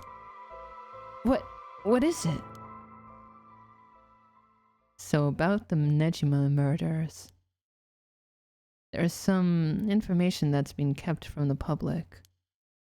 Go on. When we broke into his house and arrested him, we also found a baby. A baby? It was a girl, looked to be about 6 months old, but she was covered in filth. She looked so weak and sickly. We called the medics right away. If we were a second later, I'm sure the girl would have died. Wait, don't tell me this is Yoko. So, was Nejima the father? He told us he'd found her under a bridge. Found her? She was abandoned? I've heard of parents threatening to leave their child under a bridge as a threat, but to think it really happens. I suppose there are those cases with the dead newborns found stuffed in coin lockers, so it's not without precedent. Yeah, that was an actual thing, yeah, in Japan. Whatever the case, we never found out the truth. But there's one rumor from back then that I could never get out of my mind. And it's starting to sound more likely now? Well, I'm sure this isn't the first time you've heard of it. Many believe Nejima is guilty of more crimes than what got him convicted. Back then, a lot of girls went missing. Yeah, I remember all of that. Among the high school girls that might have been murdered, or maybe I should say sacrificed, was a girl who was pregnant. Oh god. Goodness. That's horrific. He killed her and dismembered her body. And we thought maybe the baby was found. Maybe the baby we found is what he pulled out from inside of her. Oh my god, that's messed up. Don't misunderstand me. This is all speculation on top of more speculation here. But I, for one, never believed that man would just take in a baby he found under a bridge. I'm feeling sick. Stay strong, ma'am. I know this is hard to hear. Like I said, don't take that to be the full truth. We were running on speculation back then. Now that this whole resurrection magic has come into play, we should consider the possibility it was his child, and that maybe he was trying to revive whoever the mother might have been. It's just a theory, but my life would be a tad easier if it was true. That's an interesting thought. If there's anyone Nejima would want to resurrect, a deceased wife is as good as a guess as any. The fact that he obtained a curse stone suggests that he has an interest in the rite of resurrection. Damn, you're right. And here I was thinking that he was only after the curse's power to massacre. Chief Inspector. Yeah? What happened to the child? Without a birth registration on file, best we could do was find the girl some suitable foster parents. It was decided to keep the circumstances secret for the sake of the child's future. Well, I'm glad she was taken care of. Damn. It's like one twist after another with this game. Don't mean to derail the conversation, but there's still more written in EY's journal. We know EY managed to obtain the grimoire thanks to the advice he got from his idol, Nejima, while in prison. After conducting research and gathering more information, he determined he had a chance to get rich quick. He thought he could make some money if he could successfully use rejuvenation magic. Correct. Turns out someone him gave him idea. The idea. And get this. It was the one and only queen and chairwoman of Hihaku Soaps herself, Natsue Yamamori. Wait, the chairman of Hihaku Soaps? So that's where this leads. Here, let me read what he wrote. The queen of Hihaku has a strange fear of growing old. Ah, I see. Okay, that makes sense. Her fear of death is even worse. If she does die, she wishes to be revived, and she will spend whatever it takes to preserve her beauty. Magic, rituals, and rites. She'll use whatever means necessary. Her tenacity is unbelievable. She was apparently investing money into any research on resurrection, the restoration of youth, and the like. So she would even throw her money to the occult? The places greed will take you. Well then, that brings us to Hideki Araishi. She presumably funded his research into the rite of resurrection as well. That's right. Wait, that's what it all points back to. Yeah, whatever. I wouldn't be surprised if the Witch of Hihaku pounced on the rumors of the rite of resurrection. It's starting to sound likely. It might also be why she's spreading the rumor about having godly powers. It's a convenient cover for if she becomes young again. Godly powers? What's that all about? You can ignore that. Either way, I think EY took the payments he was getting for his research to seduce the family into taking him in to keep a low profile. So that's where the Shiraishi family comes in. The Shiraishi family, Michio and her mother, Toshiko, were just his unlucky marks. And this is where you get involved. Are you feeling steady, ma'am? Huh? This has something to do with me? Are you saying that? No, you can't mean... You've realized then. That's why they stole her baby boy? Perhaps? What is it? Michio Shiraishi's... No.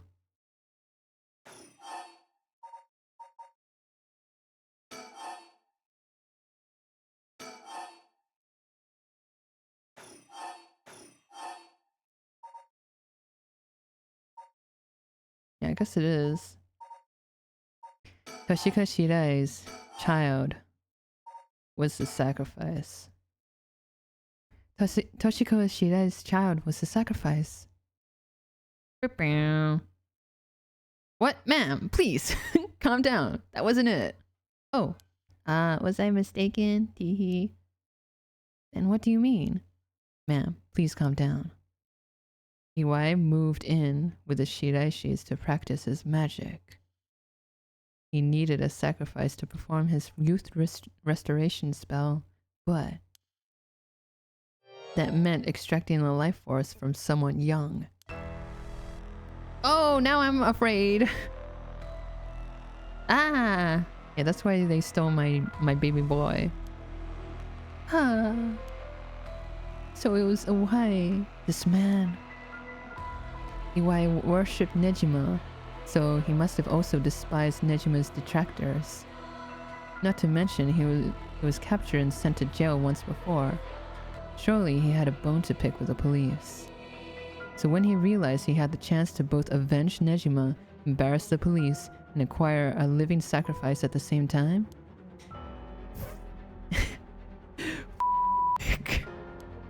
You got it. Wow, you got it.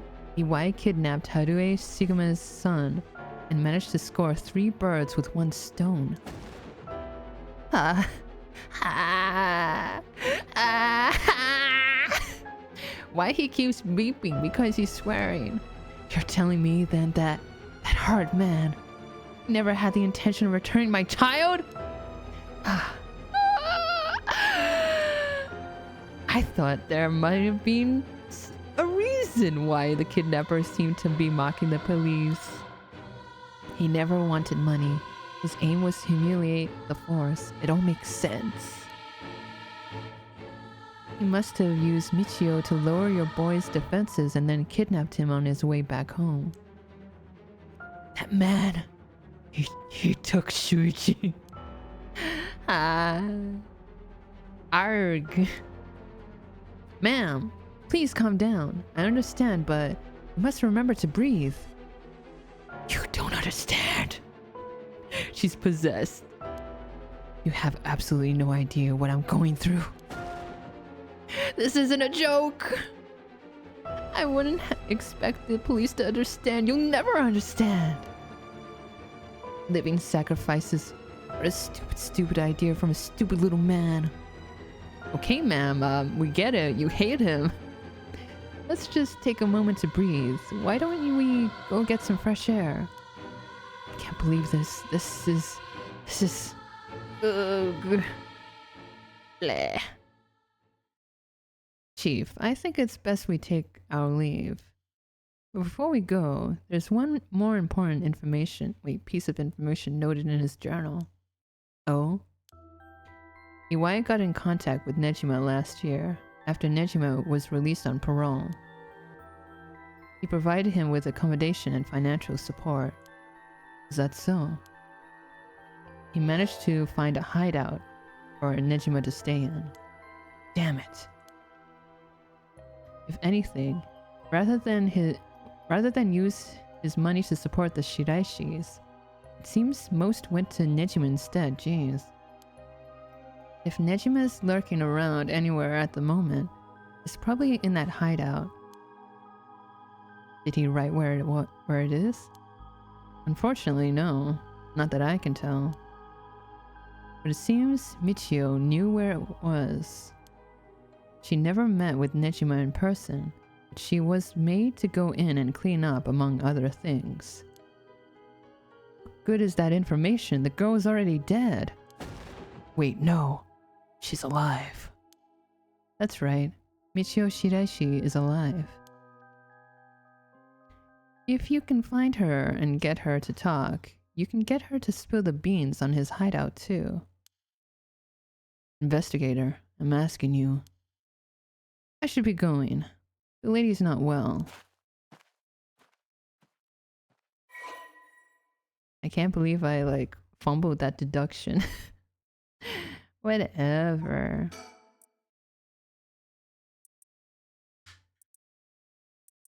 Kankichiro made a living by placing advertisements in magazines to sell phony magic items and good luck charms. He held a nostalgic yearning for the post-war era when things and people were simple, and has nothing but negative things to say about the rapidly developing ostentatious world of late. Radical in his belief that it would be better to tear down society and start over again, Kankichiro was discontent with his life spent poking around in society's cesspools to make a few coins. When the Nejima murders were widely reported in the media, it had a great impact on Kankichiro as he witnessed how a single act by a single man could cause a major rift in society. Perceiving Fumichika Nejima as a great hero, he began collecting every piece of information he could find on the man. Thanks, second cousin, for being loud. Kankichiro was later arrested for his illegal business practices, and a chance meeting with Fumichika during his incarceration solidified his idolization. He was captivated by Fumichika's talk of black magic, and following his release, procured the grimoire Fumichika had hidden away.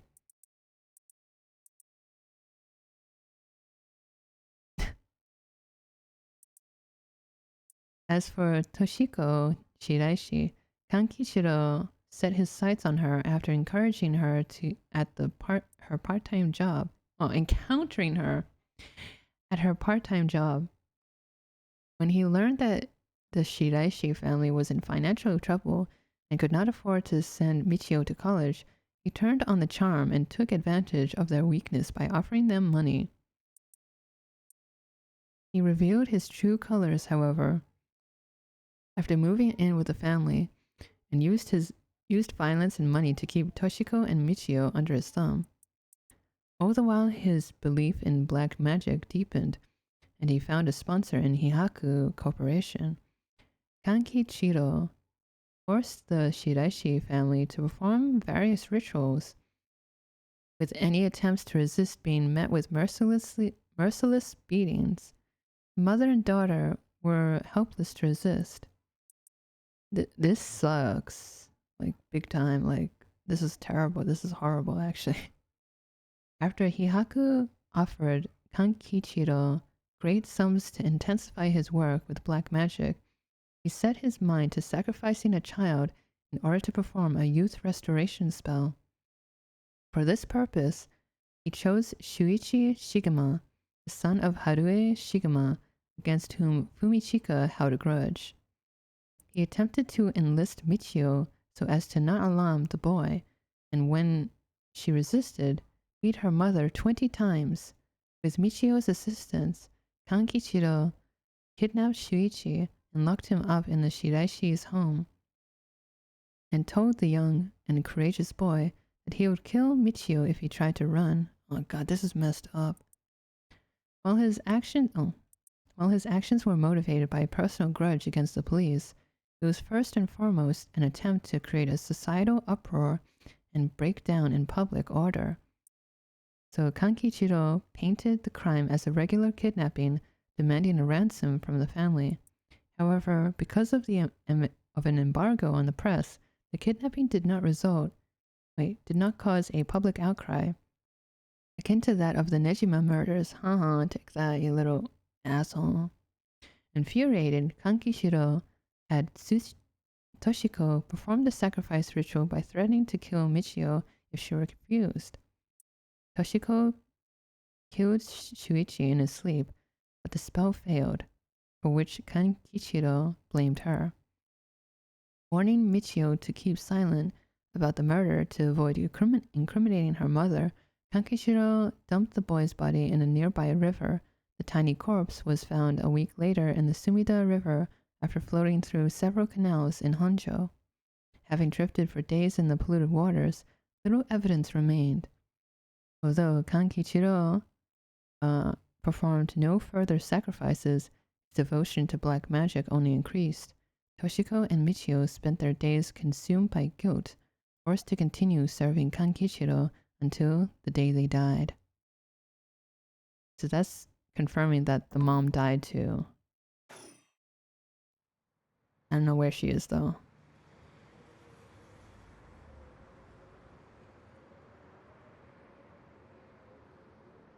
Are you feeling better now that we've gotten some fresh air, ma'am? I'm fine. Suddenly finding out who the kidnapper was really made me lose my wits. You managed to solve the kidnapping case by pure luck here. You're right. But Richter, I feel grateful towards Michio. What? Because she killed the kidnapper? There's that too. But it's for something else. If Michio is the one killing all these people, then she must have acquired quite a sizable amount by now. Ayo, she's messed up. This lady messed up. I love it. Soul dregs, I mean. I can fix her. Hey, why don't we make a new baby? No, that's messed up. Hey, Victor. Whether the kidnapper is dead or alive, it doesn't mean a thing. Revenge won't bring back my boy. Bring my boy back. And if Nejima is planning to cause a massacre to collect soul dregs, then all the better. I won't give up on resurrection. You're messed up, lady. So, I'm counting on you.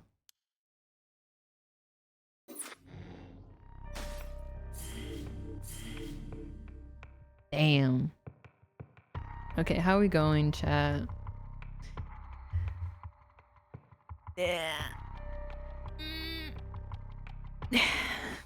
Want to keep continue? Continue? I don't know. This is a very long story.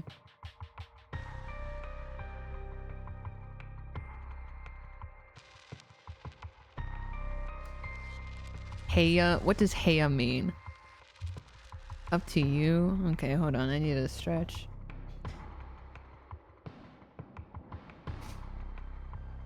Ow, ow, ow, ow. My butt, my butt. Ow, ow, ow, ow, ow, ow, ow.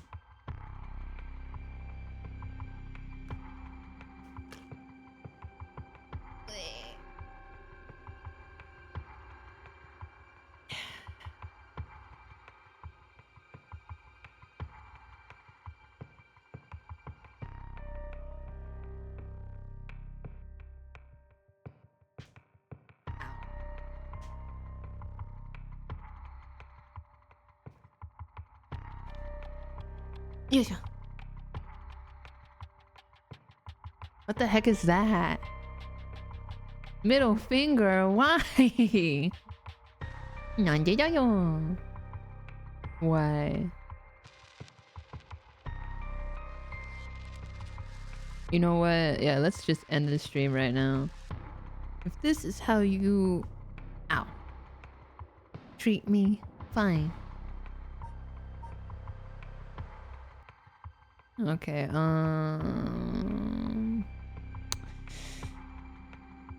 hold on. Are you ending it because I double middle finger? Ew, yeah. Frick you too. I'm going.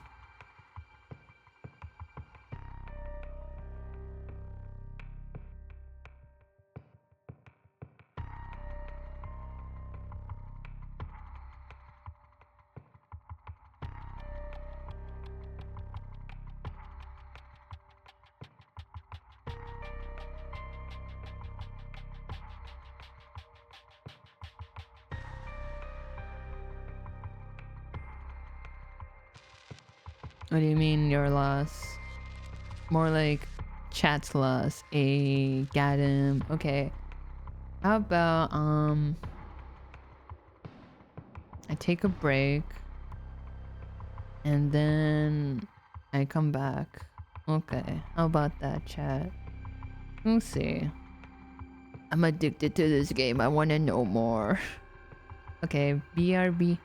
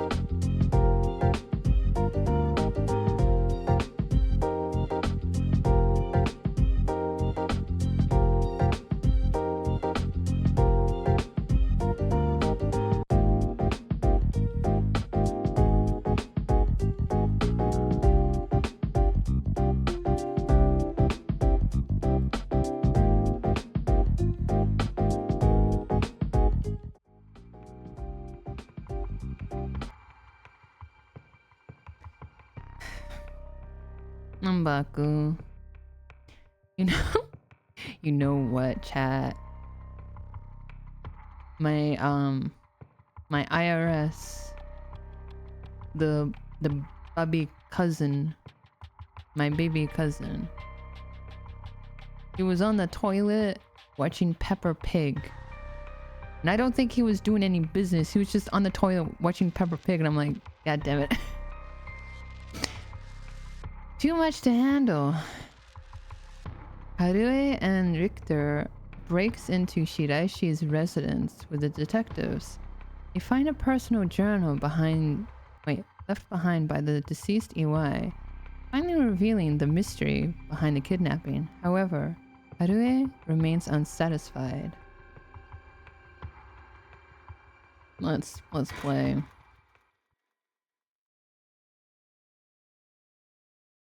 Harue Shigama, 1 p.m.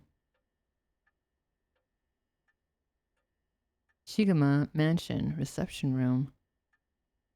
In further news, today the body of an adult male was discovered in the residence of one Toshiko Shiraishi around noon. I guess they coded in. The man, identified as Kankichiro Iwai, is said to have been in a relationship with Toshiko. He was unemployed at his time of death. Okay, hold on. I need to scooch closer. While further investigations are still underway, it's suspected that his death is connected to the recent serial killings in Honjo. Evidence on the scene may also implicate Mr. Iwai in the unsolved child abduction and murder case from last year.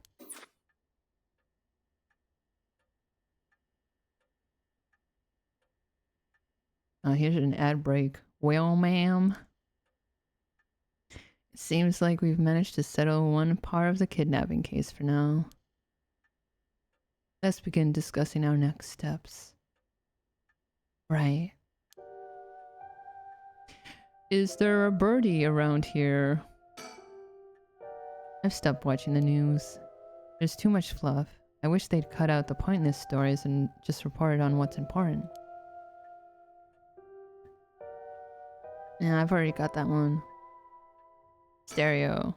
I wonder what kind of music Richter is into. I imagine he likes English songs. Flower arrangement.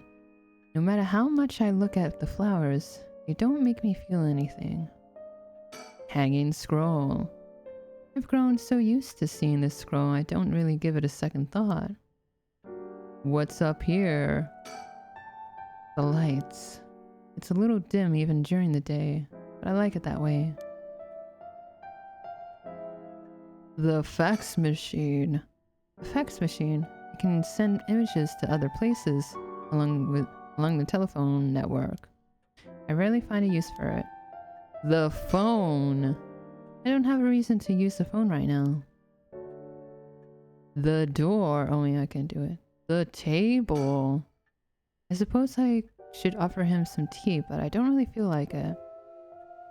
What's behind you? Nah. He's always going at his own pace. He's rather fascinating. About the kidnapping. Judging by the official announcements, it seems what Iwai wrote is likely true. With both the kidnapper and his young accomplice dead, the police should be able to handle the rest. Now that that's over, I can't help but think how pitiful it all is. We never would have known a thing had we not found his journal. Carelessness is what usually leads to crimes, like these being exposed. It was pretty much the same with the Nejima murders. But stumbling across the answers by pure chance really makes you think. It makes my skin crawl to think of how many cases like this are left undiscovered. Me too. It's certainly disturbing. Let's think. Next up, what do we need to do to get our hands on a curse stone filled with soul dregs? The kidnapping. Well, with the kidnapping case all wrapped up, we can focus our efforts on obtaining the right of resurrection, yes? Indeed. I'm counting on you. But the remaining curse bearers. Alright, let's reassess this curse situation. Right. I must admit, I never expected the police to be so on top of things. The Chief Inspector, Tetsuo Tsutsumi, provided us a good wealth of information. I'm surprised he knew so much about the curse bearers. Do you think they noticed I'm one of them? I'm pretty sure Ario didn't. Chief Inspector, on the other hand, we'll have to be careful around him. But if he had suspected anything, I'm sure he would have detained us. We should stay vigilant moving forward. Agreed. But if we steal a curse stone, you may not be able to successfully perform the rite unless you're a curse bearer yourself. Would you be okay with hanging on to the stone from now on? Of course. Just don't use it though, okay? She's totally gonna use it. Yeah. Alright. You lie, lady. No, not that. No, no, no, no, no, no. No, no, no, no, no. If what we've heard is true, there are just 3 curse bearers left to be discovered. There's the Whispering Canal, the Beckoning Light, and the Taiko of Tsugaru left to investigate.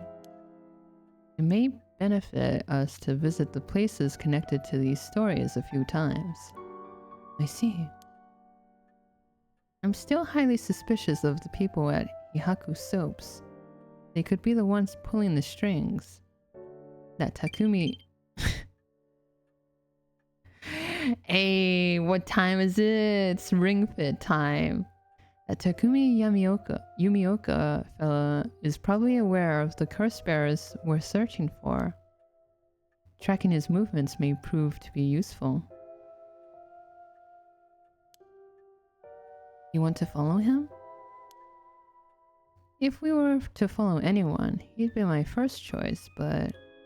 Damn it, times like this really have me wishing I had more personnel. I imagine it's tough working on your own. It's the plight of running a small business. I'm always on the hunt for a skilled assistant.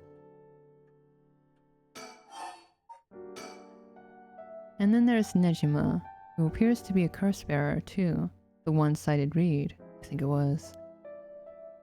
If we want to look for someone that's likely to gather a whole lot of soul dregs, well, look no further. He did say he would unleash his curse on a large number of people at nightfall. Wait. You have to think about it.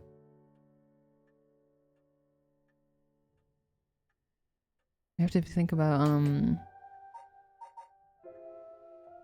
the 3 who died. There's a chance that, oh, there's more on Shuichi. Okay. 3 that died, most likely this guy killed, and this one also killed. And whoever killed Shogo, we still don't know. You know, what happened to Shigema?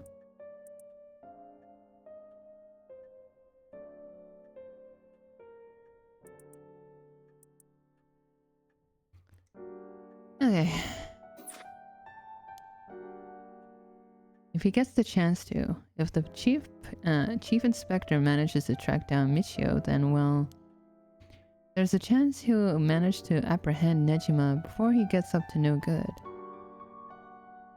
But why did you tell the chief inspector about the safe house if he hadn't had that lead? It was written in EY's memoirs. It was just a matter of time until he find out. Besides, we're talking about a massacre here. I can't just turn a blind eye. Yeah, but you know what? You know who loves massacres right now? this lady right here. How different is it from any other curse bearer collecting soul tracks? Well, if we're talking Nejima, it could be a lot more dangerous. We'll just keep a close eye on Nejima and the cops. Oh, I'm looking at him. I'm not supposed to be looking at him here. I'm talking to him. What about that girl from before, Ayame Tono? Do you think she could be a curse bearer? Well, there's a chance she could have gone and stolen someone else's curse stone by now. That's possible too, but... We haven't been to Midoricho Park yet. The place connected to the Taiko of Tsugaru. Ah, right. That's close to where she lives. What if she was a curse bearer this entire time? She could have lied. It's possible. It would make her a brilliant actress to boot. The idea's got me itching to investigate her again. More. Tell me more. That place is rather suspicious. If only we could run into someone there. Tell me more. About you, Richter Kai. Richter? Yes? Ah, that's right. Would you mind if we make a stop on our way? We can make it quick.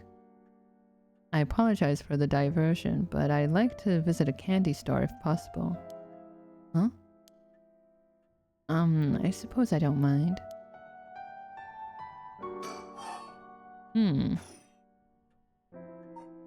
Let's think. Yeah, okay. Then, shall we depart? From this part on, you will be given the option to finish investigation, which will allow you to immediately end this part. From there, you can continue on to the next part. You may also come back and restart this section from the point which you left off. Why are they showing me this? Okay, he wants a pit stop, right? Wait. What's in Kinshibori? What was that, Kinshibori Park? Alright, yeah.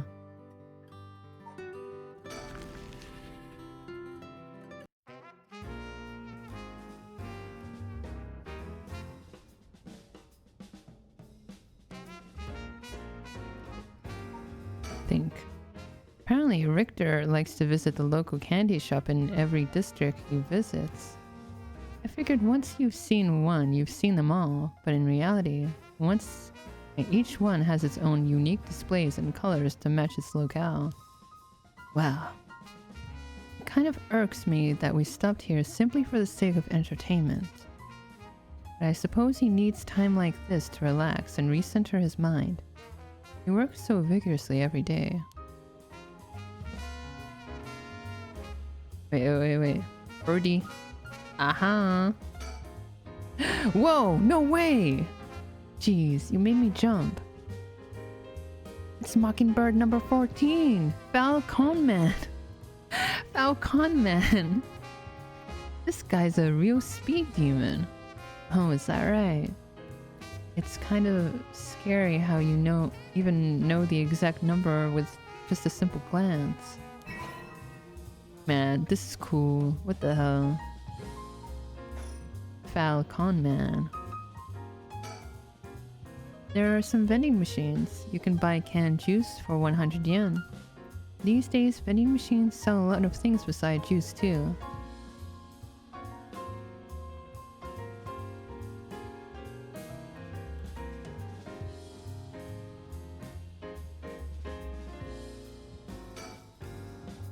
The shop's close to the park, so children have been coming and going without pause. Places like this candy shop have been slowly disappearing from the street view recently.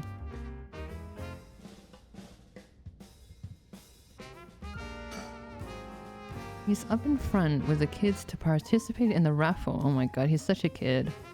It's weird seeing an adult his age enjoying himself so much at a candy store. Oh, it seems he didn't win anything. He's pouting so hard, even the kids are laughing at him. It's so cute. Victor, why are you so cute? Yeah. Sennoya. Wait, Sennoya. Children seem pretty fond of this place. It looks comparatively new. They must have had renovations done not long ago.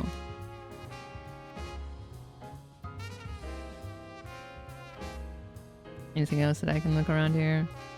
Nah. I look at Richter. He won! Look at his smile. He must have won something. How nice. Hot damn! It's Mockingbird number 10. Cacophony. He's a nihilist, but he gets the job done. Oh, well, you seem pretty happy. Holy shit, that's so cool. Cacophony. Nice. Okay, talk. Oh, right, ma'am. Should we go for monchayaki or something? That's sweet of you, but I'm not hungry right now. That's too bad. I haven't had great luck with this Mockingbird raffle. Would you mind if I try it a few more times? Apparently, most of these are just replicas of the real deal. But even so, they're well worth the price. Some of the kids were saying they managed to snatch some real rare finds in this lottery. Go ahead, don't buy them all now.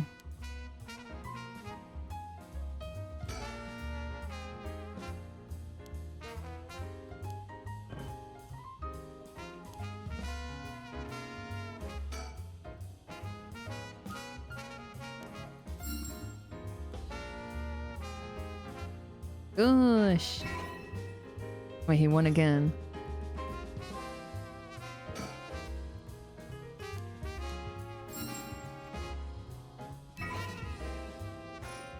Okay.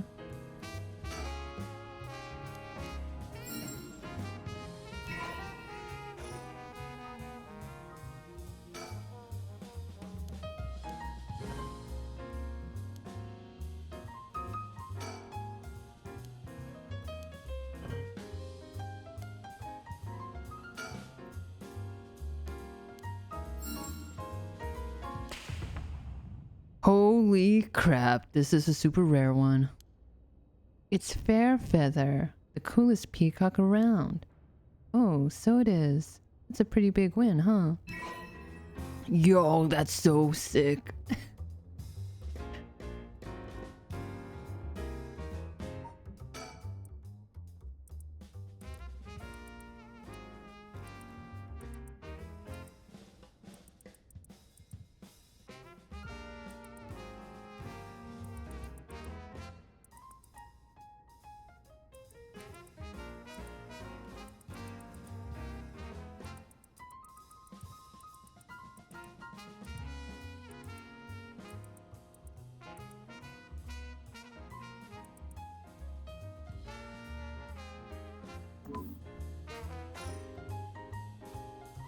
Okay.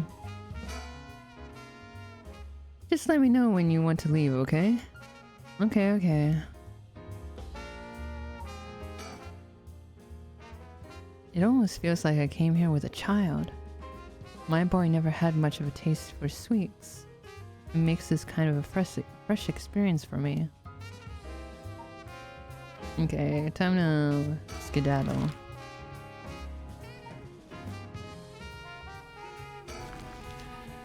Why'd I come here anyway?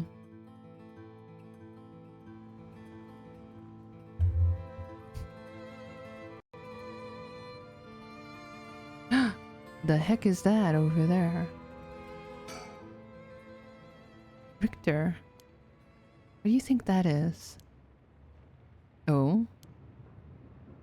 I don't see anything. Really? You don't see that? That thing that looks like a phantom ball of flame floating in the air? Ball of flame?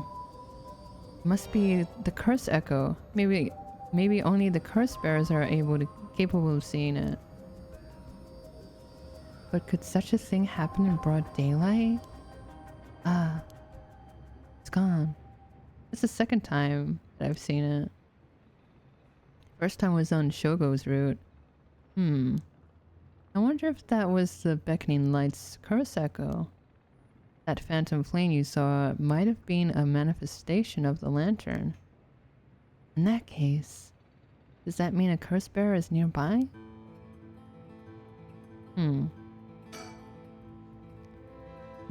It doesn't seem like anyone's been here for some time. I wonder if it's one of the factories that got shut down when they tightened up regulations. Did something draw your interest? Nope. No worries here. I made sure to take a quick shower this morning. Okay, I appreciate that.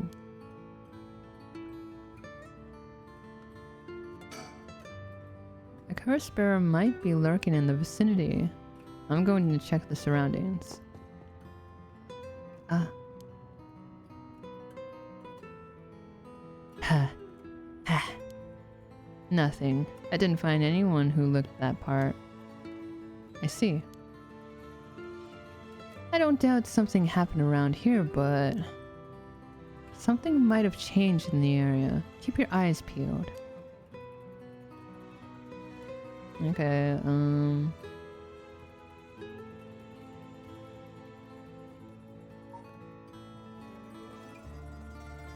factory. Doesn't seem like anyone's been here for some time. I wonder if it's one of the factories that... Okay.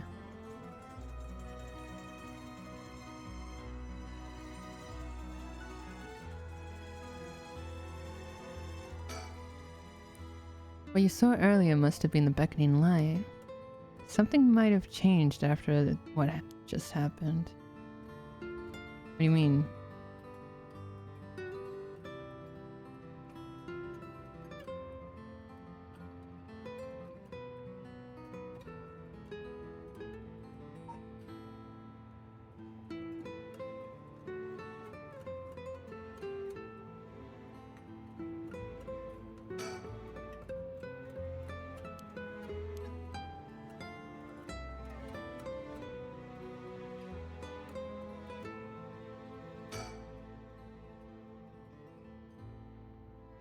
And if what I saw was the curse echo of the beckoning light, wouldn't that mean the curse bearer is nearby? I'm not feeling any strange presence, but that could be because it's midday.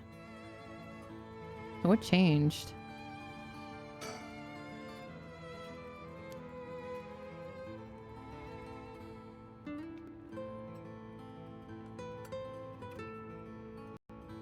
I don't get it.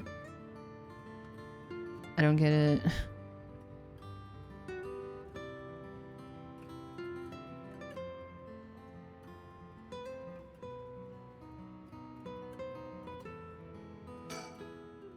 Well, you saw it, yeah. Something might have changed after what just happened. Whatever, I'm gonna move. I'm getting out of here.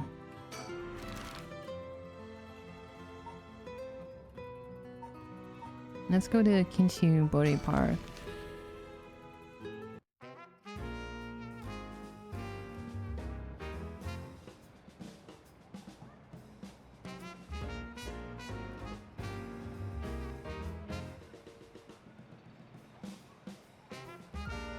Whoa! Freaked me out, sir.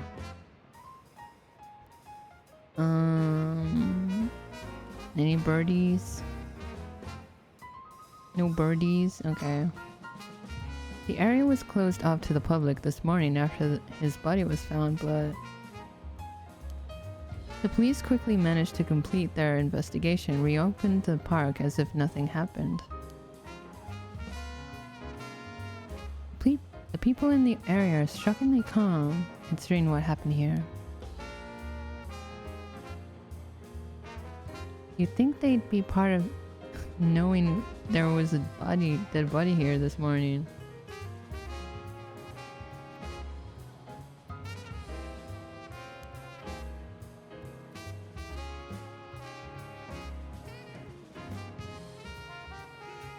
From what I heard, it happened right about where you were standing right now. Eek!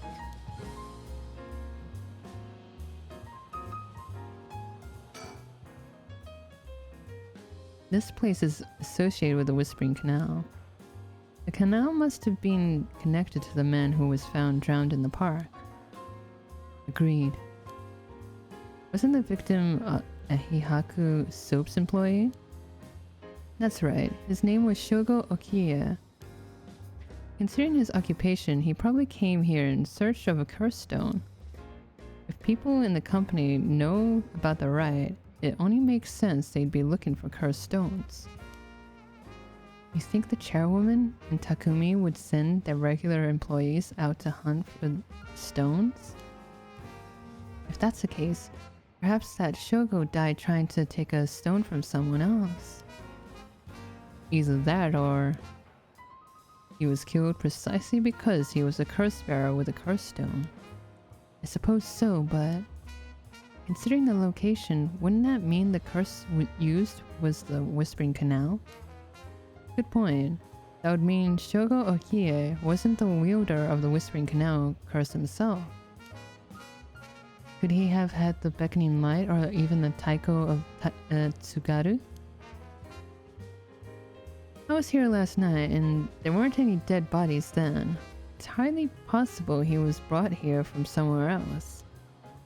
If that's the case, the wielder of the Whispering Canal has already collected his stone. Oh, man. Excuse me, but there's one more thing I'd like to try. Oh, be my guest. Shogo Okie is the name of the person who died here. It's hard to believe he was here by chance, only to end up murdered by a curse. Given his ties to Hihaku, we can assume he was aware of the situation and somehow involved with these curses. Okay. You wanna play on the playground, dude? Gee, look at that. That's a pretty unique playground. Did it catch your eye? Perhaps. Now's not the time though. But it did get you interested.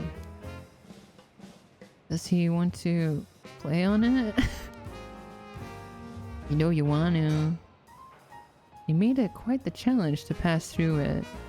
You'd have to go underneath there. He definitely wants to play on it. You can go take a look if you're interested. He's like a puppy. Alright. I'll go check it out just to make sure. Wee! You didn't have to think long about that. What's that? Did he find something?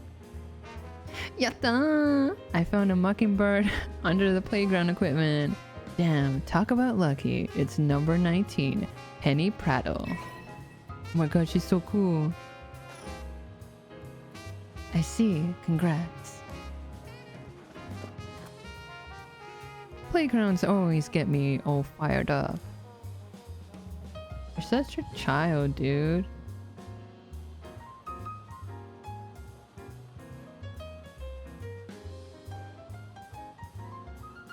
Telephone booth.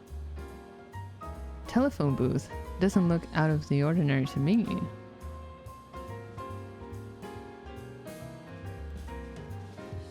I think we're done here, are we? Aren't we? Probably are. Probably done here.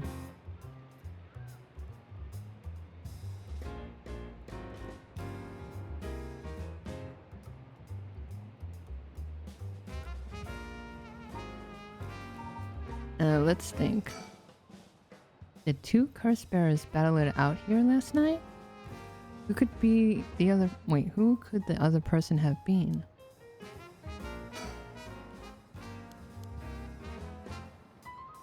Okay, let's get a move on.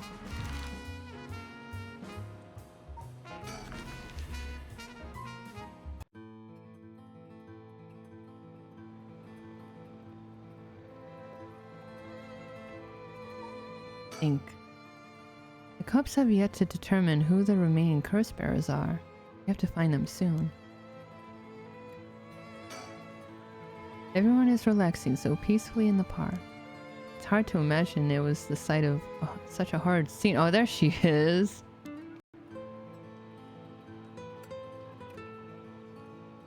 Hello, lady. Anything else? Richter seemed to be a little nervous when Ayame Tono was mentioned. Or was I just imagining that? We've reason to believe the curse bearer of the Taiko Tsugaru was here last night. It's possible they're already dead, but we haven't found any definitive leads. We've reason to... Oh, okay, you already said it. A lady. Hey, that lady over there. That's Ayame Tono. She seems to be trying to hide. Watch in silence. We don't want to startle her and have her run off on us. Let's sit and watch her for now. Okay. Anything? No birdies? Nah, fine. It doesn't look like she's planning to move anytime soon. Ah, fine, I'll call out. Alright, I'll be back. I'll be right back. Ah, he's gone. I suppose he really wanted to talk with her. What the? Oh, there he is. Why is he being a creep? Does he mean to jump out and surprise her from behind? Oh my god, why are you such a kid? Huh? Does he mean to intimidate her? She noticed. I guess his purpose was to talk with her after all.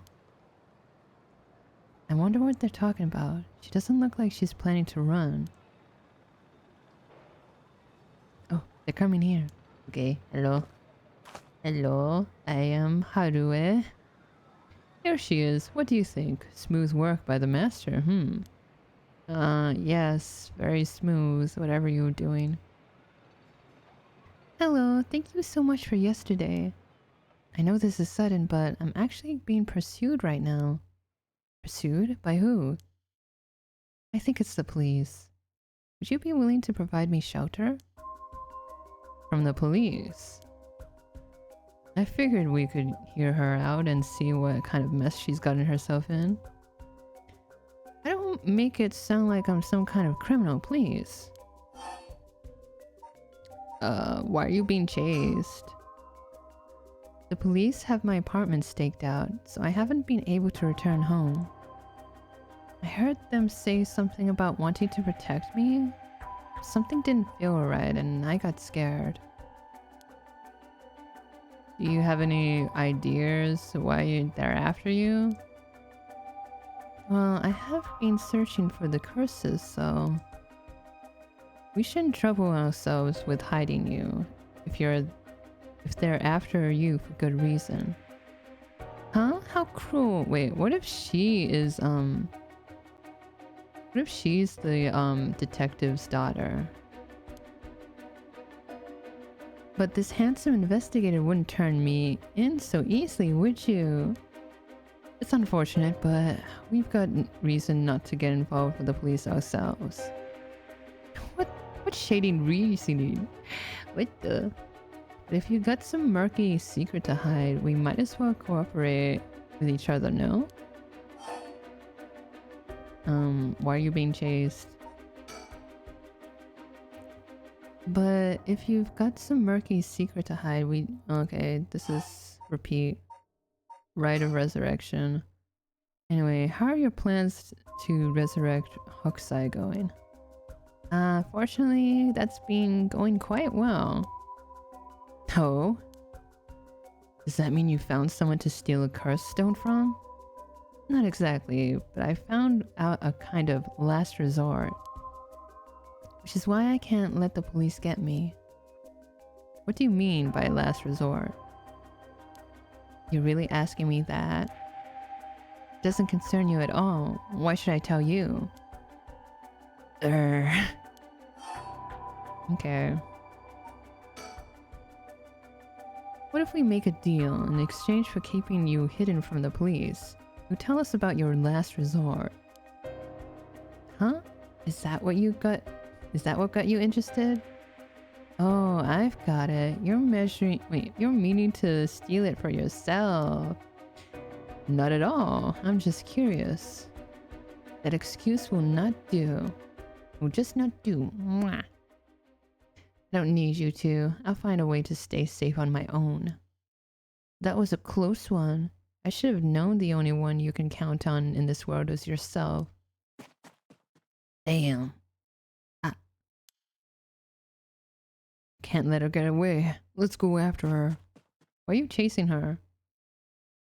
Stop it. Get any closer and I'll scream. Please wait. We'll help you out with no conditions. Well, you changed your mind quickly. Whatever. Quick. That just makes you all the more suspicious. I tried my best, but I couldn't convince her to stay. Could it be you don't know how to handle a girl like that? Since she's looking for a safe haven, would you mind me sharing your address with her, just in case? Well, that could be dangerous. Doesn't really bother me, but you do recognize there are police officers in my close family. At least it'll allow us a way to keep in contact, no matter how small. Okay.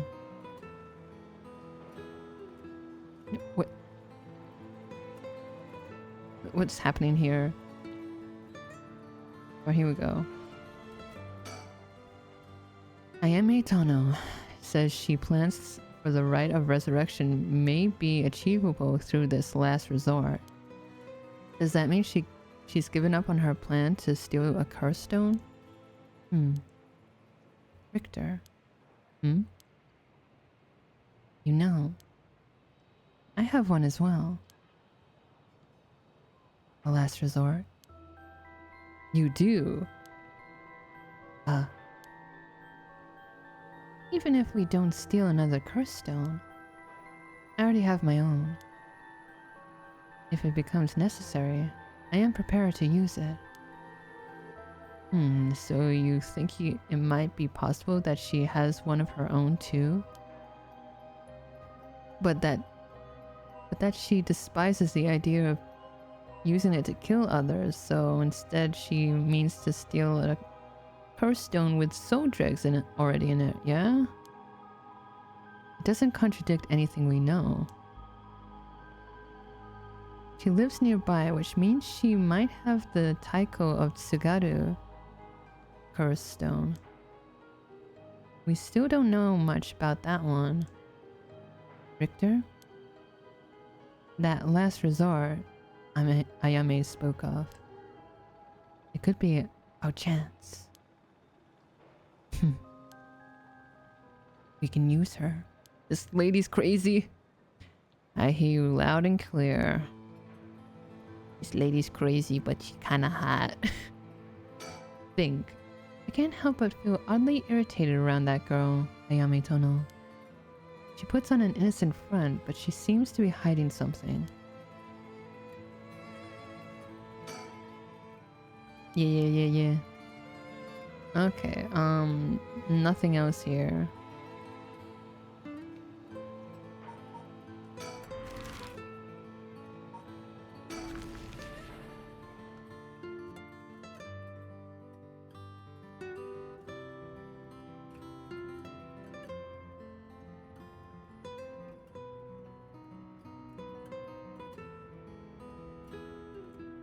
Okay, what could be changed around here?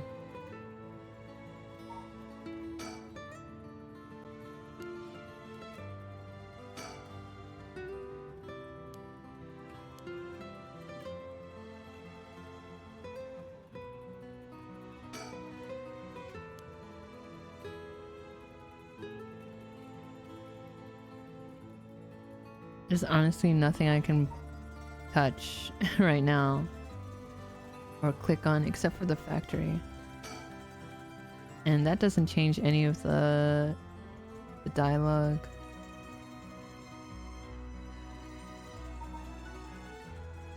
Whatever, let's move. No, no, no, no, no, no, no, no, no.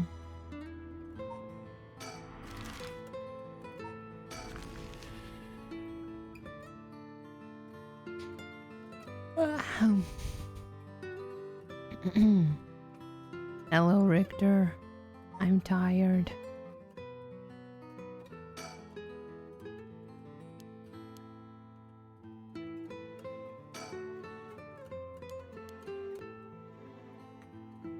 Okay, finish investigation.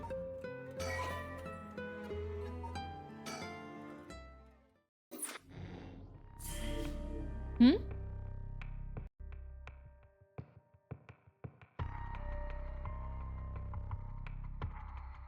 We're gonna have to leave that for next time. Who is this? That's one mystery we're gonna leave for next time because I am going to end stream right now. I think next time it's gonna be the final one, maybe.